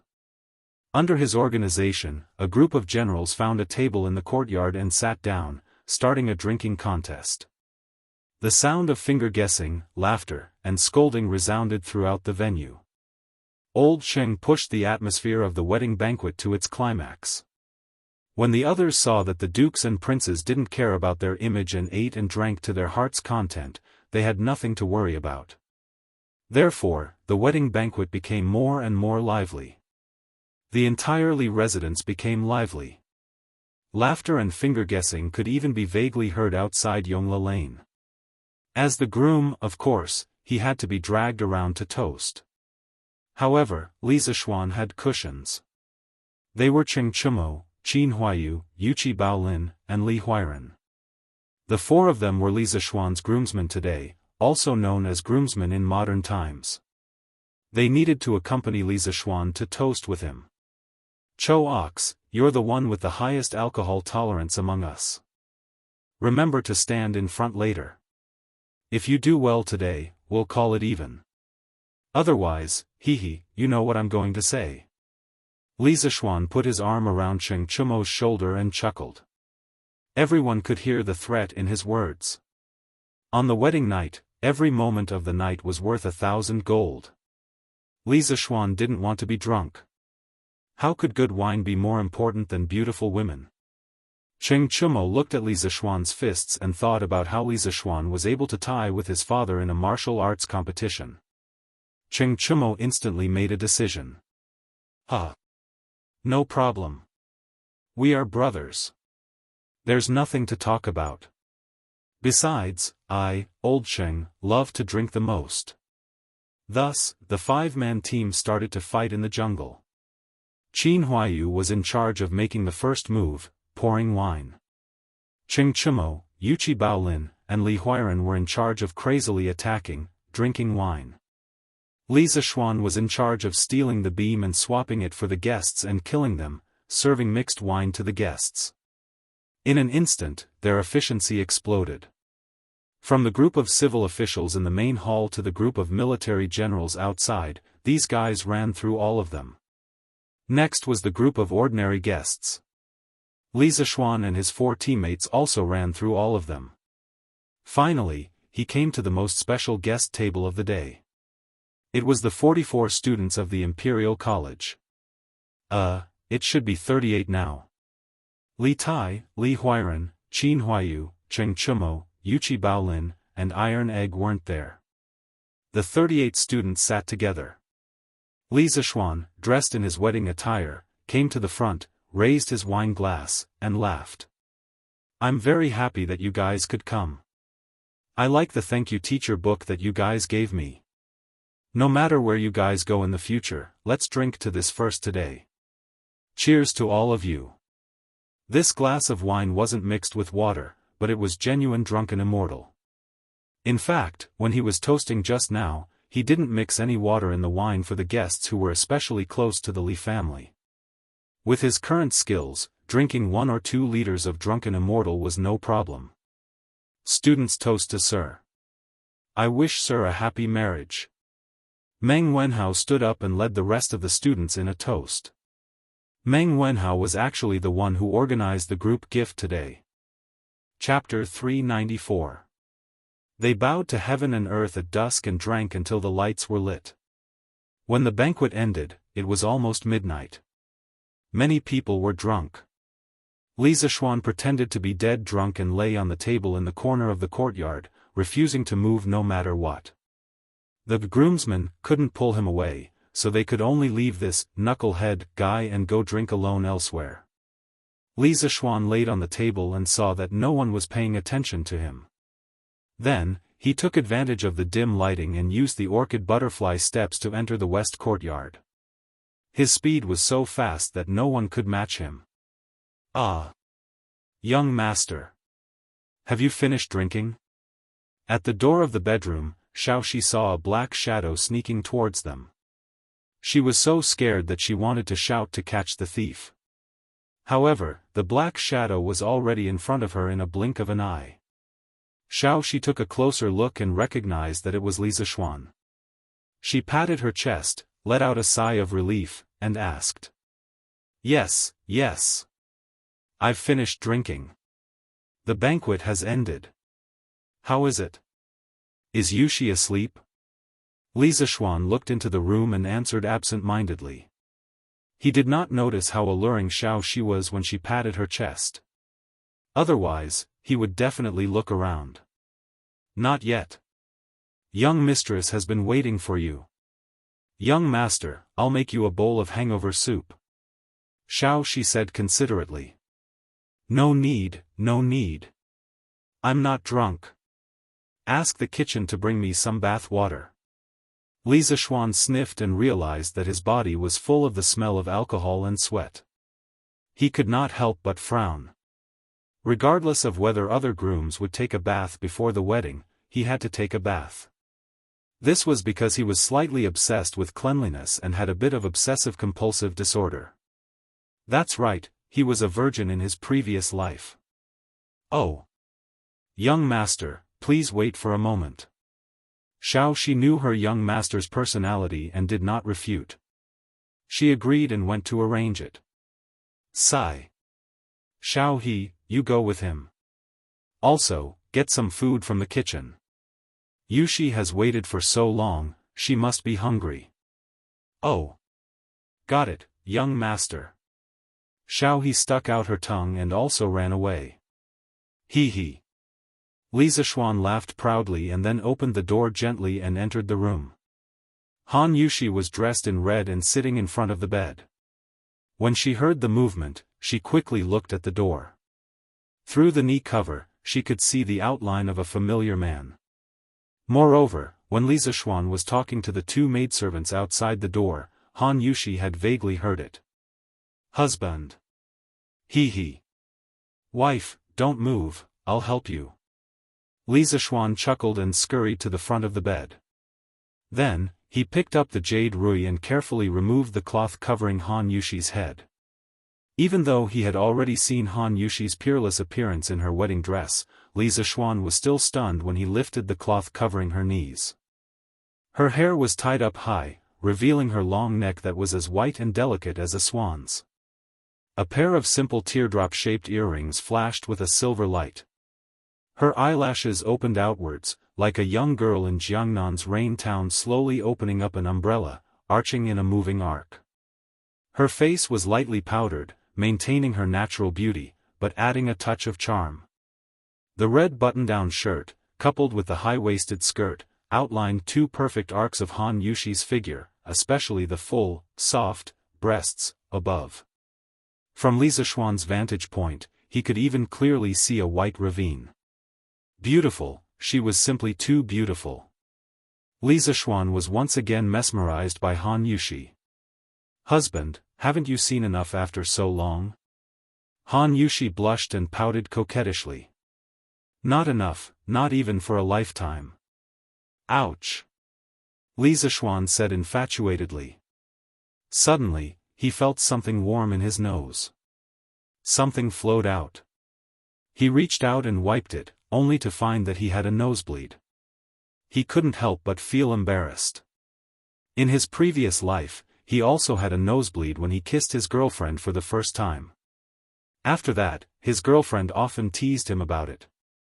He didn't expect that he still couldn't change this bad habit after transmigrating to the Tang dynasty. Ouch. Husband, you're bleeding. I'll get someone to call the doctor. When Han Yushi saw that Li Zishuan's face was covered in blood, she thought that Li Zishuan was injured. Her eyes immediately turned red. Cough, cough. I'm fine, I'm fine. I'm just too excited after seeing my wife's beautiful face. Li Zixuan took some tissue paper and comforted her gently while wiping his nosebleed. Oh my, aren't these ancient girls too naive? Are you really okay? Han Yushi blinked her beautiful eyes and asked suspiciously. I'm really fine, just a nosebleed. Cough, cough, the weather is hot recently, and it's easy to get heaty. Li Zixuan said nonsense. Oh. Han Yushi nodded her head, seemingly believing him. Young master, the water is here. Young master, the food is here too. Just as Li Zixuan was brewing his emotions and preparing for the next wave of attacks, the voices of two maidservants came from outside the door. Heh, she's my wife anyway. Why should I be afraid of her running away? Bring it in. Li Zixuan stood up and shouted outside. Then, he looked at Han Yushi and said, Wife, you must be hungry after waiting for so long. Eat something first. I'm stinking of sweat and alcohol.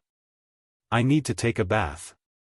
Han Yushi wanted to say that she didn't mind, but she was afraid that it would be too embarrassing to say it, so she only whispered, okay. Li Zixuan smiled and went out to take a bath. With his wife in mind, Li Zixuan took a bath quickly. In less than 15 minutes, he had finished scrubbing. He changed into soft pajamas and went to the inner room. He found that Han Yushi had also finished eating and was wiping her mouth with a silk handkerchief. Hey! Wife, have you finished eating? Yes. Thank you, husband. Han Yushi was indeed very hungry after waiting for so long. Li Zixuan asked someone to prepare food for her as soon as he came in. This meticulous consideration touched Han Yushi from the bottom of her heart. Silly girl, what are you thanking me for? I told you earlier that from now on, we are husband and wife. I won't let you suffer any grievances, and you don't need to thank me. Do you understand? Li Zixuan looked into Han Yushi's eyes and said seriously. The two maidservants serving at the side saw that the couple was about to get into the main act. They looked at each other and went out quietly. They closed the doors and windows for Li Zixuan. Husband. You're so nice. Hee hee. What's this? Wife, you'll know that I can be even better in the future. Huh, it's time for us to drink wine. Here, wife, take it. Li Zixuan poured 2 small cups of wine and handed one to Han Yushi. Okay. Han Yushi smiled sweetly and took it. 2 arms crossed. One was thick and strong, and the other was slender. There didn't seem to be anything wrong with it, as if they were born to be together. Chapter 395. With a wife like this, I will never leave you. I will accompany you in life and death, and we will grow old together. In the bedroom, Li Zixuan looked into Han Yushi's eyes and said solemnly under the candlelight. Han Yushi's eyes immediately became misty. She said firmly, with a husband like this, I will never leave you. I will accompany you in life and death, and we will grow old together. This sentence was like a confession, but also like a vow. The two of them looked at each other and smiled, then drank the wine in one gulp. Ahem, ahem. Wife, look, it's getting late. Let's rest. Li Zixuan looked around and finally revealed his wolf's tail. Before Han Yushi got married, Mrs. Qin had more or less told her some general knowledge about men and women. When she heard the word rest, her face instantly became as red as a big red cloth, so red that water could drip out. Okay. Han Yushi responded in a voice as soft as a mosquito. Li Zixuan was overjoyed. He quickly pulled Han Yushi to the bed and sat down excitedly. Wife. You're so beautiful. Such a beautiful woman would only belong to him in the future. Li Zixuan was intoxicated as he looked at the peerless beauty in front of him. Han Yushi was shy and happy, but she said, a woman's face is like a shooting star in the sky. It's short and beautiful. Youth is fleeting, and youth is fleeting. So what if I'm beautiful now? One day, I will become an old woman with a face full of wrinkles. When that time comes, will my husband despise me? Li Zishuan smiled, took Han Yushi's 2 small hands, pressed them to his heart, and said very seriously, I'm sorry. He said seriously, Yushi, ever since I met you, no one else can be like you. You can make me drunk with wine, chase after you with horses, swing my sword for you, and fall for you with my heart. People call me crazy, and I have no regrets even if I die. Even if you have white hair one day and your face is past its prime, I will still hold your hands like today and give you the gentleness of the world. I'll hold your hands and give you my tenderness. These words of love really had a fatal attraction. It made Han Yushi's maiden heart, which she had cherished for many years, melt in an instant. Her eyes also became a little blurred. Her soft body couldn't help but fall into Li Zishuan's embrace. Husband, to be able to hear your words, even if Yushi were to die right now, she would be satisfied. Han Yushi buried her head in Li Zishuan's chest and said emotionally. Little fool, are you so easily satisfied? You're not allowed to talk about death. We have to live well. We have to be husband and wife for the rest of our lives. We have to be the happiest and most loving couple in the Great Tang. If I don't have you, how can I live? Li Zishuan hugged Han Yushi's fragrant and soft body and continued to say sweetly and affectionately. N. This concubine will listen to my husband. This concubine wants to be husband and wife with my husband forever. Han Yushi's arms exerted more strength as if she wanted to rub herself into Li Zishuan's body. Oh. Summer clothes weren't thick to begin with. Hugging like this was actually no different from kissing skin. Feeling the warmth from the beauty, body, in his arms and that indescribable wonderful, touch, feeling, Li Zishuan instantly reacted. Ah! My husband, you. Sensing that something was wrong below, Han Yushi, who had received a period of pre-marriage education these few days, was stunned for a while before she realized what it was. She immediately broke free from Li Zishuan's embrace as if she had been electrocuted. Then, like an ostrich, her head was deeply embedded in his chest. She was so embarrassed that she didn't dare to raise her head again. Ugh! Li Zishuan was extremely embarrassed. Just as he was about to explain that this was a natural reaction, he was suddenly dumbfounded again. Because the great beauty in front of him was a little, naked, gone, naked. Han Yushi's clothes today were a pair of lapels paired with a high-waisted skirt. In this era, there were no elastic belts, so the skirt was tied to the top of the chest part. Those who had watched Tang Dynasty TV dramas should know how easy it was to go out of clothes like this. Just now, Han Yushi's struggle in Li Zishuan's arms made the laces at her chest, which were not tightly fastened, become messy, and the skirt naturally fell down 2 inches, so, Li Zishuan felt that this was the most beautiful scenery in the world. Nothing, no power, could move his eyes away from it. He even wanted to bury his eyes in it. Ah! Husband, why are you staring there? Ugh, so embarrassing. As if she had felt Li Zishuan's burning gaze, Han Yushi raised her head and immediately realized that something was wrong. She hurriedly covered up her exposed, spring, light. Gulp. Gulp, Li Zishuan's eyes were fixed on the place where Han Yushi's hands were covering. His Adam's apple couldn't help but move. Wife. Li Zishuan's voice had actually become somewhat hoarse at this moment. My husband. Han Yushi did not dare to look directly at Li Zishuan's invasive eyes. When she thought about what she was going to experience next, she was both afraid and somewhat expectant. At this moment, her mind was blank. In the end, she simply closed her eyes and did not think about anything. Seeing Han Yushi raise her small face and close her eyes, looking like she was at his mercy, how could Li Zishuan, whose blood had already rushed to his head, hold it in? He roared and pounced on her. 50,000 words omitted here, accompanied by a cry of pain. The big red curtain suddenly trembled and swayed.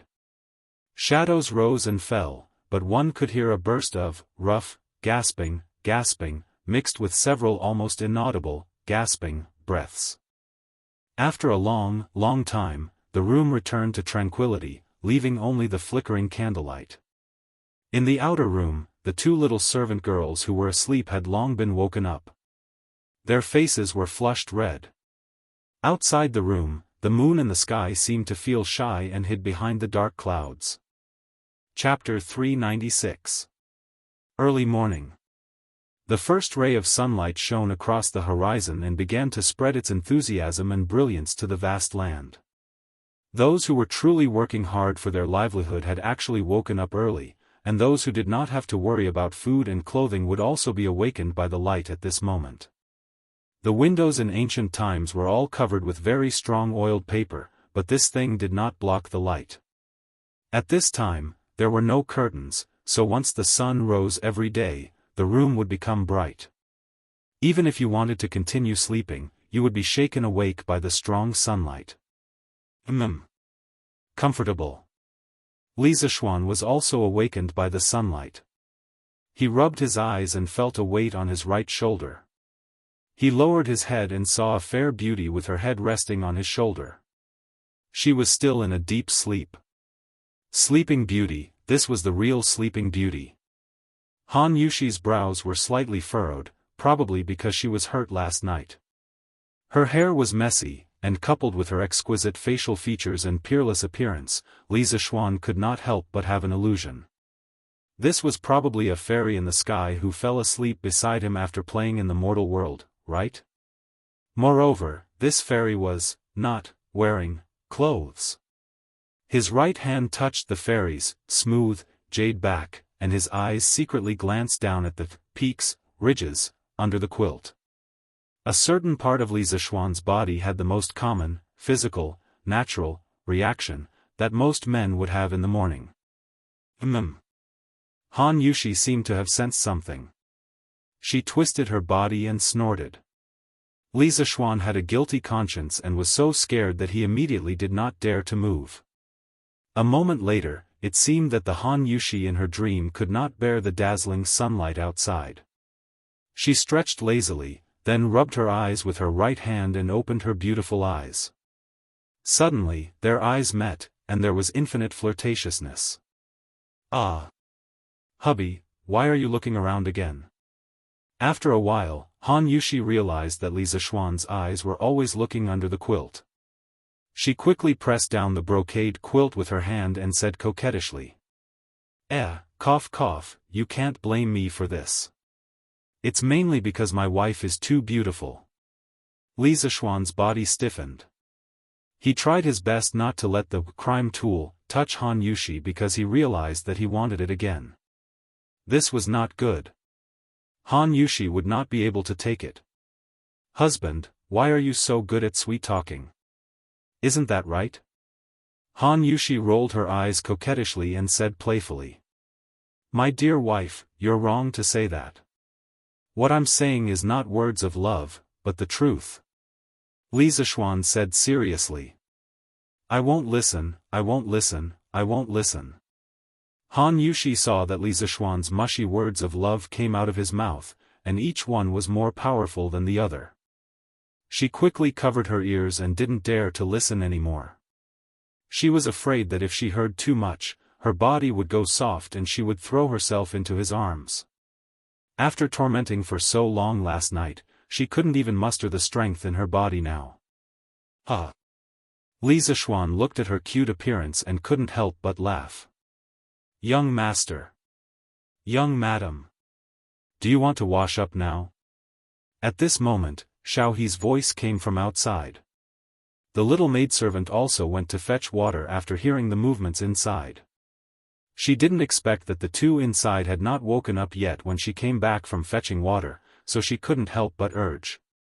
Because the sun was already high up in the sky, she had to urge. It's actually already this time. It's over. Father and mother will definitely think that I'm not a good wife. Only then did Han Yushi notice the sunlight outside. Thinking that the bride had to serve tea to her parents-in-law in the morning, she was so anxious that her tears almost fell. "It's fine, it's fine. My father and mother are very easy to talk to. They definitely won't blame you." Li Zishuan hugged her body and comforted her gently. "How can it be fine? It's all your fault. Last night, you were so. Han Yushi used her little fists to pound Li Zishuan's chest non-stop. She still didn't give in. "It's my fault, it's my fault. Wife, let's get up quickly. It's not too late to mend the pen after the sheep is lost." Han Yushi's little strength was like a massage when she hammered on his body. Li Zishuan laughed comfortably. "Humph. Then husband, quickly close your eyes. I'm going to put on my clothes." As Han Yushi spoke, she picked up Li Zishuan's big hand and covered Li Zishuan's eyes. "Hey! It's not like I didn't see it last night," Li Zishuan muttered. "You're not allowed to look." Han Yushi was about to cry from anxiety. Okay. I won't look. I won't look. Wife, quickly put it on." Li Zishuan begged for mercy. Only then did Han Yushi feel relieved. She swiftly lifted the brocade quilt and began to prepare to put on her clothes. Unexpectedly, just as she sat up, a sharp tearing pain came from her lower body. She couldn't help but cry out in pain, "Ah! It hurts." "Wife, what's wrong? Where does it hurt?" Hearing Han Yushi's cry of pain, Li Zishuan hurriedly opened his eyes and came over to ask with concern. "Humph. It's all because of you." "Ah. Husband, quickly close your eyes." Okay. Close. Wife, why don't you not get up? I'll talk to father and mother. It'll be fine," Li Zishuan said with heartache. Last night was indeed his fault. In many transmigration novels he had read in his previous life, after the male lead transmigrated to ancient times, he would usually marry a 14 or 15-year-old girl. Then, because the male lead felt sorry for the female lead who was too young, he would usually treat it as Lu Xiaohui and wait a few years before breaking the female lead's virginity. Li Zishuan actually planned to do the same yesterday, but being alone, man, widow, woman, in the same room, and Han Yushi was so beautiful, he really couldn't hold back and committed a crime. Now that he thought about it, he was indeed too beastly. How can that do? Husband, you're talking nonsense. If I do that, others will definitely say that I don't know etiquette behind my back. Han Yushi shook her head and objected. After saying that, she gritted her teeth, endured the pain, and began to get up and put on her clothes. Li Zishuan couldn't help but sigh. This ancient girl was not only beautiful, but why was her personality so good? After the two of them put on their clothes, they quickly washed up under the service of two little maidservants. Then, Li Zishuan brought Han Yushi to the front yard. Along the way, all the servants would respectfully greet them when they met. "Hello, young master." "Hello, young madam." As Li Zishuan listened, he suddenly felt that there was one more person in his life who was bound to him for life. This feeling was really wonderful. When Han Yushi heard these people call her young madam, she couldn't help but feel happy that she had finally entered Li Zishuan's life. All of this was like a dream. It seemed that her life was going to be brand new from now on. Chapter 397. Supporting the limping Han Yushi, they slowly came to the main hall. Li Jingma and Mrs. Li were already waiting there. The two elders were all smiles and did not show any displeasure because the two of them had come late. Lan who was wearing a new set of clothes, was beside them. Ever since Li Zishuan and Han Yushi came in, the little girl's eyes had been staring at their faces. Housekeeper Wang Zhong had already prepared tea. Li Zishuan and Han Yushi took the teacups, knelt down in front of the two elders, and raised the teacups above their heads. The two of them said in unison, "Father, Mother, please have some tea. Okay, okay, okay. The two elders received the teacup with smiles on their faces. They placed it by their mouths and took a sip before putting it aside. Mrs. Li hurriedly glared at him and said, Xian, why aren't you helping Yushi up? The ground is so hard. Cough, he's starting to feel sorry for his daughter-in-law so soon. Li Zishuan couldn't help but think. However, he wouldn't be jealous, because Han Yushi was also his darling. So what if there was one more person feeling sorry for him? He was thinking nonsense in his heart. Li Zishuan's hands did not stop. He reached out and was about to pull Han Yushi up, but Han Yushi waved her hand and refused. Han Yushi knelt on the ground and cupped her hands at the two elders. Father, mother, Yushi woke up too late and made father and mother wait for a long time. Sigh. What a stubborn girl.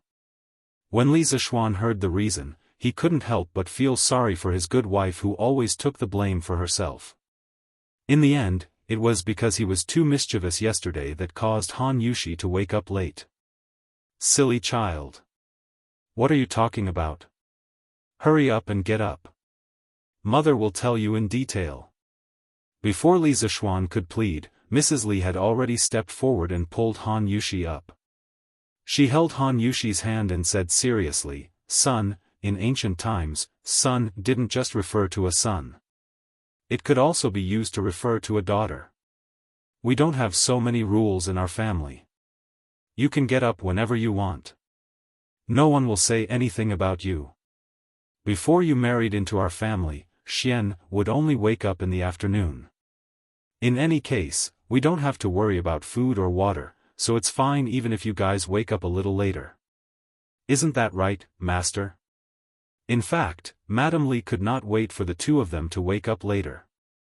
As an experienced person, Han Yushi had just entered the door when she saw that something was wrong. She knew what had happened to them last night.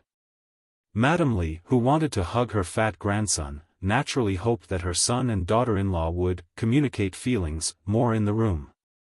Ugh! When Li Jingmo saw that his wife had led the fire to him, he was stunned.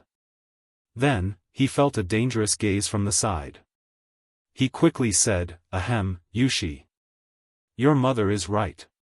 You can wake up as late as you want in our house. Actually, the people in our family don't like to wake up early. It's not good for you to wake up early. In fact, Li Jingmo's thoughts were the same as Mrs. Li's. He also wanted to have a grandson as soon as possible. However, in order to please his wife, he let his imagination run wild and said a little more. Hearing Li Jingmo's words, Han Yushi was dumbfounded. How did things turn out like this? It wasn't written like this in the story books. The situation that the neighbors usually talked about when a certain family's daughter married into a certain family wasn't like this. What happened to the intrigue between mother-in-law and daughter-in-law? What happened to waking up early to work and perform well in front of mother-in-law? Why was it all a mess? How could there be parents-in-law who encouraged her to laze in bed and wake up late? Han Yushi felt that this world was a little messy. Ahem. Wife, why aren't you thanking father and mother? Li Zishuan couldn't help but find it funny when he saw his wife's confused look.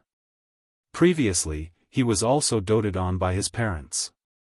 But then again, he really felt that he was very lucky to be able to meet such a good pair of parents. Oh. Thank you, father and mother, for your magnanimity. Han Yushi reacted and said hurriedly. Hee, good child, this is mother's greeting gift to you. Take it. Mrs. Li's smile had never stopped since her son got married yesterday. Today, she saw that her son and daughter-in-law were loving and inseparable. Moreover, this daughter-in-law was gentle and obedient. She couldn't help but be even more satisfied with this marriage. She secretly thought that her son had good taste. Li Zishuan saw clearly from the side. His mother was going to give the jade bracelet that she had always been wearing to Han Yushi. He had also taken a closer look at that jade bracelet previously. It wasn't an ordinary item. It should be a family heirloom. Now that his mother could take this out, it meant that she approved of this daughter-in-law. Thinking of this, Li Zishuan smiled and glanced at Han Yushi. He was happy for his wife from the bottom of his heart.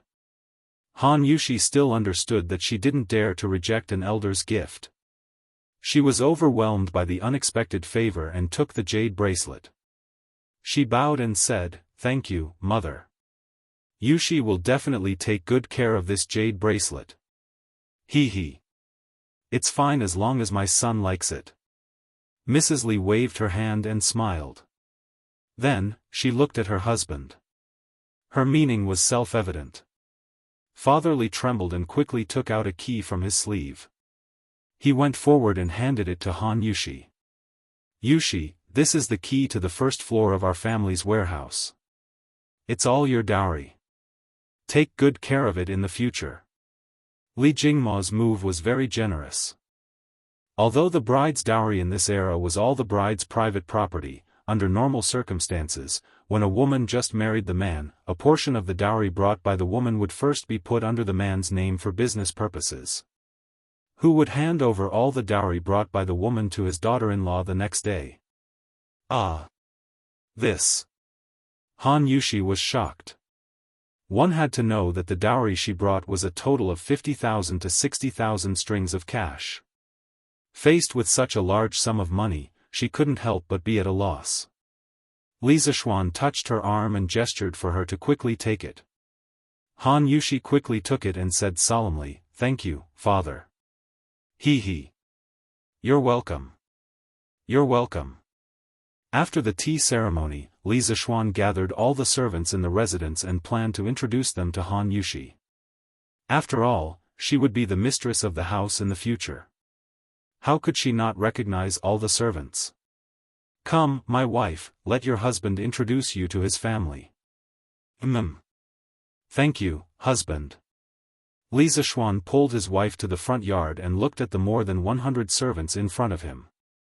He said loudly, "I don't need to introduce this person next to me, right? In the future, my wife will be the mistress of the house. Her words represent my words. You must all carry them out seriously. Our Li family treats people generously, but we will never allow people to offend our superiors. Otherwise, there will be no place for you in this huge Li residence. Do you all hear me?" "Yes, we hear you." The servants and maidservants all answered in unison. In fact, there was no need for Li Zishuan to personally instruct them.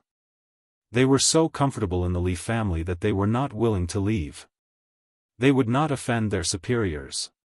Come, Yushi, let me introduce you one by one. You already know this person. He is our butler, Uncle Wang. This is Uncle Wang's wife. Chapter 398. Li Zishuan introduced Han Yushi to all the servants in the house.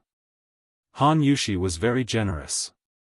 Every time Li Zishuan introduced someone to her, she would say a few words cordially. After that, she would reward them with some money, embroidered cloth, and other small gifts. Almost everyone had one. It was obvious that Han Yushi was prepared in this aspect. All kinds of rewards were suitable, not too much, not too little. It was just right. Mrs. Qin must have taught her before the wedding. The servants in the house did not expect the bride to be so generous. They were all very grateful. Of course, Han Yushi also prepared a gift for Lan Er. It was a set of exquisite head ornaments, probably worth tens of thousands of dollars. The little girl received such a beautiful gift and was overjoyed. She kept calling out, "Sister-in-law, sister-in-law." After these things were done, it was almost noon. The young couple simply ate breakfast and lunch together. Li Zishuan could not help but sigh in his heart. He was an otaku who liked to sleep in. This was the rhythm of assimilating with his wife. Li Zishuan's side was peaceful, but his legend was still circulating in the Jianghu. Cough cough, it should be the grand wedding yesterday that was still remembered by the people of Chang'an. It was passed down by word of mouth. From the betrothal gifts to the bride's makeup, followed by the luxurious wedding procession and the luxurious wedding lineup, and finally the national carnival that Li Zishuan single-handedly planned. Wave after wave, it affected everyone's hearts. Li Zishuan took this opportunity to show the people of Tang Dynasty a textbook grand wedding. The genius planning, creativity and the national carnival made countless onlookers who witnessed it at the scene gasp in admiration from the bottom of their hearts. TSK. You didn't see it yesterday. The Li family's wedding was so King grand. I, old Yang, only now understand that the wedding banquets I attended in the past were all bullsh*t. In a restaurant, a middle-aged man in red was reminiscing to his 3 companions at the table. Oh. Old Yang, you went to the wedding banquet of Li County's men yesterday? Old Yang, how did you squeeze in? I wanted to give gifts yesterday and get a free meal, but I didn't get it. I didn't get it either. There were too many people. But fortunately, I used a bouquet of flowers to exchange for a portion of chicken. It was worth a lot of money. Hee. Yesterday, I, old Yang, used 3 strings of money to buy a seat for the banquet. That's why I'm lucky enough to witness this unprecedented wedding with my own eyes. Old Yang smirked. 3 strings of money. Old Yang, you're really generous. Hey. Old Huang, you're really short-sighted. No wonder you can't make much money all year round. Old Yang took a sip of wine and proudly said, you guys don't know, but the value of the food and wine in the banquet yesterday was definitely more than 15 strings of coins. The wine was the best wine and the dishes were all the signature dishes of the drunken Immortal restaurant. Don't you think it's worth it to spend 3 strings of coins to enjoy such a big meal? You can also see the wedding ceremony inside from the flowing banquet. You didn't see how grand the Li residence's wedding was yesterday. No way. The Li family's banquet is so sumptuous. Yeah. How much money did the Li family have to fork out for so many tables? The other 3 were obviously boorish people who didn't understand romance.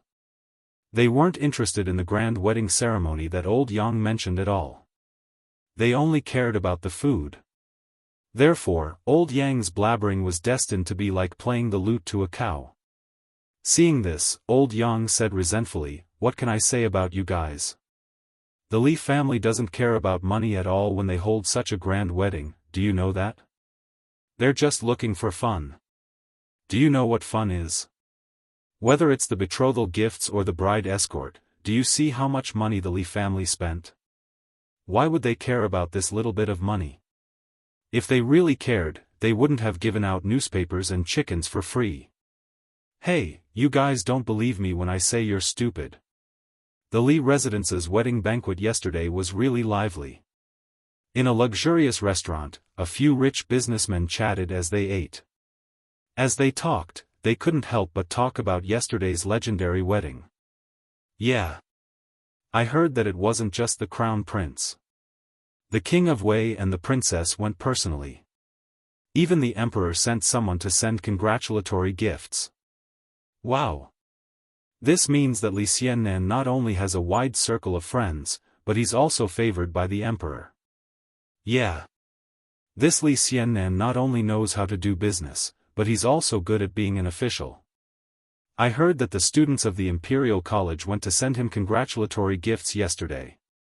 They gave him quite a lot. Huh.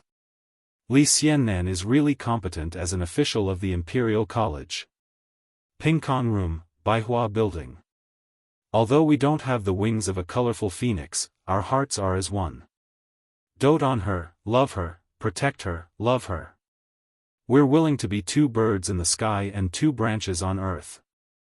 The gods and Buddhas in the heavens are worshipped by the people and enjoy the incense of thousands of families. I, Li Zishuan, will also receive the blessings of thousands of people and enjoy endless flowers on my wedding day. In an embroidery pavilion, a beautiful young woman in light pink looked at the lines of small words on a piece of paper in front of her and couldn't help but murmur. These were the poems that Li Zishuan recited at the Han family manor and the words he said at the wedding. Now, these few lines had already spread in certain circles in the capital. Why can't I, Gu Fian, meet such a good husband? I don't know what good deeds this Han Yushi accumulated in her previous life to be able to marry Li Xiannan. I'm so envious of people with poor lives. This woman was Baihua Building's top courtesan, Yan Er. She had even gone to watch Li Zishuan's wedding procession yesterday. Li Zishuan's wedding yesterday and those poems made many young ladies of the boudoir look at themselves in self-pity and envy. Changle Palace. In the bedroom on the second floor. Changle supported her chin with her hand and looked at the makeup-urging poem that Li Zishuan composed yesterday on the table. She couldn't help but think of the grand and lively wedding she saw with her own eyes at the Li residence yesterday. The sea of flowers and the words that Li Zishuan said to Han Yushi made Changle feel deeply intoxicated. In this era that didn't understand romance, no girl could resist yesterday's romantic wedding. In the heavens, we're willing to be lovebirds, on earth, we're willing to be intertwined branches. Brother Xiaoxian is so good to Sister Yushi. He even spent so much effort on the wedding. I'm afraid that in the future, there won't be a wedding that can surpass this grand occasion, right? I don't know what kind of husband father will find for Changle in the future. Will there be anyone who dotes on her like Brother Xiaoxian? After a long time, Changle sighed softly and muttered to herself. Li Zishuan didn't know that he had stolen a poem from Li Shangyin to hasten the makeup, but it had harmed countless young ladies and caused them to fall into lovesickness. Many young ladies began to use him as a benchmark and set standards for themselves to choose a husband. Chapter 399. After lunch, the couple returned to the west courtyard to rest. After all, it was summer, and the sun was at its hottest at noon. No one had the energy to do anything serious. However, Lan Er's unintentional words in the morning scared Li Zishuan so much that he broke out in a cold sweat. Brother, Lan wanted to play with sister-in-law this morning, but father and mother stopped me. He. Lan will go secretly next time. This way, father and mother won't know. Brother, what do you think? Li Zishuan wiped the cold sweat on his forehead and thought to himself, in the future, every time I enter the house, the first thing I have to do is lock the door from the inside. Otherwise, if my little sister suddenly barges in and sees something she shouldn't see, where will I put my old face? Maybe my wife will be traumatized because of this. I have to take this seriously in the future. Although he used to make up a story about a door demon to trick Lan into knocking on the door before entering, who knew if Lan would forget about this and barge in one day? On the way back to the house, Li Zishuan kept reminding himself that for his future, sexual, happiness, he must remember to lock the door at all times. Husband, father and mother have such good temperaments. This concubine was worried that father and mother would be unhappy. When they returned to the house, Han Yushi took the initiative to pull Li Zishuan's arm and said excitedly. Although she had been to the Li residence before and had a few pleasant interactions with father and mother Li, she had interacted with them as an outsider after all. Today was the first time she met her parents-in-law as a daughter-in-law, and the process was unexpectedly smooth. This made Han Yushi heave a sigh of relief. At the same time, she also sighed at how kind and benevolent father and mother Li were. As Li Zishuan went to lock the door sneakily, he smiled at his wife and said, "Of course, my father and mother are gentle by nature. They are the kind of good people who have never been jealous of others. Wife, you are so gentle and lovely. Of course, my father and mother like you and are willing to treat you well." Hearing Li Zishuan's sweet words, Han Yushi was slightly shy and said, "Husband, you're making me happy again. I think father and mother are only treating me like this because I'm your wife. But even so, I am still very happy. From now on, not only will my husband dote on me, but there will also be 2 more people who will care about me. Ever since I married my husband yesterday, I feel that even the scorching sun has become lovely and amiable." Simple words of love were the most moving. When Li Zishuan saw Han Yushi's cute appearance, he couldn't help but step forward and pull her into his arms. He intimately placed his chin on her forehead and said gently, "Our days have only just begun." "Wife, you're already so excited. What will happen in the future? Do you remember what I told you earlier? We will be the most loving and blissful couple in the Great Tang, and everyone in the world will envy us." Han Yushi meekly pressed her cheek against Li Zishuan's chest and said softly, "But I already feel that I'm the happiest woman in the world now. My husband's talent and the grand wedding that you prepared for me yesterday, countless women are envious. Yushi is neither talented nor virtuous, and I'm not from a prestigious family. I'm so worried that I'm not worthy of my husband's deep affection. In the past, I didn't care about the pain of losing because I didn't get it. Now that I have such a good husband and such good parents, I'm really worried that my husband will despise me." Sigh, this wife of his was really gentler than water. Little fool. What did my husband say last night? With a wife like this, I will never leave or abandon you. I will accompany you in life and death and grow old together. Wife, you're already very good. I like you very much. You mustn't belittle yourself in the future. If you're really the daughter of one of those wealthy families, I won't take a fancy to you. Pfft. Han Yushi giggled and looked up to ask, "Why do you say that, my husband?" Yushi heard that all men in the world regard marrying a woman with 5 surnames as a supreme honor. "Why don't you take a fancy to me?" "Huh. That's because they're stupid. Rich young ladies with 5 surnames are used to being arrogant and domineering. Although they're indeed gentle and pleasant on the surface, they still can't change their unruly and willful nature. They're not as gentle and virtuous as my wife, nor are their thoughts as pure as yours." As Li Zishuan spoke, his claws secretly reached for the protruding part under the S-line. Han Yushi was listening attentively to her lover's analysis. However, she was completely unaware of the wolf's claws invading her body. When she heard what he said, she said shyly, "I'm not as good as you say." He. We already met openly last night. Whether my wife is good or not, my husband knows best in your heart." Li Zishuan chuckled sinisterly. His hands naturally didn't stop. That wonderful touch really made him unable to let go. "Ah. My husband, how can you say such embarrassing things in broad daylight? How embarrassing. Ah. My husband, why are your hands there?" Han Yushi said coquettishly. Suddenly, she felt something strange behind her and hurriedly tried to break free from Li Zishuan's wolf's claws. Li Zishuan's eyes were sharp and his hands were quick. He increased the strength of his arms and didn't let his wife break free from his embrace. He smiled sinisterly and said, "My wife didn't rest well in the morning. Why don't you continue to rest now?" Hearing Li Zishuan's tone, how could Han Yushi not know what Li Zishuan meant by rest? She hurriedly tried to push Li Zishuan away with her hands and said, my husband is in the middle of the night." "Husband, that won't do. It's still daytime, and that place is still hurting." "Ugh." Li Zishuan, who originally only wanted to tease her, didn't expect his wife to take it seriously.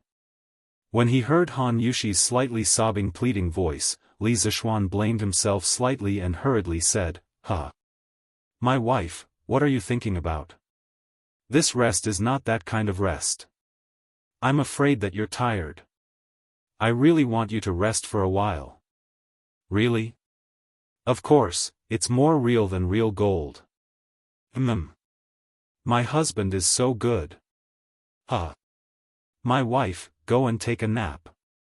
The couple came to the bed and prepared to take a pure afternoon nap. Suddenly, how could I forget about this? It's so embarrassing. My husband, quickly turn around. Don't look. It was Han Yushi who had lifted the brocade quilt. A cold plum blossom stood proudly and entered her sight. She was immediately embarrassed and hurriedly pulled Li Zishuan's body, wanting her lover to quickly turn around. Han Yushi woke up in a hurry this morning and forgot to cut this thing down and put it away. Who drew the plum blossom on this bedsheet? Look at the dots of plum blossoms, the color is bright, and the layers are distinct. The snow-white silk next to it is like white snow, setting off the proud plum blossom that bloomed alone to the extreme. It has a profound meaning and is extremely interesting. It's as if the proud plum blossom is right in front of your eyes. It's really a rare painting scroll. Sigh. My wife, don't stop me. Let me collect it properly and pass it down to my descendants. Li Zishuan was very proud in his heart, it couldn't be helped. Any man would be proud in this situation, but his face was serious, as if he was really appreciating the painting. My husband, you're too bad. I beg you, don't look, it's so embarrassing. This bad guy with a wicked smile in front of her looked at the white silk that was stained with her precious first night's red blood and looked like he was investigating. He kept praising Ling Han for blooming alone. It was simply asking for Han Yushi's life. Han Yushi felt that her soul had left her. She was really ashamed and angry to death. She pulled Li Zishuan with all her strength and said. Chapter 400. After teasing the shy little lady for a while, Li Zishuan stopped while he was ahead. He walked to the side and turned his back, letting Han Yushi clean up the proud and aloof plum blossom alone. Otherwise, wouldn't this girl die of embarrassment? After nearly half an hour, Han Yushi cut the plum blossom, put it away, and changed the new bed sheets. Li Zishuan saw that her face was so red that it was about to drip water, so he didn't say those strange words to tease her. He just held her slender arm and said, "Okay, wife, take a nap. This nap can not only relieve fatigue, but also slow down the aging of the skin." Han Yushi's eyes lit up, and she said excitedly, "Really? Hey, of course, it's true. Go to sleep." Li Zishuan stroked Han Yushi's soft hair and said softly with a smile. In order to cultivate his wife to be a sleeping goddess like him, this guy also put in a lot of effort. Yes, yes. Han Yushi nodded, took off her shoes happily, and climbed into bed to sleep. Youth and beauty were the most attractive poison for all women, and Han Yushi was no exception. Li Zishuan smiled, took off his shoes, and lay next to Han Yushi, ready to take a pure afternoon nap. Although it was a hot summer outside, there was an ice basin in the room to cool down. Not only was it not hot, but it was also a little cool. The husband and wife were covered with a thin quilt, hugging each other, and fell into a deep sleep after a while. Li Zishuan was very obedient this time because he knew that Han Yushi was injured. At this time, he could not just care about his own selfish desires and ignore the pain of others. He could not bear to torture this cute wife like this. Don't worry. What are the Empress and my beloved concubine talking about? They are actually chatting so happily. Even though I'm far away, I can still hear the laughter in the hall. Li Er came to Lijiang Hall after the morning court. He planned to have lunch with Empress Zhongsun, but he didn't expect concubine Yang to also be here. She was even talking and laughing with Zhongsun. Your concubine greets your majesty. When the two beauties saw Li Er coming, they hurriedly got up and bowed. Li Er waved his hand and said, "No need to be so courteous, haha. Zhen is just walking around, you can continue chatting. It just so happens that I can listen from the side." Perhaps Emperor Li Er, who worked day and night on state affairs, could only find some fun and relax in the harem. Knowing that Li Er came here to freeload and listen to gossip to relieve his boredom, Zhongsun considerately called a palace maid and ordered her to go to the imperial kitchen to have lunch sent over. Then she sat beside Li Er and said with a smile, "Your Majesty, I was just talking to my sister about yesterday's wedding." "Oh? It's that brat again. I've also heard about yesterday's wedding. That stinking brat actually used Datong Daily to advertise his wedding. Yu Shernan even came to me yesterday to complain." When Li Er heard this, he immediately ridiculed in annoyance. Zhongsun covered her mouth and laughed, saying, it was because of Li Er's advertisement on Datong Daily that yesterday's wedding was so lively. Your Majesty, you don't know, but until now, the people of Chang and city are still talking about yesterday's wedding. That's right. I heard that the Li family received tens of thousands of bouquets of flowers yesterday. Just the chickens alone were given out more than 10,000 sets. If we calculate according to the usual price per set, the Li family lost more than 10,000 strings of cash. It's no wonder that yesterday's wedding was so lively. Concubine Yang heard this and interjected with a smile. That's not how the accounts are calculated. That brat is ruthless. The cost of the chickens from Drunken Immortal restaurant is only about 200 copper coins. Giving out more than 10,000 sets, that brat only lost 2 to 3,000 strings of cash.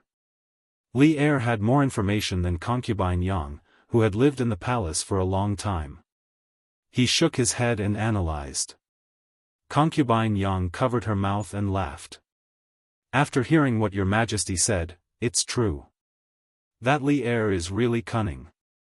He only used 2 to 3,000 strings of cash to make tens of thousands of people in Chang and city celebrate his wedding. This business is really worth it. I've said it before, that brat is most suitable to be a profiteer. At this time, the palace maids had already served the dishes. Li Er, Zhang Sun, and Concubine Yang sat down and started eating. Zhang Sun suddenly thought of something and smiled, saying, Your Majesty, the most popular thing in Chang and city now besides Li Er's wedding yesterday is the wedding poem that Li Er composed. Li Er asked curiously, Oh. Doesn't that brat hate making a fuss? He can even compose poems. Let Maid Guanyin read it for me. Your Majesty, please wait a moment. Empress Zhangsun got up and went to the small table next to her, taking a piece of rice paper with tiny words written on it. Although the poem was good, as the empress of a country, of course, she wouldn't be so bored as to memorize a love poem.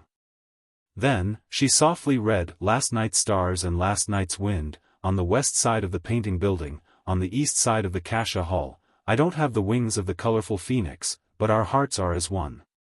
Next seat, send the hook of spring wine to warm up, separate chow shoot to cover the red candles, I'll listen to the drum to answer the official, walk the horse and the orchid to turn the pung. I don't have the wings of the colorful phoenix, but our hearts are as one. Good poem. Although Li Er didn't compose poems, it didn't mean that he didn't understand poems. He seriously tasted it for a while, and his eyes became brighter and brighter. Finally, he clapped his hands and praised, This poem reminds me of the scene when I first met the Empress and my beloved concubine. At that time, I was often fighting on the front line, but I always had you in my heart. Perhaps this is what it means to be as one. TSK, Li Zishuan's poem is good. It can be considered to have written out my thoughts. Li Er shamelessly took Li Zishuan's masterpiece for his own use and used it to express his feelings to his wife. Empress Zhangsun and Concubine Yang looked at each other, somewhat confused by Li Er's sudden romance. We sisters will remember Your Majesty's kindness in our hearts and will never forget it. Zhangsun reacted more quickly. Seeing that the atmosphere was a bit stagnant, she quickly cooperated with Li Er and said emotionally, Sister is right. As the ruler of a country, Your Majesty is busy with state affairs all day long. You can still treat us sisters like this. This concubine is satisfied in this life. Concubine Yang wasn't stupid. After Empress Zhangsun finished speaking, she also understood that Li Er was borrowing poems from them today, so she quickly cooperated. They couldn't not cooperate. They couldn't let Li Er embarrass himself, right? That would hurt old Li. Empress, my beloved concubine are too polite. I have the two of you in this life, and my heart is satisfied. Eat. Eat. The old pervert Li Er lied against his conscience. Today, after old Li saw Li Zishuan's romantic poem, he didn't know what was wrong with him, but he also wanted to be romantic for his two wives. However, Li Er, who was good at both civil and martial arts, was too far away from Li Zixuan in the field of romantic flirting. He almost made the atmosphere stiff. Chapter 401. N. Husband, did you wake up long ago? Last night, after being tormented by Li Zixuan for most of the night, Han Yushi's whole body was about to fall apart. In the morning, if she didn't think that she had to get up to serve tea to her parents-in-law, she wouldn't get up even if the sky fell down. She was really sleepy. She fell asleep not long after lying in bed at noon. Li Zixuan was afraid that the sunlight outside would affect his wife's sleep, so he specially put on the divine weapon that he used to sleep in, the eye mask, for Han Yushi. Therefore, Han Yushi slept until 3:00 in the afternoon. As for Li Zixuan himself, of course, he didn't wear the eye mask. This was the only one in the family. In other words, he was the only one in the family who liked to sleep in, so there was no need to get so many. In fact, Li Zixuan wasn't very sleepy.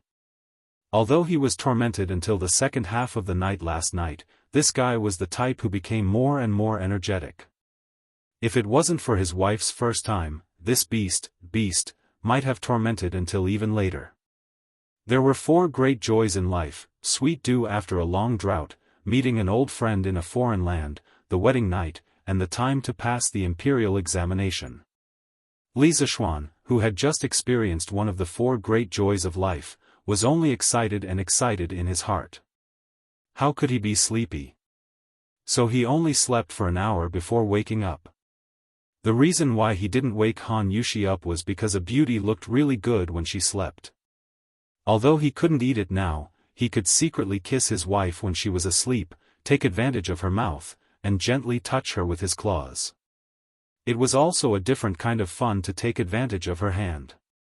As for the other reason, Li Zixuan thought that since his wife could fall asleep, then he would let her sleep as much as she wanted. If she slept too much during the day, she would naturally not be able to sleep at night. At that time, they could talk about life together. It had to be said that ever since she took care of her virginity last night and obtained the first blood, this fellow was now eating, marrow, knowing, taste, essence, worm, brain, filled with dirty thoughts. The pure and kind Han Yushi had fallen into the devil's claws, just like that. Perhaps it was because Li Zixuan's claws were too strong, or perhaps it was because she had really slept enough. Han Yushi stretched lazily and opened her eyes. She realized that it was pitch black in front of her. Then, she felt that there was something covering her eyes. After she reached out to pull off the blindfold, she saw her lover staring at her with his eyes. She was shy and happy, so she asked. N. Seeing that you were sleeping soundly, I didn't have the heart to wake you up. How was it? Did you sleep well? Li Zixuan put away his dirty thoughts just now and said. That's not right. How could he say that he had dirty thoughts? Wasn't it natural for him to want to do shameful things with his wife? Li Zixuan indicated that they were a legal couple. A legal couple. This guy finally convinced himself in his heart. I slept very well. Husband, what is this? It looks weird. Han Yushi held the eye mask and asked curiously. This thing is called an eye mask. It's worn on the eyes.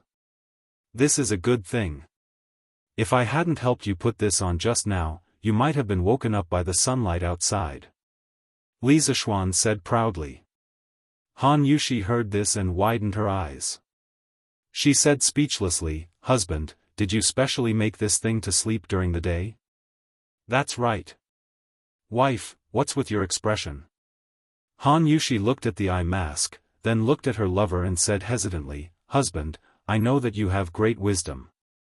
The curved plow, the scooter, the paper machine, Hanyu pinyin, and so on. These things that benefit the people were all invented by you. I am proud to be able to marry such a husband. But, husband, can you use your great wisdom on the right path? This girl knows how to speak with restraint first and then praise later. Han Yushi praised Li Zixuan in the first half of the sentence, and then began to persuade Li Zixuan to turn over a new leaf. This was a typical case of restraining first and then praising later. Li Zixuan snappily pinched the little beauty's nose and said, "That's right. Who said that this eye mask is not the right path? Only when a person has a good rest can he work well. Only when he works well can he earn more money. With more money, he can live a good life. And this eye mask of mine can let people rest well. Do you think this thing is important? Is it the right path? Ouch. It hurts. Husband, let go of me first." Han Yushi removed Li Zixuan's hand from her nose, then smiled mischievously and said, "Hee hee. Husband, you're twisting words and forcing logic. Actually, you just want to use this to sleep in." Li Zixuan was furious. He hugged Han Yushi and was about to punish her. Huh? Twisting words and forcing logic? Who's twisting words and forcing logic? Say it again. He. Husband, stop scratching. It's itchy, It's so itchy. Stop scratching. Stop scratching.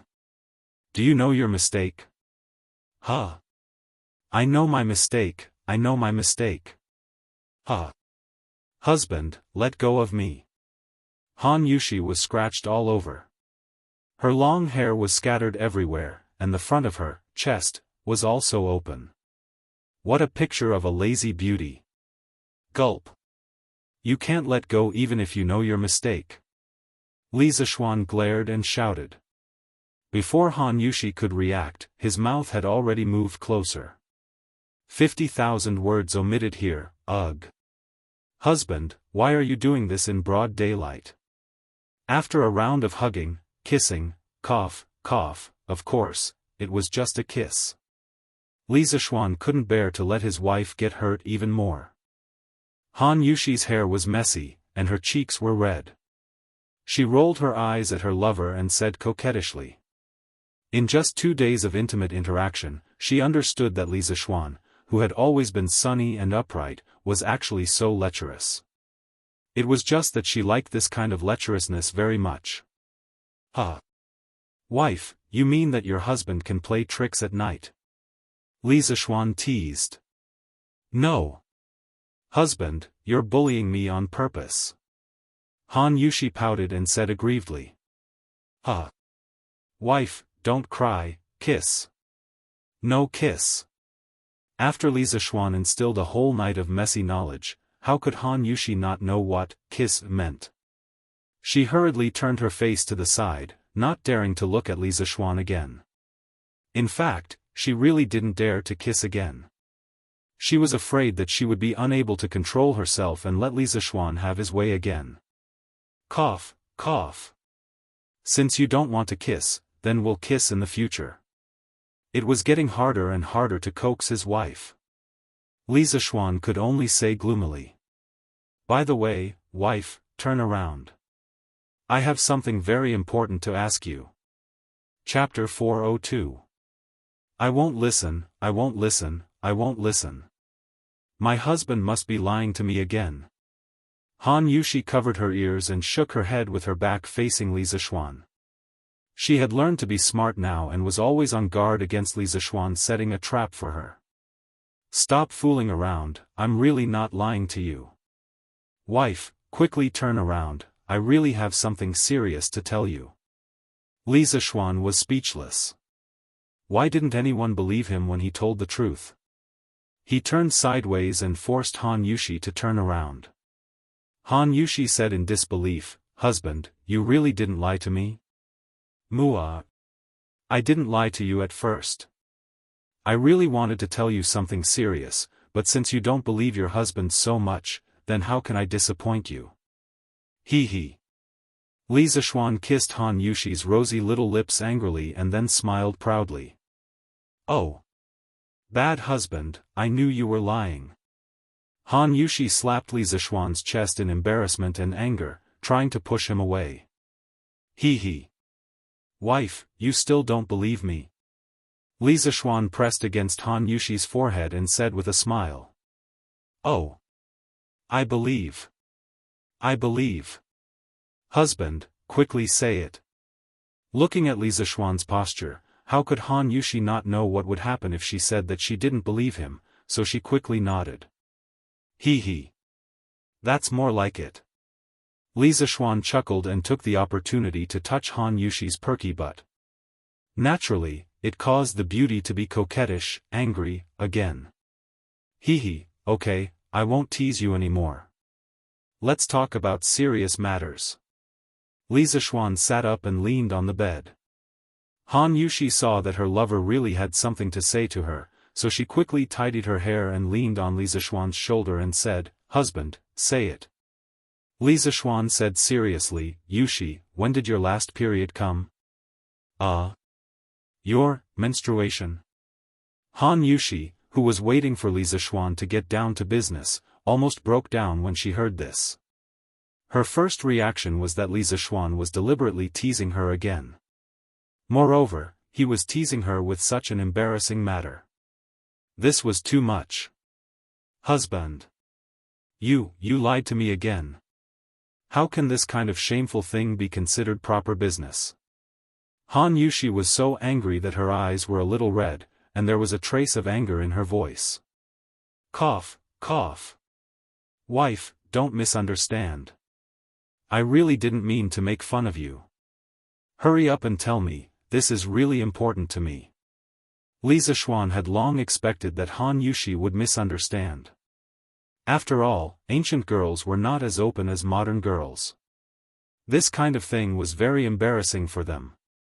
In order to make Han Yushi believe it as soon as possible, he could only put on a solemn expression and explain it seriously. But husband, why are you asking such an embarrassing question?" Han Yushi saw that Li Zishuan didn't seem to be joking. She was a little convinced, but she still asked hesitantly. "Wife, don't ask about this first. Tell me first, and I'll tell you later." Li Zishuan waved his hand. Han Yushi stammered for a while and said embarrassedly, "I should have my period on the 6th day, phew. That's good. It should be fine." Li Zishuan heard and heaved a sigh of relief. That's right, Li Zishuan was calculating his wife's safe period. As the saying goes, 7 days before and 8 days after. Last night happened to be in the safe period. Although there was a probability of pregnancy during the safe period, the probability was much lower, wasn't it? Li Zishuan didn't intend to let Han Yushi, who was not even 15 years old, have a child so soon. This wasn't good for her body and the child's health. How did Li Zishuan know all this contraceptive knowledge? Although he was an engineering otaku in his previous life, he also had a girlfriend, okay? He had checked the basic knowledge that should be checked, although he was still a virgin in the end, because his girlfriend was afraid of pain. He also felt sorry for his girlfriend. In the end, the two of them didn't take that last step. "Husband? What do you mean by fine? What were you mumbling about just now?" Han Yushi saw that Li Zishuan kept saying things that others couldn't understand like a lunatic, so she asked hurriedly. "Husband, I was just calculating whether my wife would get pregnant after we did that kind of thing last night based on my wife's period time." Knowing that he couldn't hide it, Li Zishuan also didn't want to hide it. He also wanted to take the opportunity to popularize Han Yushi's knowledge. Hearing Li Zishuan mention last night's consummation in the bridal chamber, Han Yushi was embarrassed. However, hearing that Li Zishuan could calculate whether she could get pregnant based on the time of her period made Han Yushi a little incredulous. "Husband, you're talking nonsense. When that comes, what does it have to do with being pregnant?" "Hey! Of course it has a lot to do with it. Generally, it's not easy for a woman to get pregnant in the 7 days before and 8 days after the arrival of her period. Do you understand?" Li Zishuan began to give his wife a biology lesson. "Oh." Han Yushi nodded as if she understood. Then, she saw her counting her fingers. A moment later, she exclaimed, "Ah. If it's like this, then after we did that last night, wouldn't I not get pregnant?" "Hey! Wife, what do you mean by that expression? Don't tell me you want to be a mother so soon." Li Zishuan poked her forehead and said in annoyance. "Of course. Husband, you caused me so much pain last night. In the end, I couldn't get pregnant. What a loss." Han Yushi rubbed her forehead and said with an aggrieved expression. Li Zishuan almost vomited blood. How could things like giving birth to a child be calculated like this? "Wife, you're still young. It's not suitable for you to have a child. If you give birth now, it's not good for you and the child." "Husband, you're bluffing again. How am I young? The people in the village who are younger than me already have children, and I'm fine." Han Yushi pouted and said unconvinced. She felt that Li Zishuan was depriving her of the right to be a mother. Although it had been less than 2 days since she married into the Li family, Han Yushi had fallen deeply in love with this place because there were parents-in-law who doted on her and a husband who doted on her. Although her husband always liked to play tricks on her, she liked this kind of intimate feeling. Therefore, she was also eager to give birth to a child for her lover. Li Zishuan said that she was too young to give birth at this time. Of course, she was anxious. "Wife, have you heard of how many pregnant women die of dystocia every year in Jianghu city?" Li Zishuan said with a serious expression. This." Han Yushi's face turned pale. "Wife, even if you don't know the specific number, you should have heard of many similar cases, right?" Han Yushi hesitated for a moment and finally nodded. Li Zishuan continued. "When a woman is 13 or 14 years old, her body is not mature yet. How can she give birth to the next generation? At this time, the risk of giving birth is doubled. This is why more than 30% of pregnant women in Jianghu city die of dystocia every year. Wife, you love me and want to give birth to a child for me earlier.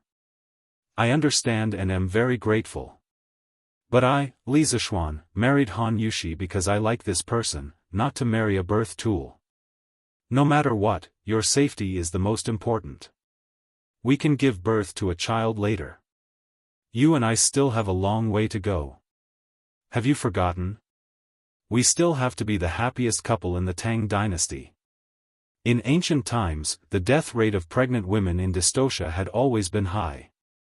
In addition to poor medical conditions, another important reason was that women's childbearing age was too young. Li Zishuan could accept early marriage, but his wife had to give birth later. Chapter 403. After seriously teaching Han Yushi about physiology for nearly an hour, he finally made this girl understand the huge disadvantages of giving birth too early. Li Zishuan was about to let out a sigh of relief when Han Yushi's next sentence almost choked him half to death. "Husband, how do you know so much about us women's affairs? Have you been studying this for many years?" Li Zishuan was speechless.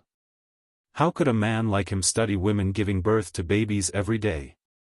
These were all things he saw on the internet or in novels in his previous life. Cough cough. "Wife, there's something I want to tell you, but you must not tell anyone." Li Zishuan was silent for a long time before he suddenly said with a struggling expression. "Husband, please tell me. I promise I won't tell anyone." Han Yushi's eyes lit up and she quickly promised. Being able to share the secret in her lover's heart made her feel very excited. Looking at the flames of gossip burning in his wife's eyes, Li Zishuan was speechless. Sure enough, women liked to listen to such nonsense. It was the same in ancient times and modern times. My master once had a female confidant who specialized in medicine. She was especially good at treating women's illnesses. Back then, I had followed my master to the residence of that female senior several times. What I told you earlier was all from her medical notes. Then husband, what was the name of your master's female confidant? Did she end up with your master in the end? Han Yushi turned around and looked at Li Zishuan with sparkling eyes. It could be seen that she really wanted to know the answer to this question. Li Zishuan choked. He really wanted to say, "Wife, you're digressing. We're talking about medical problems now.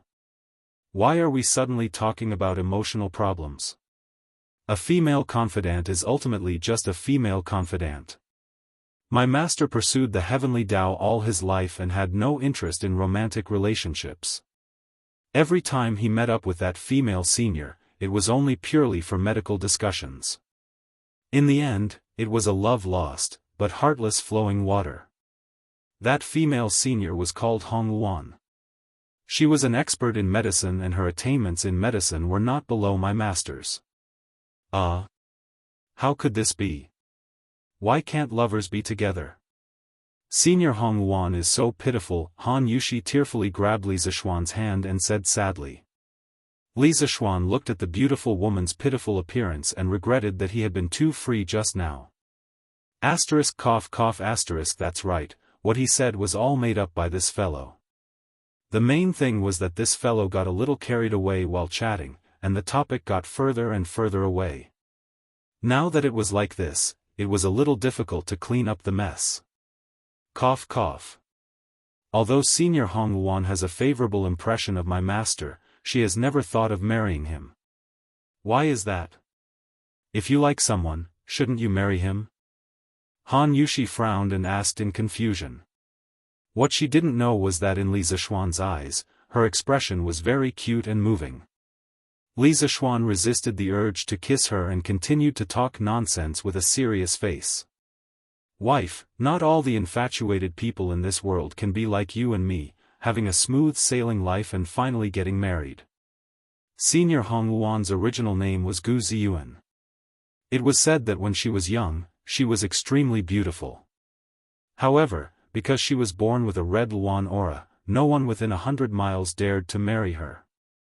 Senior Hong Luan was heartbroken and changed her name to Hong Luan, determined not to marry for the rest of her life. Later, she ran away from home and visited a famous teacher. She was engrossed in medicine and helped the dying and the injured. By chance, she met my master by chance. They had a lot in common in medicine and became close friends. However, between the two of them, one had no interest in love, and the other didn't want to harm the other party because of personal feelings, so they were separated for the rest of their lives. After my master passed away, Senior Hong Luan sat quietly in front of my master's body for a day and a night. Then, she took the zither that my master left behind and played a song before leaving silently. There was no news of her after that. In his previous life, he had accompanied his girlfriend to watch so many melodramatic and bitter dramas. Finally, he hadn't watched them in vain. A love story full of melodramatic and routine slowly came out of Li Zishuan's mouth. It was just that his master in the underworld had suffered. For no reason at all, his evil disciple had created a piece of gossip. If this story were to spread, then spiritual master Ling Su's illustrious reputation would be destroyed in an instant. Wu husband, Senior Hong Luan is so pitiful. Wu husband, will you be like your master in the future and abandon me to pursue the heavenly Tao? Wu I can't bear to part with husband. Han Yushi, who was born and raised in the Tang dynasty, had never experienced the baptism of the melodramatic dramas of the later generations. The story that modern people felt was very melodramatic was instead an incomparably strange fate filled with twists and turns in her ears. Therefore, when Li Zishuan finished speaking, this lady immediately burst into tears and tightly hugged Li Zishuan, not daring to let go. Seeing his wife crying like a pear blossom bathed in rain, Li Zishuan couldn't help but feel a trace of guilt in his heart. He had gone overboard with his fabrications. However, the beautiful lady throwing herself into his arms and the wonderful feeling coming from her body made him feel secretly pleased. Especially since this era didn't have that kind of underwear. When Han Yushi pressed herself against him, Li Zishuan could immediately feel those two small nubs. At this moment, he hesitated. He didn't know if his nonsense was right or not. There were advantages and disadvantages. However, wasn't using this method to take advantage of his wife a bit shameless? Wife, don't cry, wife, don't cry. Husband will definitely not leave you. The way of heaven is vague. There are thousands of cultivators in the world, but how many of them can finally attain Tao? Mortals look up at the sky, there is no tomorrow, the moon hides, and the 4 seasons change. In the netherworld, all things follow the cause and effect. Eternity is the way of heaven. Husband, I don't cultivate the way of heaven, I only cultivate the way of humanity. With such a good wife, such good parents, and such a cute little sister, why would I, Li Zishuan, pursue the way of heaven? Wife, we have agreed that we won't leave each other and will follow each other in life and death. This sentence, I will do what I said. Li Zishuan originally just wanted to comfort Han Yushi, but as he spoke, he unknowingly brought up the way of heaven and the way of humanity. His master in this life had indeed spent his entire life pursuing the way of heaven. This point, what he said before was indeed true. Li Zishuan certainly scoffed at the illusory concepts of gods, demons, ghosts, and the way of heaven in his previous life. However, now that he had experienced such a bizarre thing as transmigration, these mysterious things like the way of heaven might really exist. But even if the way of heaven did exist, so what? Now that he had such a warm family and such a gentle and lovely wife, how could he abandon all the people he cared about to pursue the way of heaven, which might not even exist? In his previous life, when he played the Legend of Sword and Fairy 4, a sentence from the Fairy of Ninth Heaven at the end left a deep impression on him. If you want to cultivate the way of immortality, you must first cultivate the way of humanity. If you can't cultivate the way of immortality, how can you become an immortal? Therefore, no matter from any point of view, it was impossible for him to pursue the way of heaven with all his energy like his master. Otherwise, he would definitely not be in Jianghu now, but in Dragon Tiger Mountain. Really? Husband, you are so nice. Han Yushi raised her head and asked with tears in her eyes. Then, wife, shouldn't you give husband some rewards? Li Zishuan squinted his eyes and smiled evilly. His wretched appearance was just short of the word pervert written on his forehead. Oh, no, husband, stop fooling around. It's time to get up. Oh no, the sun seems to be setting. We will definitely be laughed at by others when we go out. Chapter 404. Newlyweds always like to be entangled together. Even if they didn't do anything, just whispering sweet nothings to each other, it was still quite addictive. The excitement of marriage and falling in love were obviously different, and it was even more so for the ancient people. Although the customs of the Tang dynasty were more open, marriage was still a big matter and could not be avoided by parents and matchmakers. 90% of the couples would get married first and then fall in love. The husband and wife did not know each other before marriage. After marriage, they would slowly get used to each other. If they got used to each other well, they would be happy for the rest of their lives. If they didn't get used to each other, they could only change to another person. Of course, this referred to the man. So many people liked to marry concubines. It was probably because they didn't get along well with the first wife. Li Zishuan and Han Yushi were lucky. Although they hadn't known each other for a long time, they had experienced a lot of things together. They met, knew each other, fell in love, and finally got married. Therefore, once the two of them got married, they were inseparable and couldn't be separated no matter how hard they tried. The young couple did some shameless things in the room and only left the room at 5 in the afternoon. Li Zishuan felt that Xiao He and Xiao Shi were looking at him strangely, as if they were looking at an animal. Li Zishuan opened his mouth and wanted to argue with the two maidservants, but after thinking about it, he decided not to. If he was an animal, then so be it. At least it was better than being single. During dinner, Li Zishuan found that there was an extra dish on the table. It was a dish that he had never seen before. It was a dish that had never appeared in the Li family before. Come, try this soup. It's very good for your health. Madame Li was full of smiles. She stood up and picked up the small bowl in front of Li Zishuan and filled it to the brim. Li Zishuan was speechless. He was just about to ask what kind of soup it was when his mother gave him a bowl. He felt that there was something wrong with it. The soup in front of him looked black. There were a few pieces of spring onion floating on the surface of the soup, and there seemed to be a few pieces of meat and bones at the bottom. Although the appearance was a little bad, it smelled quite good. "Mother, what soup is this? How come I've never seen it in our house?" Although his mother would not harm him, Li Zishuan still wanted to ask. After all, everyone was curious. This is a soup made from a few different types of meat and a few herbs that can clear away heat. This is my first time making this soup, so it might not look good, but it's especially good for the body. Xian, drink some. Mrs. Li blushed and said embarrassedly. "Mother, this soup smells so good. Let me try it too." Seeing that Mrs. Li's expression was a little unnatural, she thought that she was embarrassed because it was her first time making such a soup. As a daughter-in-law, Han Yushi naturally had to stand up and support her mother-in-law at this time.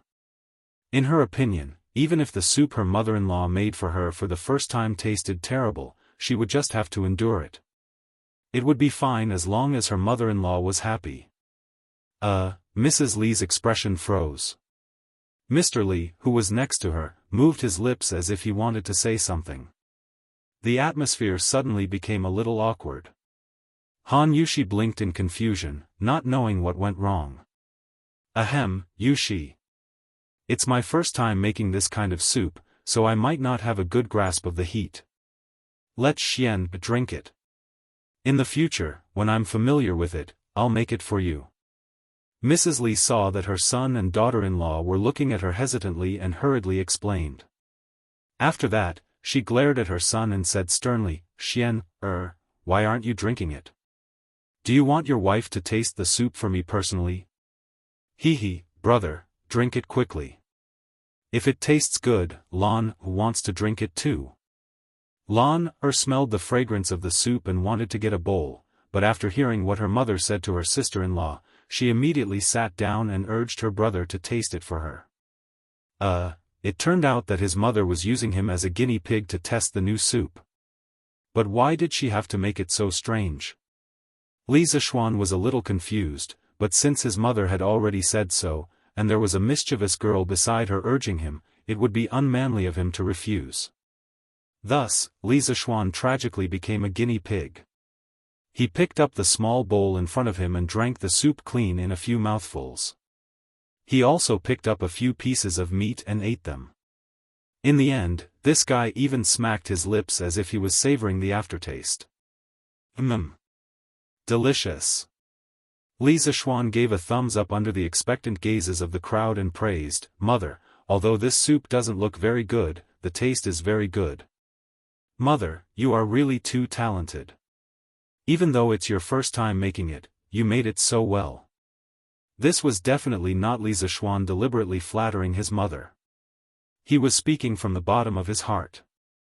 It was just that in this soup, other than chicken, duck, and goose, he felt that there was another type of meat, but he couldn't taste it.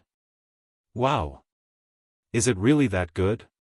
Then Lan wants to drink it too. As soon as Li Zishuan finished speaking, the snack vendor Lan was the first to stand up impatiently to scoop the soup.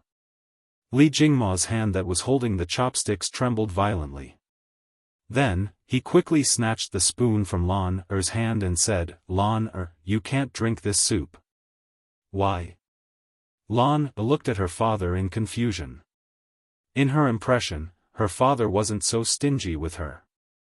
This soup is specially made by your mother to nourish your brother's body. Your brother has been running around for the past few days to get married and is exhausted. Lan, don't fight with your brother for it." Perhaps realizing that his tone was a little inappropriate, Li Jingma put on a smiling face and patiently explained to his daughter. "Father, there's still so much soup. I can't finish it alone. Let's all have a bowl each." Li Zishuan looked at the nameless soup that was more than a caddy in front of him and was speechless. "No, Xian, this is the soup that your mother boiled for the entire afternoon. hurry up and finish it.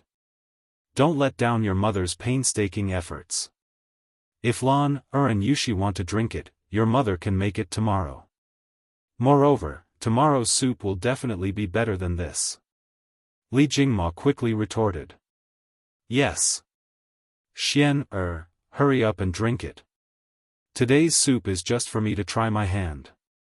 I'll make more tomorrow. Everyone will have a share. You can drink today's soup first. Madame Li also hurriedly said. Mother is right. Husband, you've worked hard these past few days. Hurry up and drink this soup. I can drink it tomorrow. Han Yushi also turned around and advised after hearing her parents-in-law's words. Oh. Then hurry up and drink it, brother. Lan won't fight with you.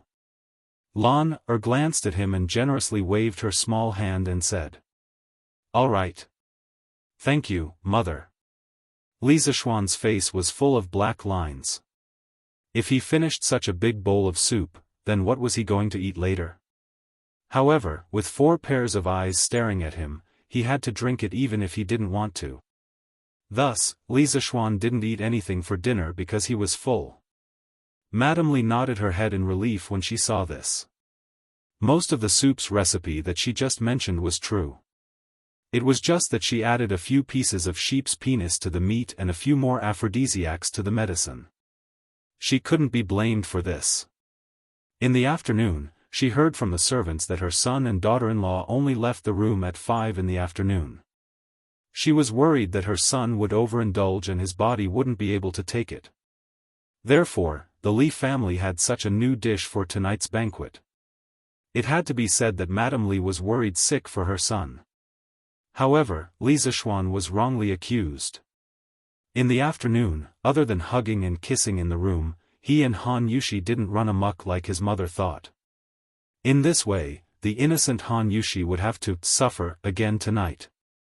Chapter 405. It's really blue. When he woke up, the person beside him had already disappeared. After asking Xiao Shi, he found out that his wife had already woken up and was now learning how to do accounts from his mother in the east courtyard. Although Li Zishuan was in charge of the Li family now, his mother would still calculate the accounts of some of the shops every once in a while. She was worried that her son would be fooled by the shopkeeper.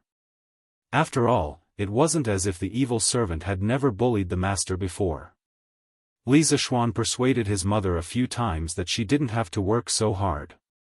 Now that he had a noble title, which evil servant would dare to bully him? However, his mother didn't listen to him and insisted on her own views. Li Zishuan could only give up trying to persuade her. Now, the Li family welcomed a new mistress. Mrs. Li wanted to hand over the accounts of the shops in her hands and even the management of the Li family's internal affairs to Han Yushi. As for herself, she would live a leisurely life and quietly wait to hold her grandson. However, Han Yushi had just married into the family. It was obviously unrealistic for her to take over so many things at once. Therefore, Madame Li started a training class for her daughter-in-law from today onwards. Han Yushi was also very willing to learn. On one hand, she could use this opportunity to integrate into the Li family and become the mistress of the family as soon as possible. On the other hand, although Li Zishuan didn't care about her family background and loved her unconditionally, she didn't want to be a useless person. She wanted to share Li Zishuan's burdens. However, her student had dark circles under her eyes today. After Madame Li saw it, she was secretly pleased. It seemed that the tonic soup she made for her son last night was effective. Han Yushi, on the other hand, was complaining in her heart that Li Zishuan had tormented her again last night. He was as energetic as an animal, but she did not know that the real culprit was actually the mother-in-law who was teaching her by her side. Li Zishuan stood in front of the courtyard and twisted his waist a few times. He looked up happily and exclaimed that the sky of Tang Empire was really blue. Last night, when he felt the heat in his lower abdomen, coupled with the strange reaction of the 2 elders at the dining table, he understood that the soup that his mother made for him had added ingredients. The effect should be similar to the legendary all-nourishing soup. Li Zishuan, who had figured out the crux of the matter, really did not know whether to laugh or cry last night. Han Yushi's injury had not recovered, and he could not torment her there. Therefore, Li Zishuan, whose heart was burning, could only let his wife use other places to think of a way. Since he had a good night's sleep, he naturally felt refreshed when he woke up in the morning. However, did he go overboard last night? Li Zishuan scratched his head embarrassedly when he remembered his wife's bitter face last night. "Young master, I'll get the kitchen to heat up your meal." After she poured away Li Zishuan's face wash water, she came over and said considerately, "Oh. There's no need to heat it up. It's better to eat cold food on a hot day." Li Zishuan waved his hand and went to eat breakfast. Since his wife was busy with serious matters, then shouldn't he also do some serious matters today? The architectural design for Yanhuang College had not even been finalized, and there were still a lot of things to arrange. He had been indulging in the life of a married couple for the past 2 days, and he had become a little dispirited. However, he could not continue to be dispirited like this. Previously, he had resigned from the Imperial College in order to do something big. Of course, he also had the intention of using Yanhuang College to strengthen himself so that others would not dare to bully him casually in the future. Last time, it was the 8 professors who stirred up trouble. He might have been able to handle it, but what if the 8 assistant ministers stirred up trouble together next time? At the end of the day, his foundation was still too shallow. His current nobility was only obtained by relying on a few important inventions to Tang dynasty. Compared to those nobles who obtained their nobility through military achievements, his current position was obviously not very stable.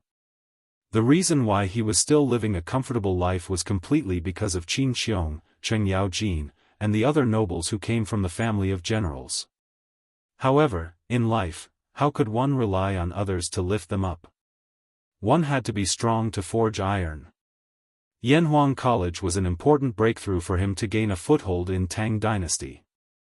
As a transmigrator, if one were to talk about what advantages he had compared to the ancient people, being an official in politics and mingling in the imperial court was definitely not a match for old foxes like Zhangsun Wuji. However, it was not impossible for him to lead an army and kill the enemy. In any case, he was now a martial arts expert who was half a step into Zhongshe realm and was no longer a weak scholar. However, there were currently no important battles that required him to participate in personally.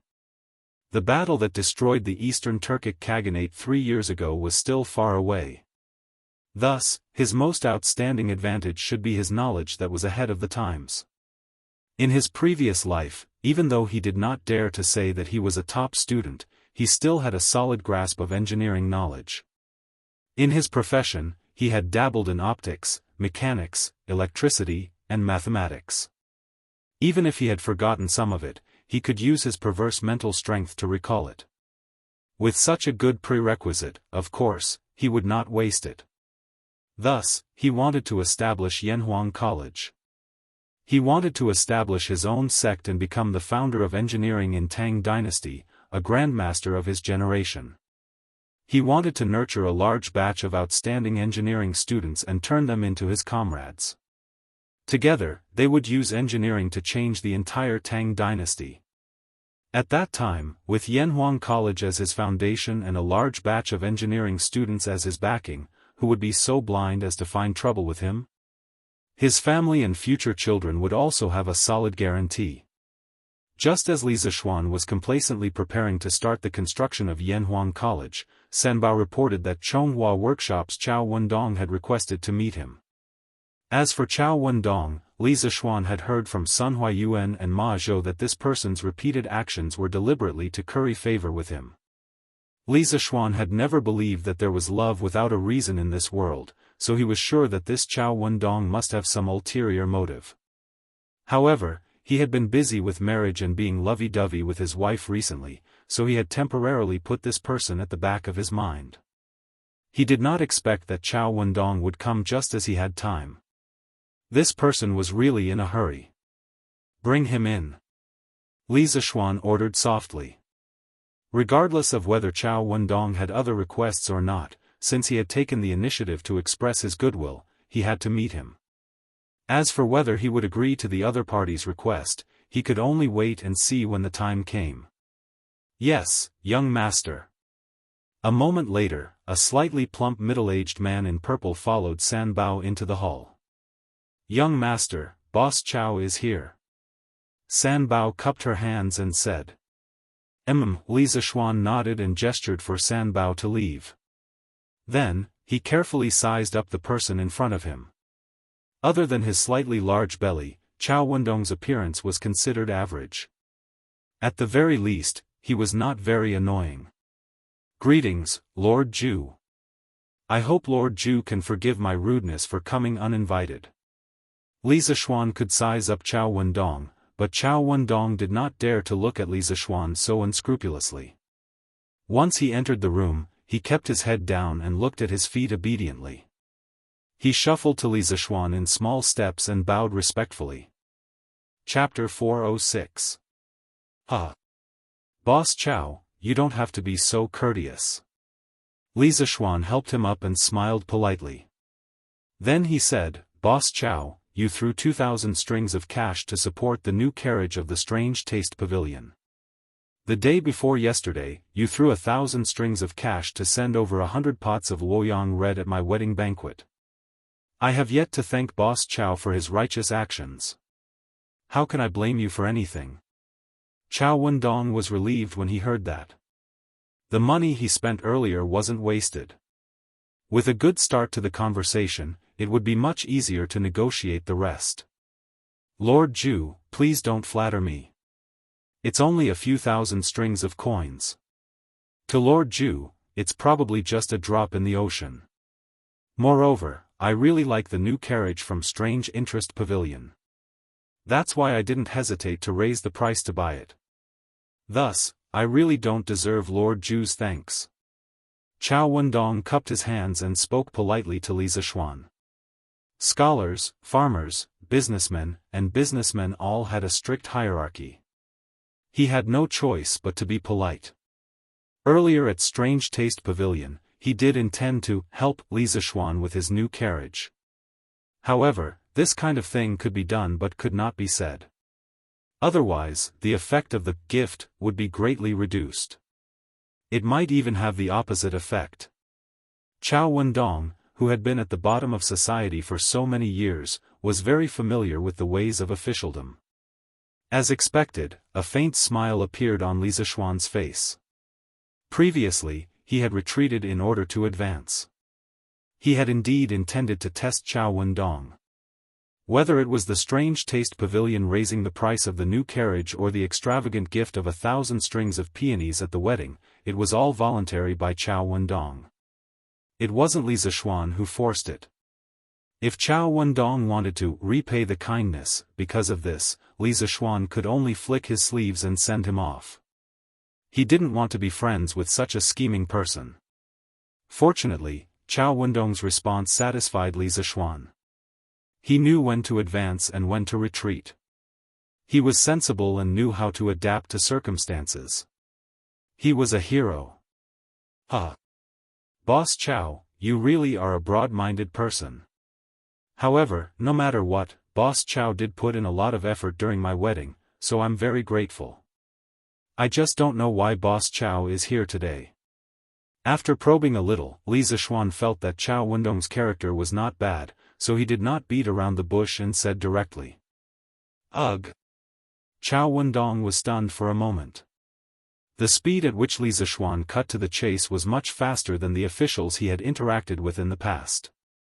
This was somewhat different from the general, reserved and tactful, style of conversation in the current officialdom. Lord Zhu, to tell you the truth, I'm only here for one thing. I'm hoping that Lord Zhu can come forward and form a Chamber of Commerce. The members of the Chamber of Commerce can prioritize cooperation with each other. I've always wanted to cooperate with Lord Zhu regarding the scooter, Drunken Immortal, Gentle Softness, Datong Daily, and all the books from Strange Culture. However, I have no way to do so and can only wait at home. Since Li Zishuan did not beat around the bush, Chao Wendong decided not to dawdle and went straight to the point. Li Zishuan raised his eyebrows in surprise. He could understand why Chao Wendong wanted to cooperate with him.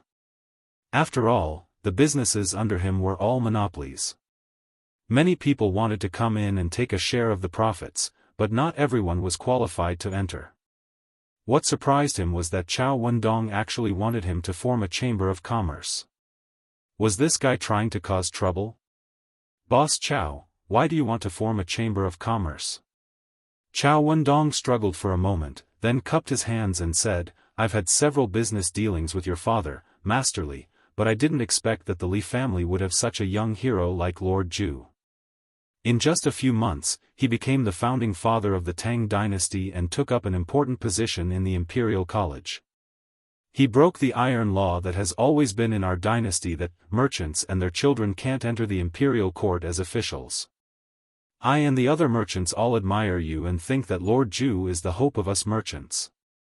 Therefore, I'd like to be bold and ask Lord Zhu to lead us merchants to do something big to eliminate the prejudice of the imperial court and the people of the world against merchants. After Chao Wendong finished speaking, he cupped his hands and bowed deeply to Li Zishuan. He kept his upper body bent at a 90-degree angle and didn't get up. Li Zishuan was speechless. Logically speaking, this was the first time he heard that merchants in the Tang dynasty couldn't be officials. He had heard that the status of merchants in ancient times was low, but he didn't expect it to be low to this extent. They were being ostracized by all the classes in the world. According to historical records, the 4 classes of scholars, farmers, workers, and merchants were divided according to the spring and autumn period by the Prime Minister of the state of Qi, Guanzhong. He advocated that the people be divided into 4 classes: scholars, farmers, workers, and merchants. They would live in fixed areas according to their respective professions. This was called the 4 classes of occupations. This kind of specialized commodity economy model was respected as the basic form and guiding principle since the Han dynasty. On the surface, the 4 classes of occupations seemed to be an inheritance of the ancient system of the Zhou dynasty. In fact, there was a big difference. The fundamental difference was that the industrial and commercial and farmers were placed side by side, and they were all regarded as the stone people of the country. Therefore, when Guanzhong first divided the classes of scholars, farmers, workers, and merchants, there was no distinction between superior and inferior. The ancient people of China didn't seem to take commerce lightly. The people of Shang clan who established the Shang dynasty after the Xia dynasty were actually the earliest merchants. This is also the root of why we call them merchants. During the Yinshang dynasty, people were happy and good at doing business and engaged in handicraft manufacturing. Later, when the founders of the Zhou dynasty reflected on the lesson of the fall of the Shang dynasty, they believed that the fall of the Yinshang dynasty was due to the people's enthusiasm for industry and commerce. This caused the people's impetuousness and the country's foundation to be unstable. Therefore, they turned to the agricultural policy of despising industry and commerce.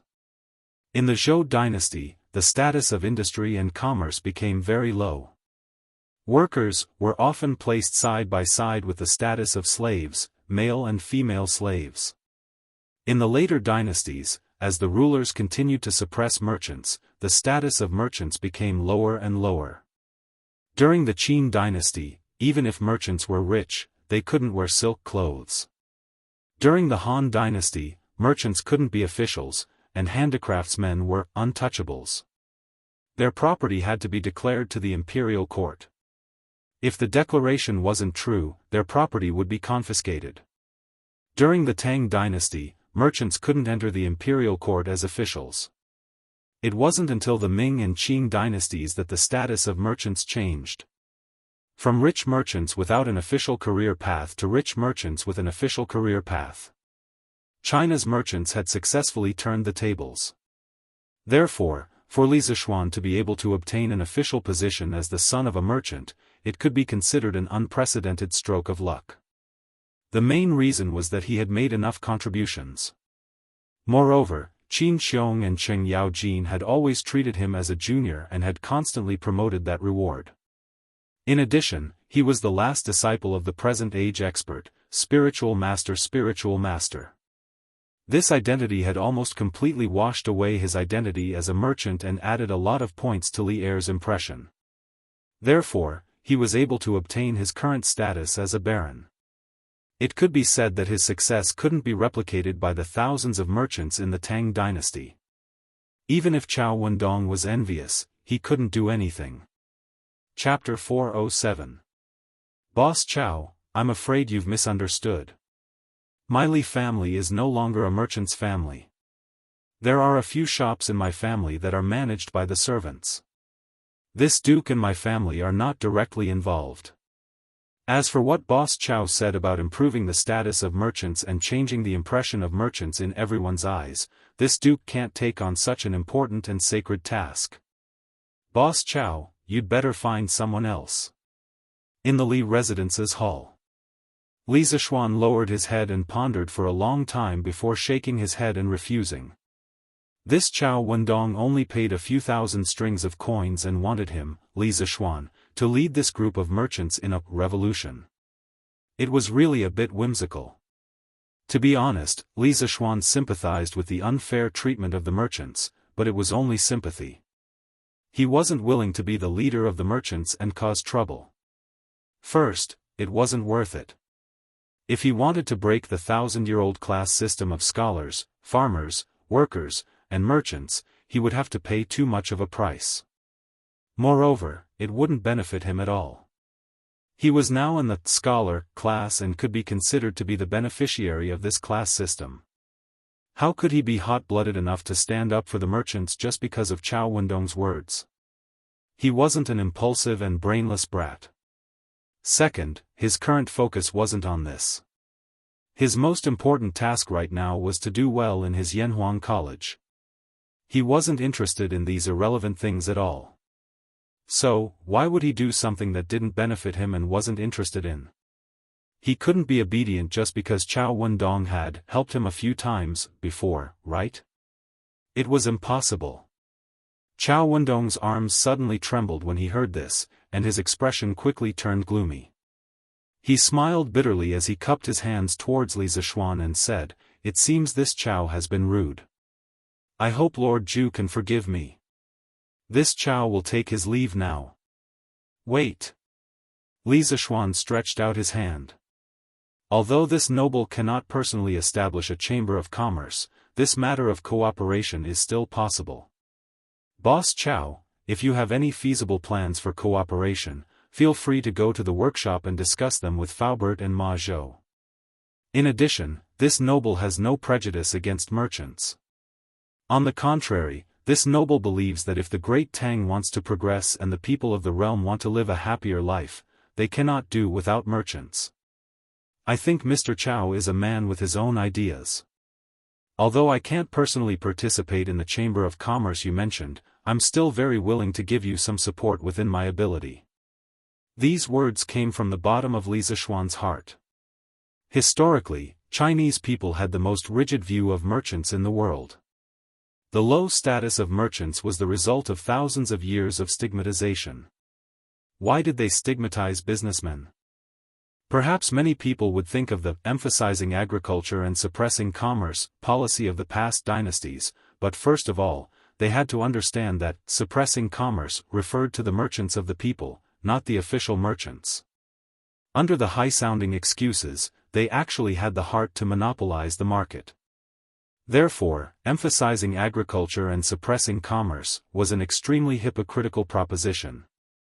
Just like the modern, purifying the internet environment and establishing a new style of civilization, it was a propaganda slogan of the people in power who were awe-inspiring righteousness while the people involved were cursing.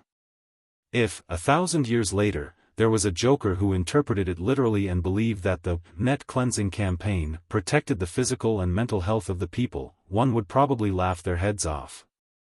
Unfortunately, history was not written by merchants. In order to maintain their market advantage and prevent the disclosure of trade secrets, merchants were unwilling to write books and spread their ideas and experiences. This gave the people in power a propaganda advantage. They could stand on the moral high ground and wantonly distort the role of merchants to gain an advantage in public opinion by tarnishing the reputation of the other party. As a result, for many years, most people actually believed it to be true. But in fact, the role of merchants in promoting social progress was unquestionable. The greatness of merchants could not be overemphasized. The so-called merchants do not create value was the biggest prejudice. Merchants created value, but labor did not. Merchants were the first driving force of social progress. Merchants brought vitality to society and promoted freedom, fairness, and democracy. Merchants invented and maintained the business system and logistics network, promoting the exchange and spread of ideas, people, and culture. For example, in the late Xia dynasty, it was West Asian merchants who introduced wheat, bronze, and mathematics to China.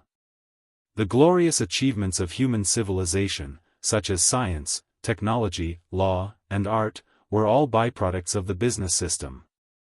History was political and incomplete. Only by looking at history from the business perspective could history be restored to its original form. Therefore, from the perspective of social progress, Li Zixuan was very willing to see the status of merchants rise a little and the business of Tang become more prosperous. But if he was asked to be the vanguard of a revolution, then forget it. You could say that he was cold-blooded and heartless, but he had people he needed to protect. He would not take risks for something that was not related to him. That's great. In that case, I thank Lord Zhu for your help and guidance. Chao Wendong expressed his gratitude excitedly. Although this result was still a little far from his ideal, it was still better than nothing. At least he had something to look forward to. He. Take care, Boss Chao. Father, husband, try this fried chicken meatball and see how it tastes. Noon. The family gathered around the table and ate their lunch warmly. However, the dishes on the table today were obviously different from before. Li Zixuan could smell it with one sniff. It was definitely not made by the kitchen maid at home, Auntie Zhao, nor did it seem like it was made by his mother. That's right. Old Master, Xian Er, today's lunch was all prepared by Yushi alone. She put in a lot of effort. Mrs. Li narrowed her eyes and looked at her daughter-in-law with a smile. Don't we have a kitchen maid at home? Yushi, why did you cook the dishes yourself? Old Master Li frowned and asked. He thought that the servants did not do a good job. Father, I just wanted to do my best. It has nothing to do with Auntie Zhao. Father, quickly try it. Is it delicious? Husband, you should try it as well. There are several dishes here that this concubine made based on the chicken, braised pork, and meatballs that you ate before. Husband, see if they are to your liking. Han Yushi smiled sweetly as she picked up some food for Li Zixuan and said. Li Zixuan looked at the golden and tender chicken meatballs that were the size of pigeon eggs and had 2 or 3 green onions on the outside. He was a little surprised. Wasn't this similar to the salted crispy chicken that was eaten in the modern world? And it was a high-quality version of salted crispy chicken. If Han Yushi had not said that she imitated the dishes that he had invented previously, Li Zixuan would definitely have thought that his wife had also transmigrated. Damn it, his wife's learning ability was heaven-defying. She could even comprehend by analogy based on existing dishes. She was really a genius. Just looking at the appearance of these dishes is very appetizing. Let me try it. Li Zixuan smiled, then picked up a piece of meat and put it into his mouth. Instantly, his mouth was filled with fragrance. He gave a thumbs up and said, Delicious. It's really too delicious. Wife, it's lucky that I married you.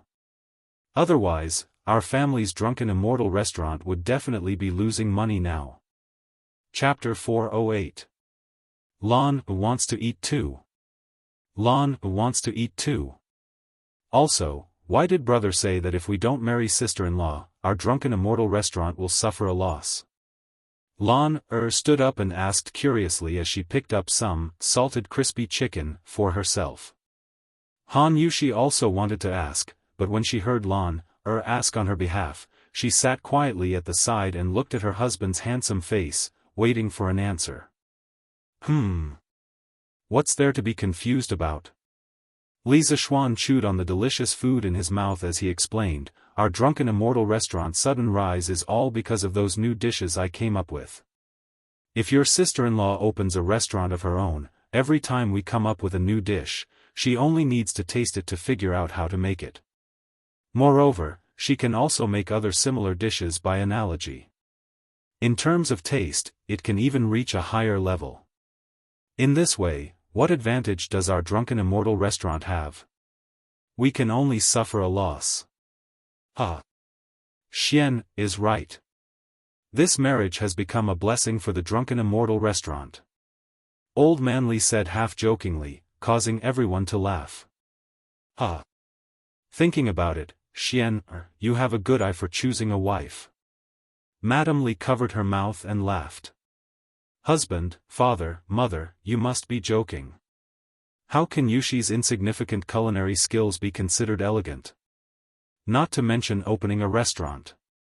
I'm already very satisfied to be able to cook some food for husband and mother. Han Yushi heard everyone's praise.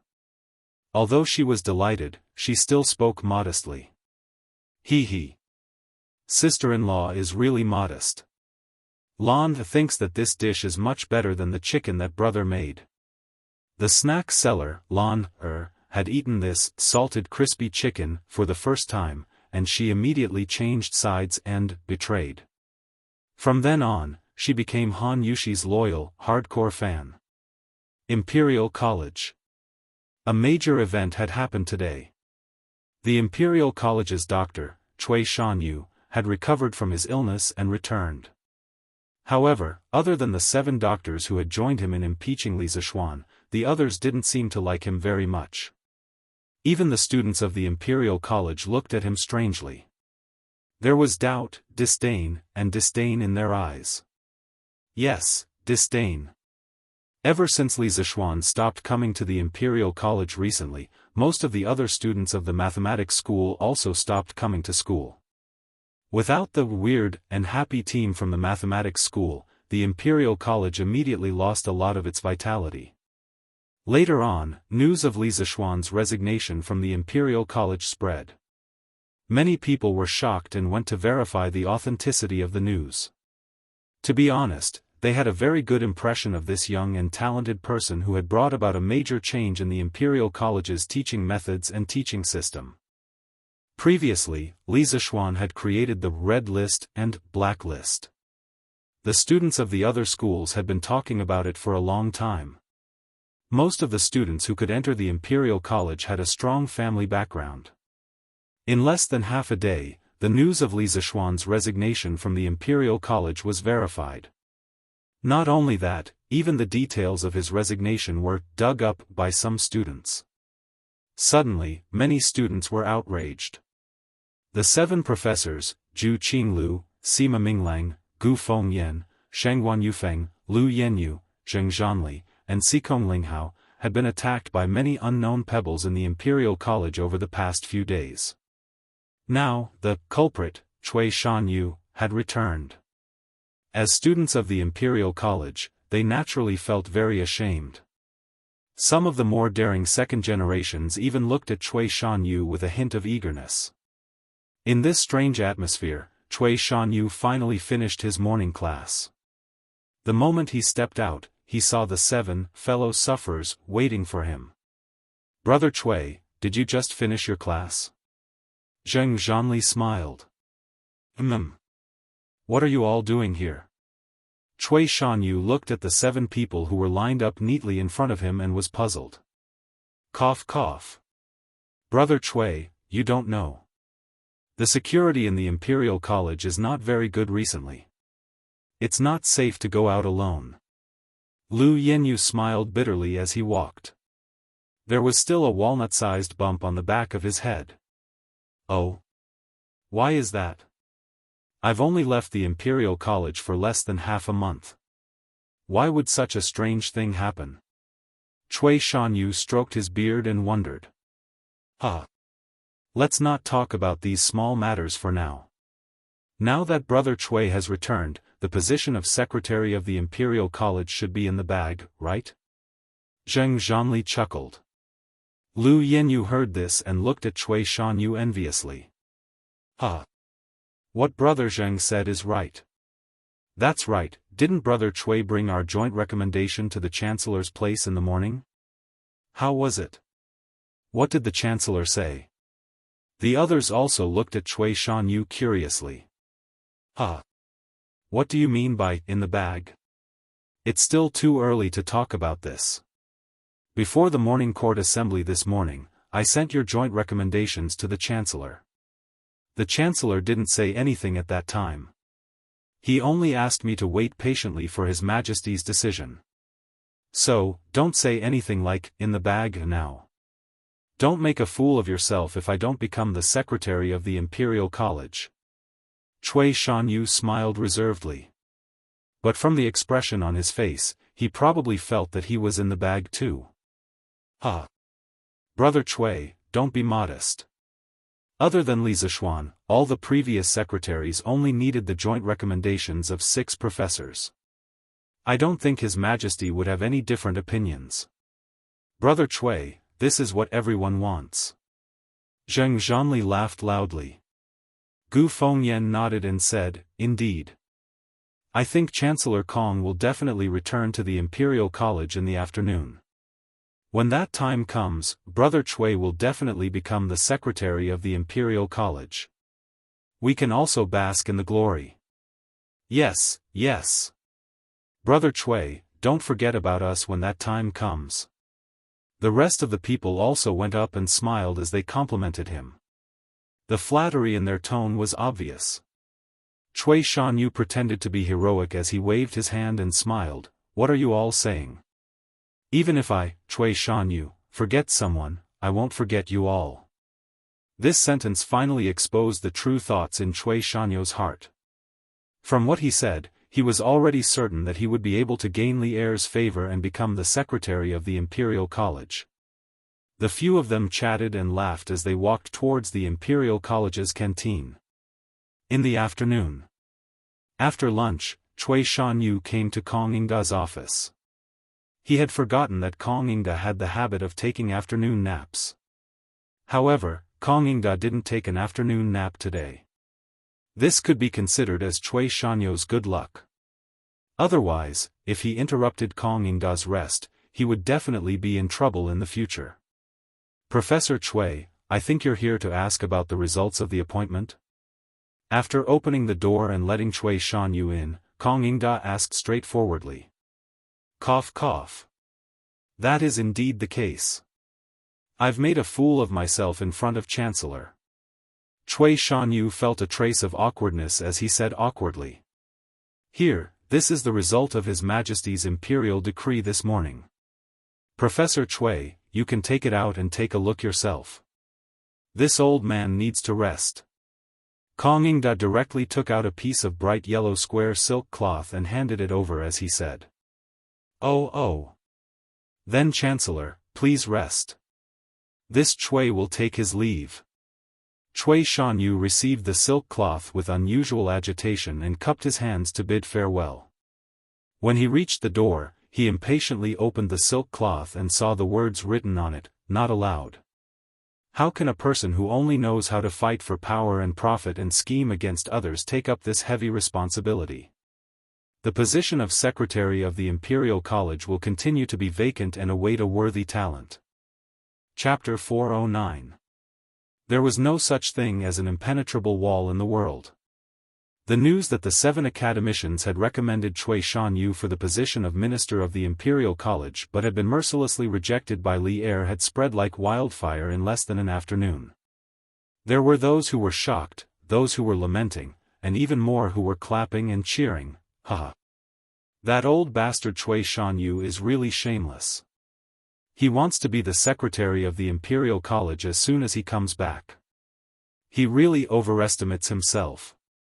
In the Imperial College, a flat-faced boy squinted his eyes and laughed loudly. It was the end of class, and the previous class wasn't Cui Shanyo's class, so this guy had no scruples and started to act recklessly. He even called Cui Shanyu by his name and called him an old bastard, haha. Su Yuanjin, you're so bold now. If Professor Cui was here, would you still dare to say that? Bah! What's there to be afraid of? Even if that old bastard Cui Shanyu heard it, what can he do to me? He can complain about Li Sai behind his back, but I can't scold him behind his back. I heard that a lot of children pooped in front of Cui Shanyo's house a while ago. Ha! They pooped really well. Sigh, if I had known, I would have pooped too. What a pity. Su Yuanjin shook his head and said with a regretful expression. Kai Yuengeng, who had just finished his class, couldn't help but wipe the cold sweat off his forehead when he heard Su Yuanjin's words. He secretly rejoiced in his heart. Fortunately, he didn't agree to Cui Shanyo's suggestion to impeach Li Zishuan. Otherwise, wouldn't he have become a street rat that everyone wanted to beat up? That's right, Kai Yuengeng was also one of the 5 professors of the Imperial College. He was older than Cui Shanyu, but he kept a low profile and didn't show off like Cui Shanyu. He didn't think that Li Zishuan's actions in the Imperial College was a big deal, and it even improved the learning atmosphere and learning efficiency of the Imperial College. So when Cui Shanyu came to him, he rejected him. He wasn't afraid of a crooked shadow anyway, and Cui Shanyu couldn't take revenge on him. Ha! Su Yuanjin, do you really want to poop in front of Professor Cui's house? Of course. It's not like you don't know how interesting Li Sai's lectures are and how many novel ideas he has. He's such a good teacher, but he was forced to leave by that old bastard Cui Shanyu.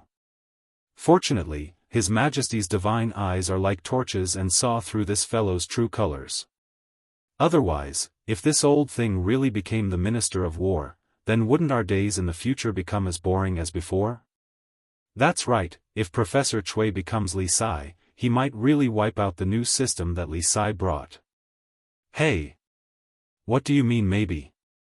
That would definitely be the case. Actually, I've long wanted to transfer to the School of Mathematics, but my stubborn old man didn't agree. Fine, even if he agrees now, I won't go to the School of Mathematics. Without Li Sai, what's the point of going to the School of Mathematics? Su Yuanshao shook his head and curled his lips in regret. This fellow was also a weirdo. He actually dared to talk about his own father in public.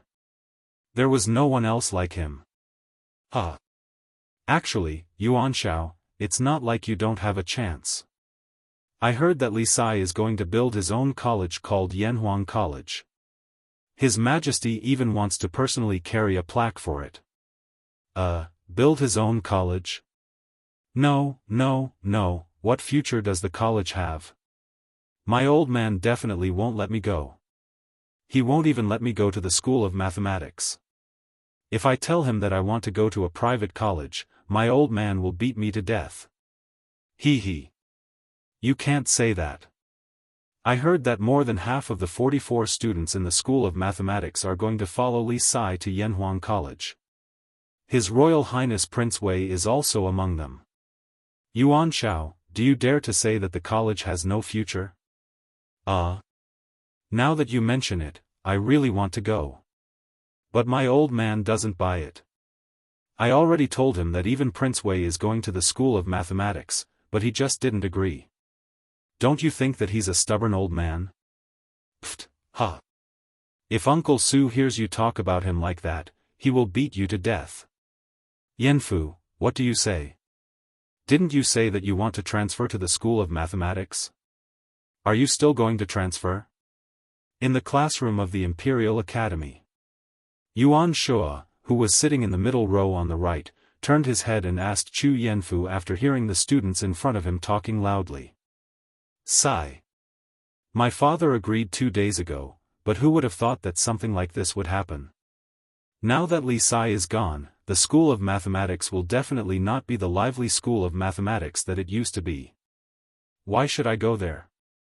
Chu Yanfu shook his head and smiled bitterly. Of course, Chu Suiliang was not a pedantic person. Previously, when Chu Yanfu had brought up the idea of transferring schools, he had seriously considered it for 2 days and felt that going to the school of mathematics was not a bad idea. He himself had some understanding of Li Zishuan's character. Most importantly, Li Qingxian held Li Zishuan in high esteem. As a member of the Crown Prince faction, what was there to hesitate about? It was just that, he was really unlucky. He had just agreed, and Li Zishuan had already jumped ship to build his own school. The tragic Chu Yanfu would probably have to go home and apply for another transfer to his father, and Chu Suiliang would probably have to face another choice. Then, Yanfu, are you interested in the Yanhuang College that Li Sai wants to build? Do you want to go? Yuan Shuo looked at the regretful expression on his good friend's face and suddenly thought of a crooked idea, so he suggested. Go. I missed the opportunity once, and I can't miss it again. Yuan Shuo, you don't know how much more motivated the students have become after Li Sai came to the School of Mathematics. Moreover, Li Sai's teaching method is also full of tricks. It's completely different from the professors in our Imperial Academy who only know how to read books all day long. Chu Yanfu thought for a moment and suddenly said firmly. Yanfu, you can't be serious, right? Don't you know the morals of the schools in our Tang dynasty? If you go there, what will your future be like? Moreover, your father will definitely not agree. Yuan Shuo was really shocked. He had only said it casually and never expected Chu Yanfu to actually dare to do this. He was really too daring. Of course I'm serious. I don't care about the other schools, but I believe that Li Sai's school will definitely be different from theirs.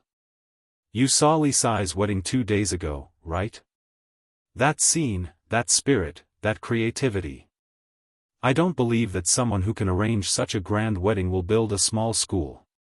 Perhaps when Li Sai's school is completed, it will be even bigger than the Imperial Academy. As for my father, I will definitely convince him. Chu Yanfu said confidently. As he spoke, his eyes became brighter and brighter. It was a kind of expectation and yearning for a bright and beautiful future. Speaking of which, this child could be considered as the first student attracted by Yanhuang College other than the students of the School of Mathematics. Chapter 410. Yanfu, you're actually so confident in Yanhuang College? 2 days ago, Li Sai's wedding was the talk of the town. Of course I saw it. It was indeed the grandest wedding in the history of the Tang Empire. However, building a college is not the same as holding a wedding, right? Yuan Shuo was stunned speechless. He really admired his good friend's way of thinking.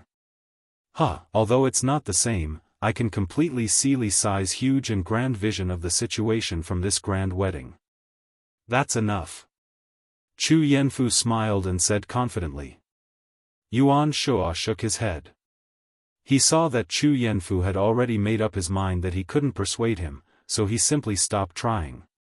In fact, he also had a glimmer of hope for Yanhuang College. Perhaps in a few years, Yanhuang College could also soar into the sky and become an existence that could stand shoulder to shoulder with the Imperial College. Perhaps this could also be considered Li Zishuan's personal charm.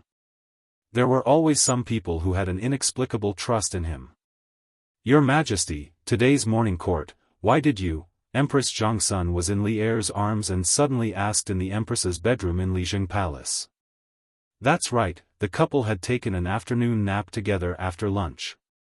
Of course, only God knew if anything embarrassing had happened in between. Guanyin Maid wants to ask why I didn't agree with those people recommending Cui Shanyu as the new minister of the Imperial College, right? Li Er said with a smile as he held Empress Zhongxuan's back that was as smooth as jade and silk. Yes, but I'm just asking casually. After all, according to the previous practice, Cui Shanyu should be able to win the joint recommendation of so many doctors. Empress Zhongxun explained without leaving a trace. She had always strictly adhered to the bottom line of the harem not being allowed to interfere in politics. Perhaps this was one of the reasons why Li Er's love for her never waned. She was sensible, knew when to advance and retreat, and was virtuous and virtuous. No man would dislike such a woman. Guanyin Mei doesn't need to explain. You and I have been husband and wife for so many years. How can I not understand you? Li Er was so astute, how could he not understand the meaning behind those words? He patted Empress Jiangxuan's back, and then said with a cold chuckle, Cui Shanyu himself can't compete with Li Zishuan in terms of ability, so he wants to use a joint impeachment to drag down Li Zishuan through my blade. Then, he himself can become a minister of the Imperial College, Dream on. What he doesn't know is that this emperor's saber is double-edged. If he injures others, he won't have an easy time either. The director of the Imperial College? He's not qualified. Zhang Sun patted Li Er's strong chest, wanting to soothe her husband's anger. She smiled and said, Cui Shanyu can be considered unlucky.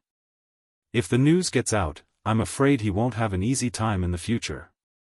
But your majesty, by doing this, aren't you telling everyone that you're on Li Zishuan's side? That's right.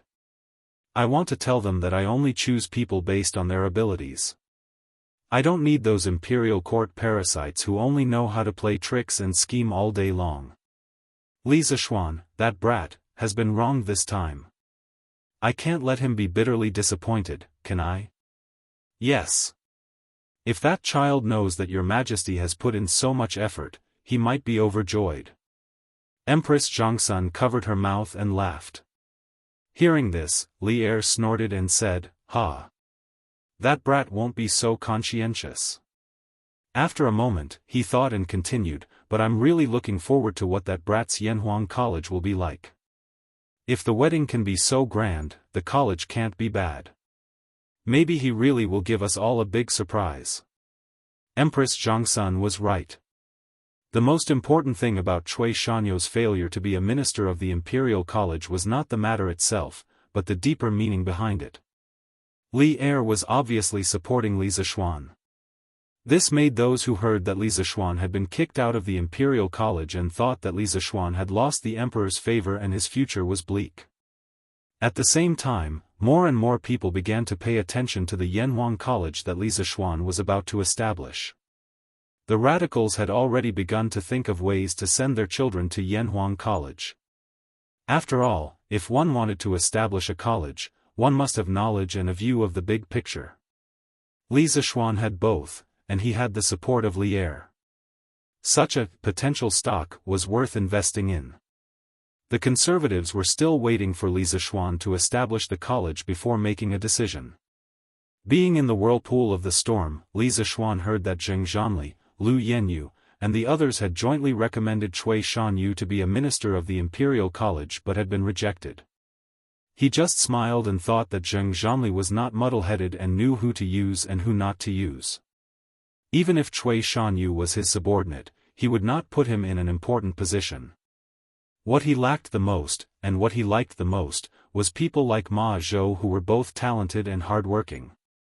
Only such people could bring economic benefits. If it had been in the past, Li Zishuan might have written an article in the newspaper to ridicule Cui Shanyu. But now, he would not do that. First, he was now married and could be considered an adult, so he had become more mature. Second, there was an internal investigation department in Datong Daily. If he really did that, Yu Shernan and the others would definitely not agree, and he could not reason with Li Er, because he did not have the right to. Third, he did not have time now. He was busy designing his future foundation, Yanhuang College. As a young engineering student in the 21st century, Li Zishuan certainly had a plan. There were so many institutions of higher learning in the country, and there were all kinds of famous buildings and famous scenic spots. If he just copied a few, it would be enough to shock everyone. The scenic spots were not so bad, but the buildings were generally very large in size. If he only relied on his spiritual power to construct a three-dimensional model in his mind, it would be too torturous. Li Zishuan expressed that he was under a lot of pressure. He now deeply felt the inconvenience caused by his low level of martial arts. This was because he only dared to meditate for 2 hours in the afternoon, and he had to rest more than 10 times in the middle. As a result, the efficiency was greatly reduced. Fortunately, although the building was large in size, the structure of the general building was relatively simple. There were many repeated units.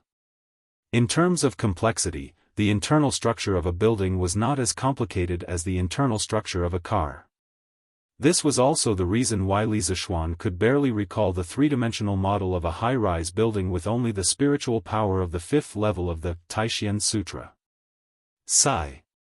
I can't meditate anymore, or I'll faint again. Let's go see what my wife is cooking for dinner. Li Zishuan rubbed his swollen head, put away the half-finished blueprint, and walked out of the door to the kitchen. Chapter 411. Husband, it's time to get up. The next morning, the sky was just beginning to brighten. Han Yushi opened her eyes and felt the weight on her naked body. She knew that it was her lover's arms and legs. She had recovered from her injuries last night. As newlyweds, the two of them couldn't help but be passionate. When she thought of the complete nonsense last night and the passionate entanglement, Han Yushi couldn't help but blush. Her body went soft, and she didn't even want to move a finger.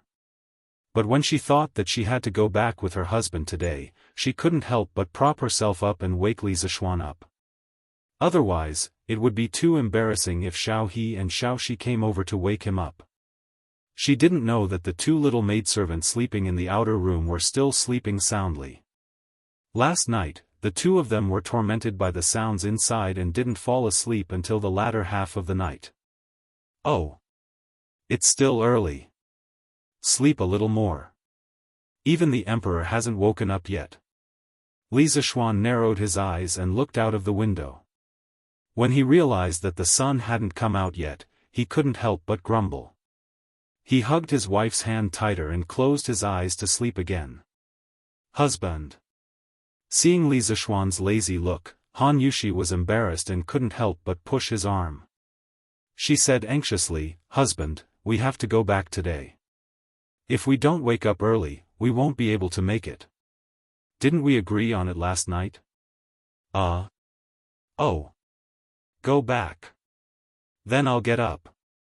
In a daze, Li Zishuan remembered that there was indeed such a thing. He hurriedly propped himself up and got up. Suddenly, he looked at the beauty on the bed and teased, Why does my wife look so energetic? No wonder people say that there are only cows that are plowed but no fields that are plowed. Ah. You're courting death. The gentle and virtuous Han Yushi could not stand such hateful words. Hearing this, she immediately came over and pinched the soft flesh on Li Zishuan's waist. Who said she wasn't tired? She was also exhausted last night. If it wasn't for the fact that she had to return home to visit her relatives today, she also wanted to stay in bed and not get up. She didn't expect to be teased by her husband like this. Ouch. Wife, quickly let go. Io, my old waist. Li Zishuan immediately bared his teeth and screamed. After breakfast, the couple took their gifts and matchmaker's song with them and embarked on their journey back to Ning City. Returning to peace was also known as visiting, returning home, or returning to the home of the three dynasties. It originated very early, and there were related records in the Book of Songs. Generally, it referred to newlyweds who brought gifts to visit the bride's family on the 3rd day of their marriage. At this time, the bride's family also had to prepare a banquet, usually at noon, known as the returning to peace banquet or inviting the son-in-law. After the returning to peace banquet was over, the matchmaker's work would come to an end, and the man would have to send gifts to the matchmaker to express his gratitude.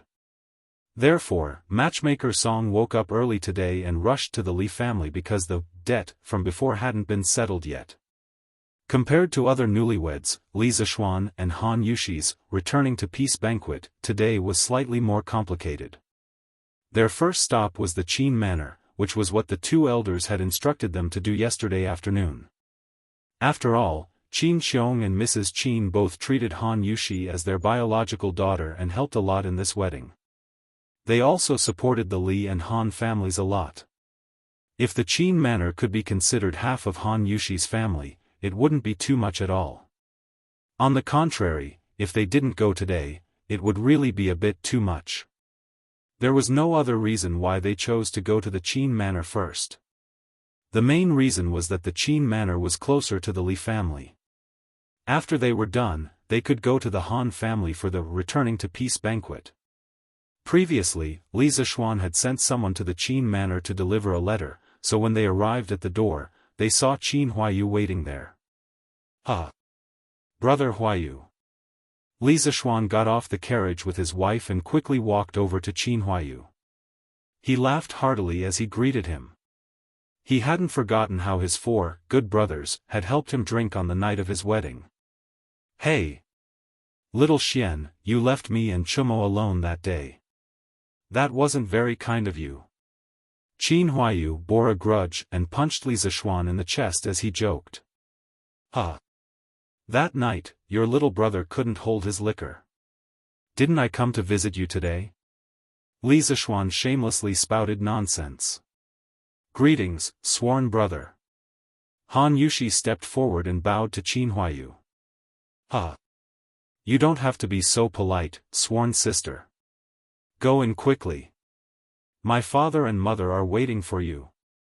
Qin Huayu originally wanted to scold Li Zishuan, but since Han Yushi came over to greet him, he couldn't continue scolding him. He could only lead the couple in front of him into the manor. As expected, Qin Xiong and Mrs. Qin were sitting in the living room, waiting for them. Qin Xiong was wearing a thin black shirt, and his face was flushed. Li Zishuan could feel the heat from his body even from far away. He probably just finished his morning exercise. Thinking of this, Li Zishuan couldn't help but feel a little ashamed. Qin Xiong was already so old, but he still hadn't given up on martial arts. He hadn't gotten up early to practice martial arts in a long time. After he had a wife, he couldn't bear to part with his wife in the morning. Yesterday, when he was recalling the three-dimensional model of modern university buildings, he was still complaining that his mental strength wasn't enough. It seemed that he should hurry up and practice martial arts starting tomorrow. Li Zishuan secretly encouraged himself. Greetings, Godfather. Greetings, Godmother. Han Yushi didn't have such complicated thoughts. She followed Li Zishuan to Qin Xiong and Mrs. Qin and bowed gracefully. Good girl, get up. Mrs. Qin's face was like a blooming flower. She quickly went forward and pulled Han Yushi to sit beside her. She looked at Han Yushi carefully and couldn't help but laugh when she saw that Han Yushi's face was rosy and full of energy. Yushi, how are you doing in the Li family? Xiao Xian didn't bully you, right? If he really did, tell me. Your godfather and I won't let him off. That's right. The Qin family is your maiden home. Yushi, if you suffer any grievances at Xiao Xian's place, feel free to tell your godfather. Qin Xiong stroked his beard and smiled. Yes. God sister, if Xiao Xian bullies you, I won't let him off easily either.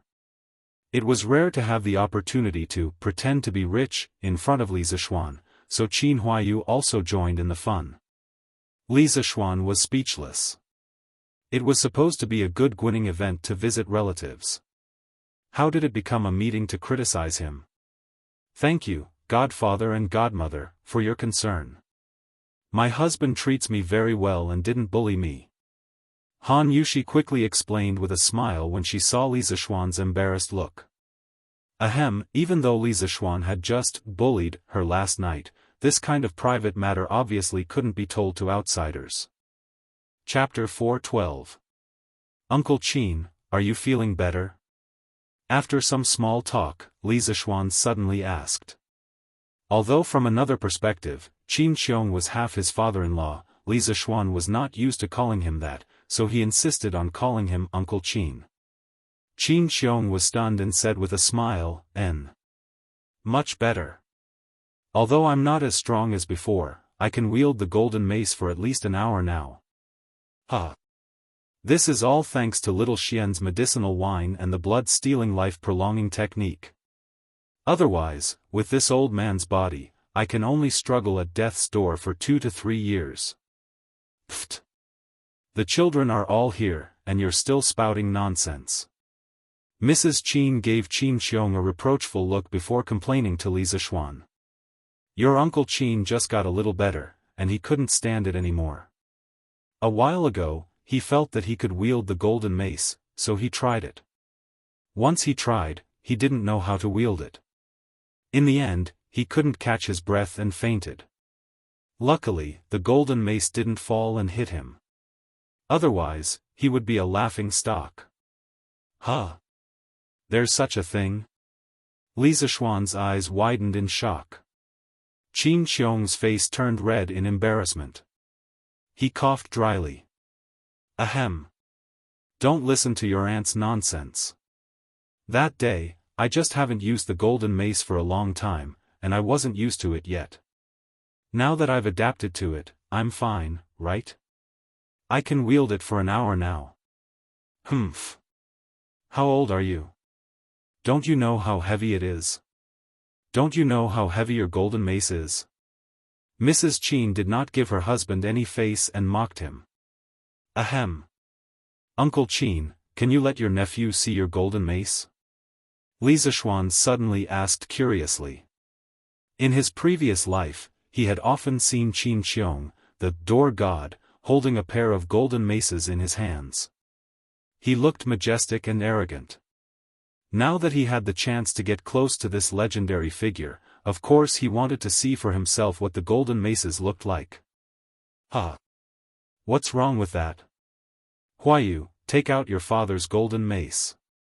Oh. Wait, you don't seem to be able to carry it.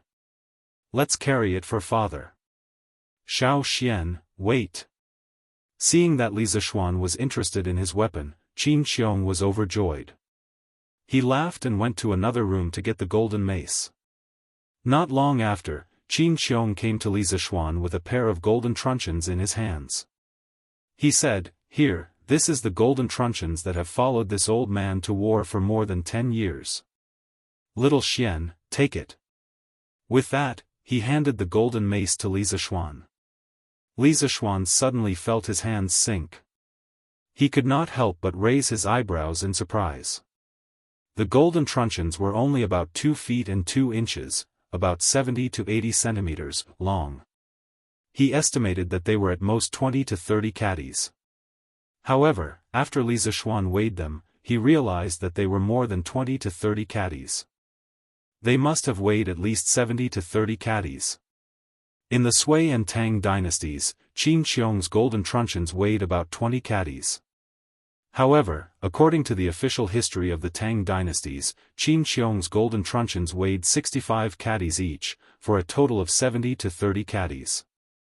Looking at the 2 maces in his hands that were unremarkable in appearance but shockingly heavy, Li Zixuan couldn't help but feel speechless. No one who had just recovered from a serious illness would be stupid enough to take out such heavy weapons for training. This was King playing with one's life. Qin Xiong was really going all out. Luckily, he had only fainted because of a concussion. If he had sprained his back, it would have been troublesome. Huh. Little Xian, how is it? My golden truncheons are not bad, right? They are stained with quite a few enemies' brains. Qin Xiong saw Li Zixuan staring at the truncheons in a daze. He thought that this kid was shocked by the truncheon's domineering aura. He could not help but laugh proudly. Brains? Li Zixuan was so shocked that his wrist trembled. He almost threw the truncheons to the ground.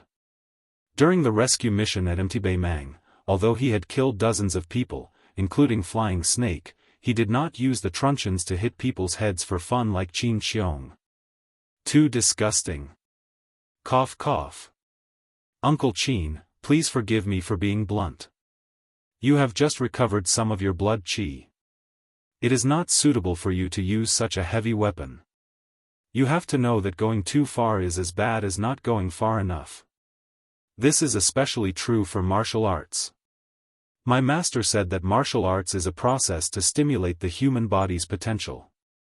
However, if you do not care about the limits of your body and forcefully increase the burden, not only will your martial arts not improve, but your body will also break down. Li Zishuan thought for a moment and said solemnly. Anyone who was sick would have a gradual recovery process. For someone like Qin Xiong, who felt that his body was slightly better, he went straight to the most difficult training method. He was really seeking death. Li Zishuan could not help but feel lucky that he came today. Otherwise, if he let Qin Xiong continue like this, his body's potential would be overdrawn, and it would be difficult for him to recover in the future. Oh? There's such a thing? Why haven't I heard of it? Qin Xiong asked suspiciously. You haven't heard of it because you are ignorant. Are your medical skills better, or is Xiao Xian's medical skills better? Xiao Xian. According to what you said, does that mean that my master will not be able to use the truncheons in the future? Mrs. Qin was shocked after hearing Li Zishuan's words. She quickly stood up and looked at Li Zishuan.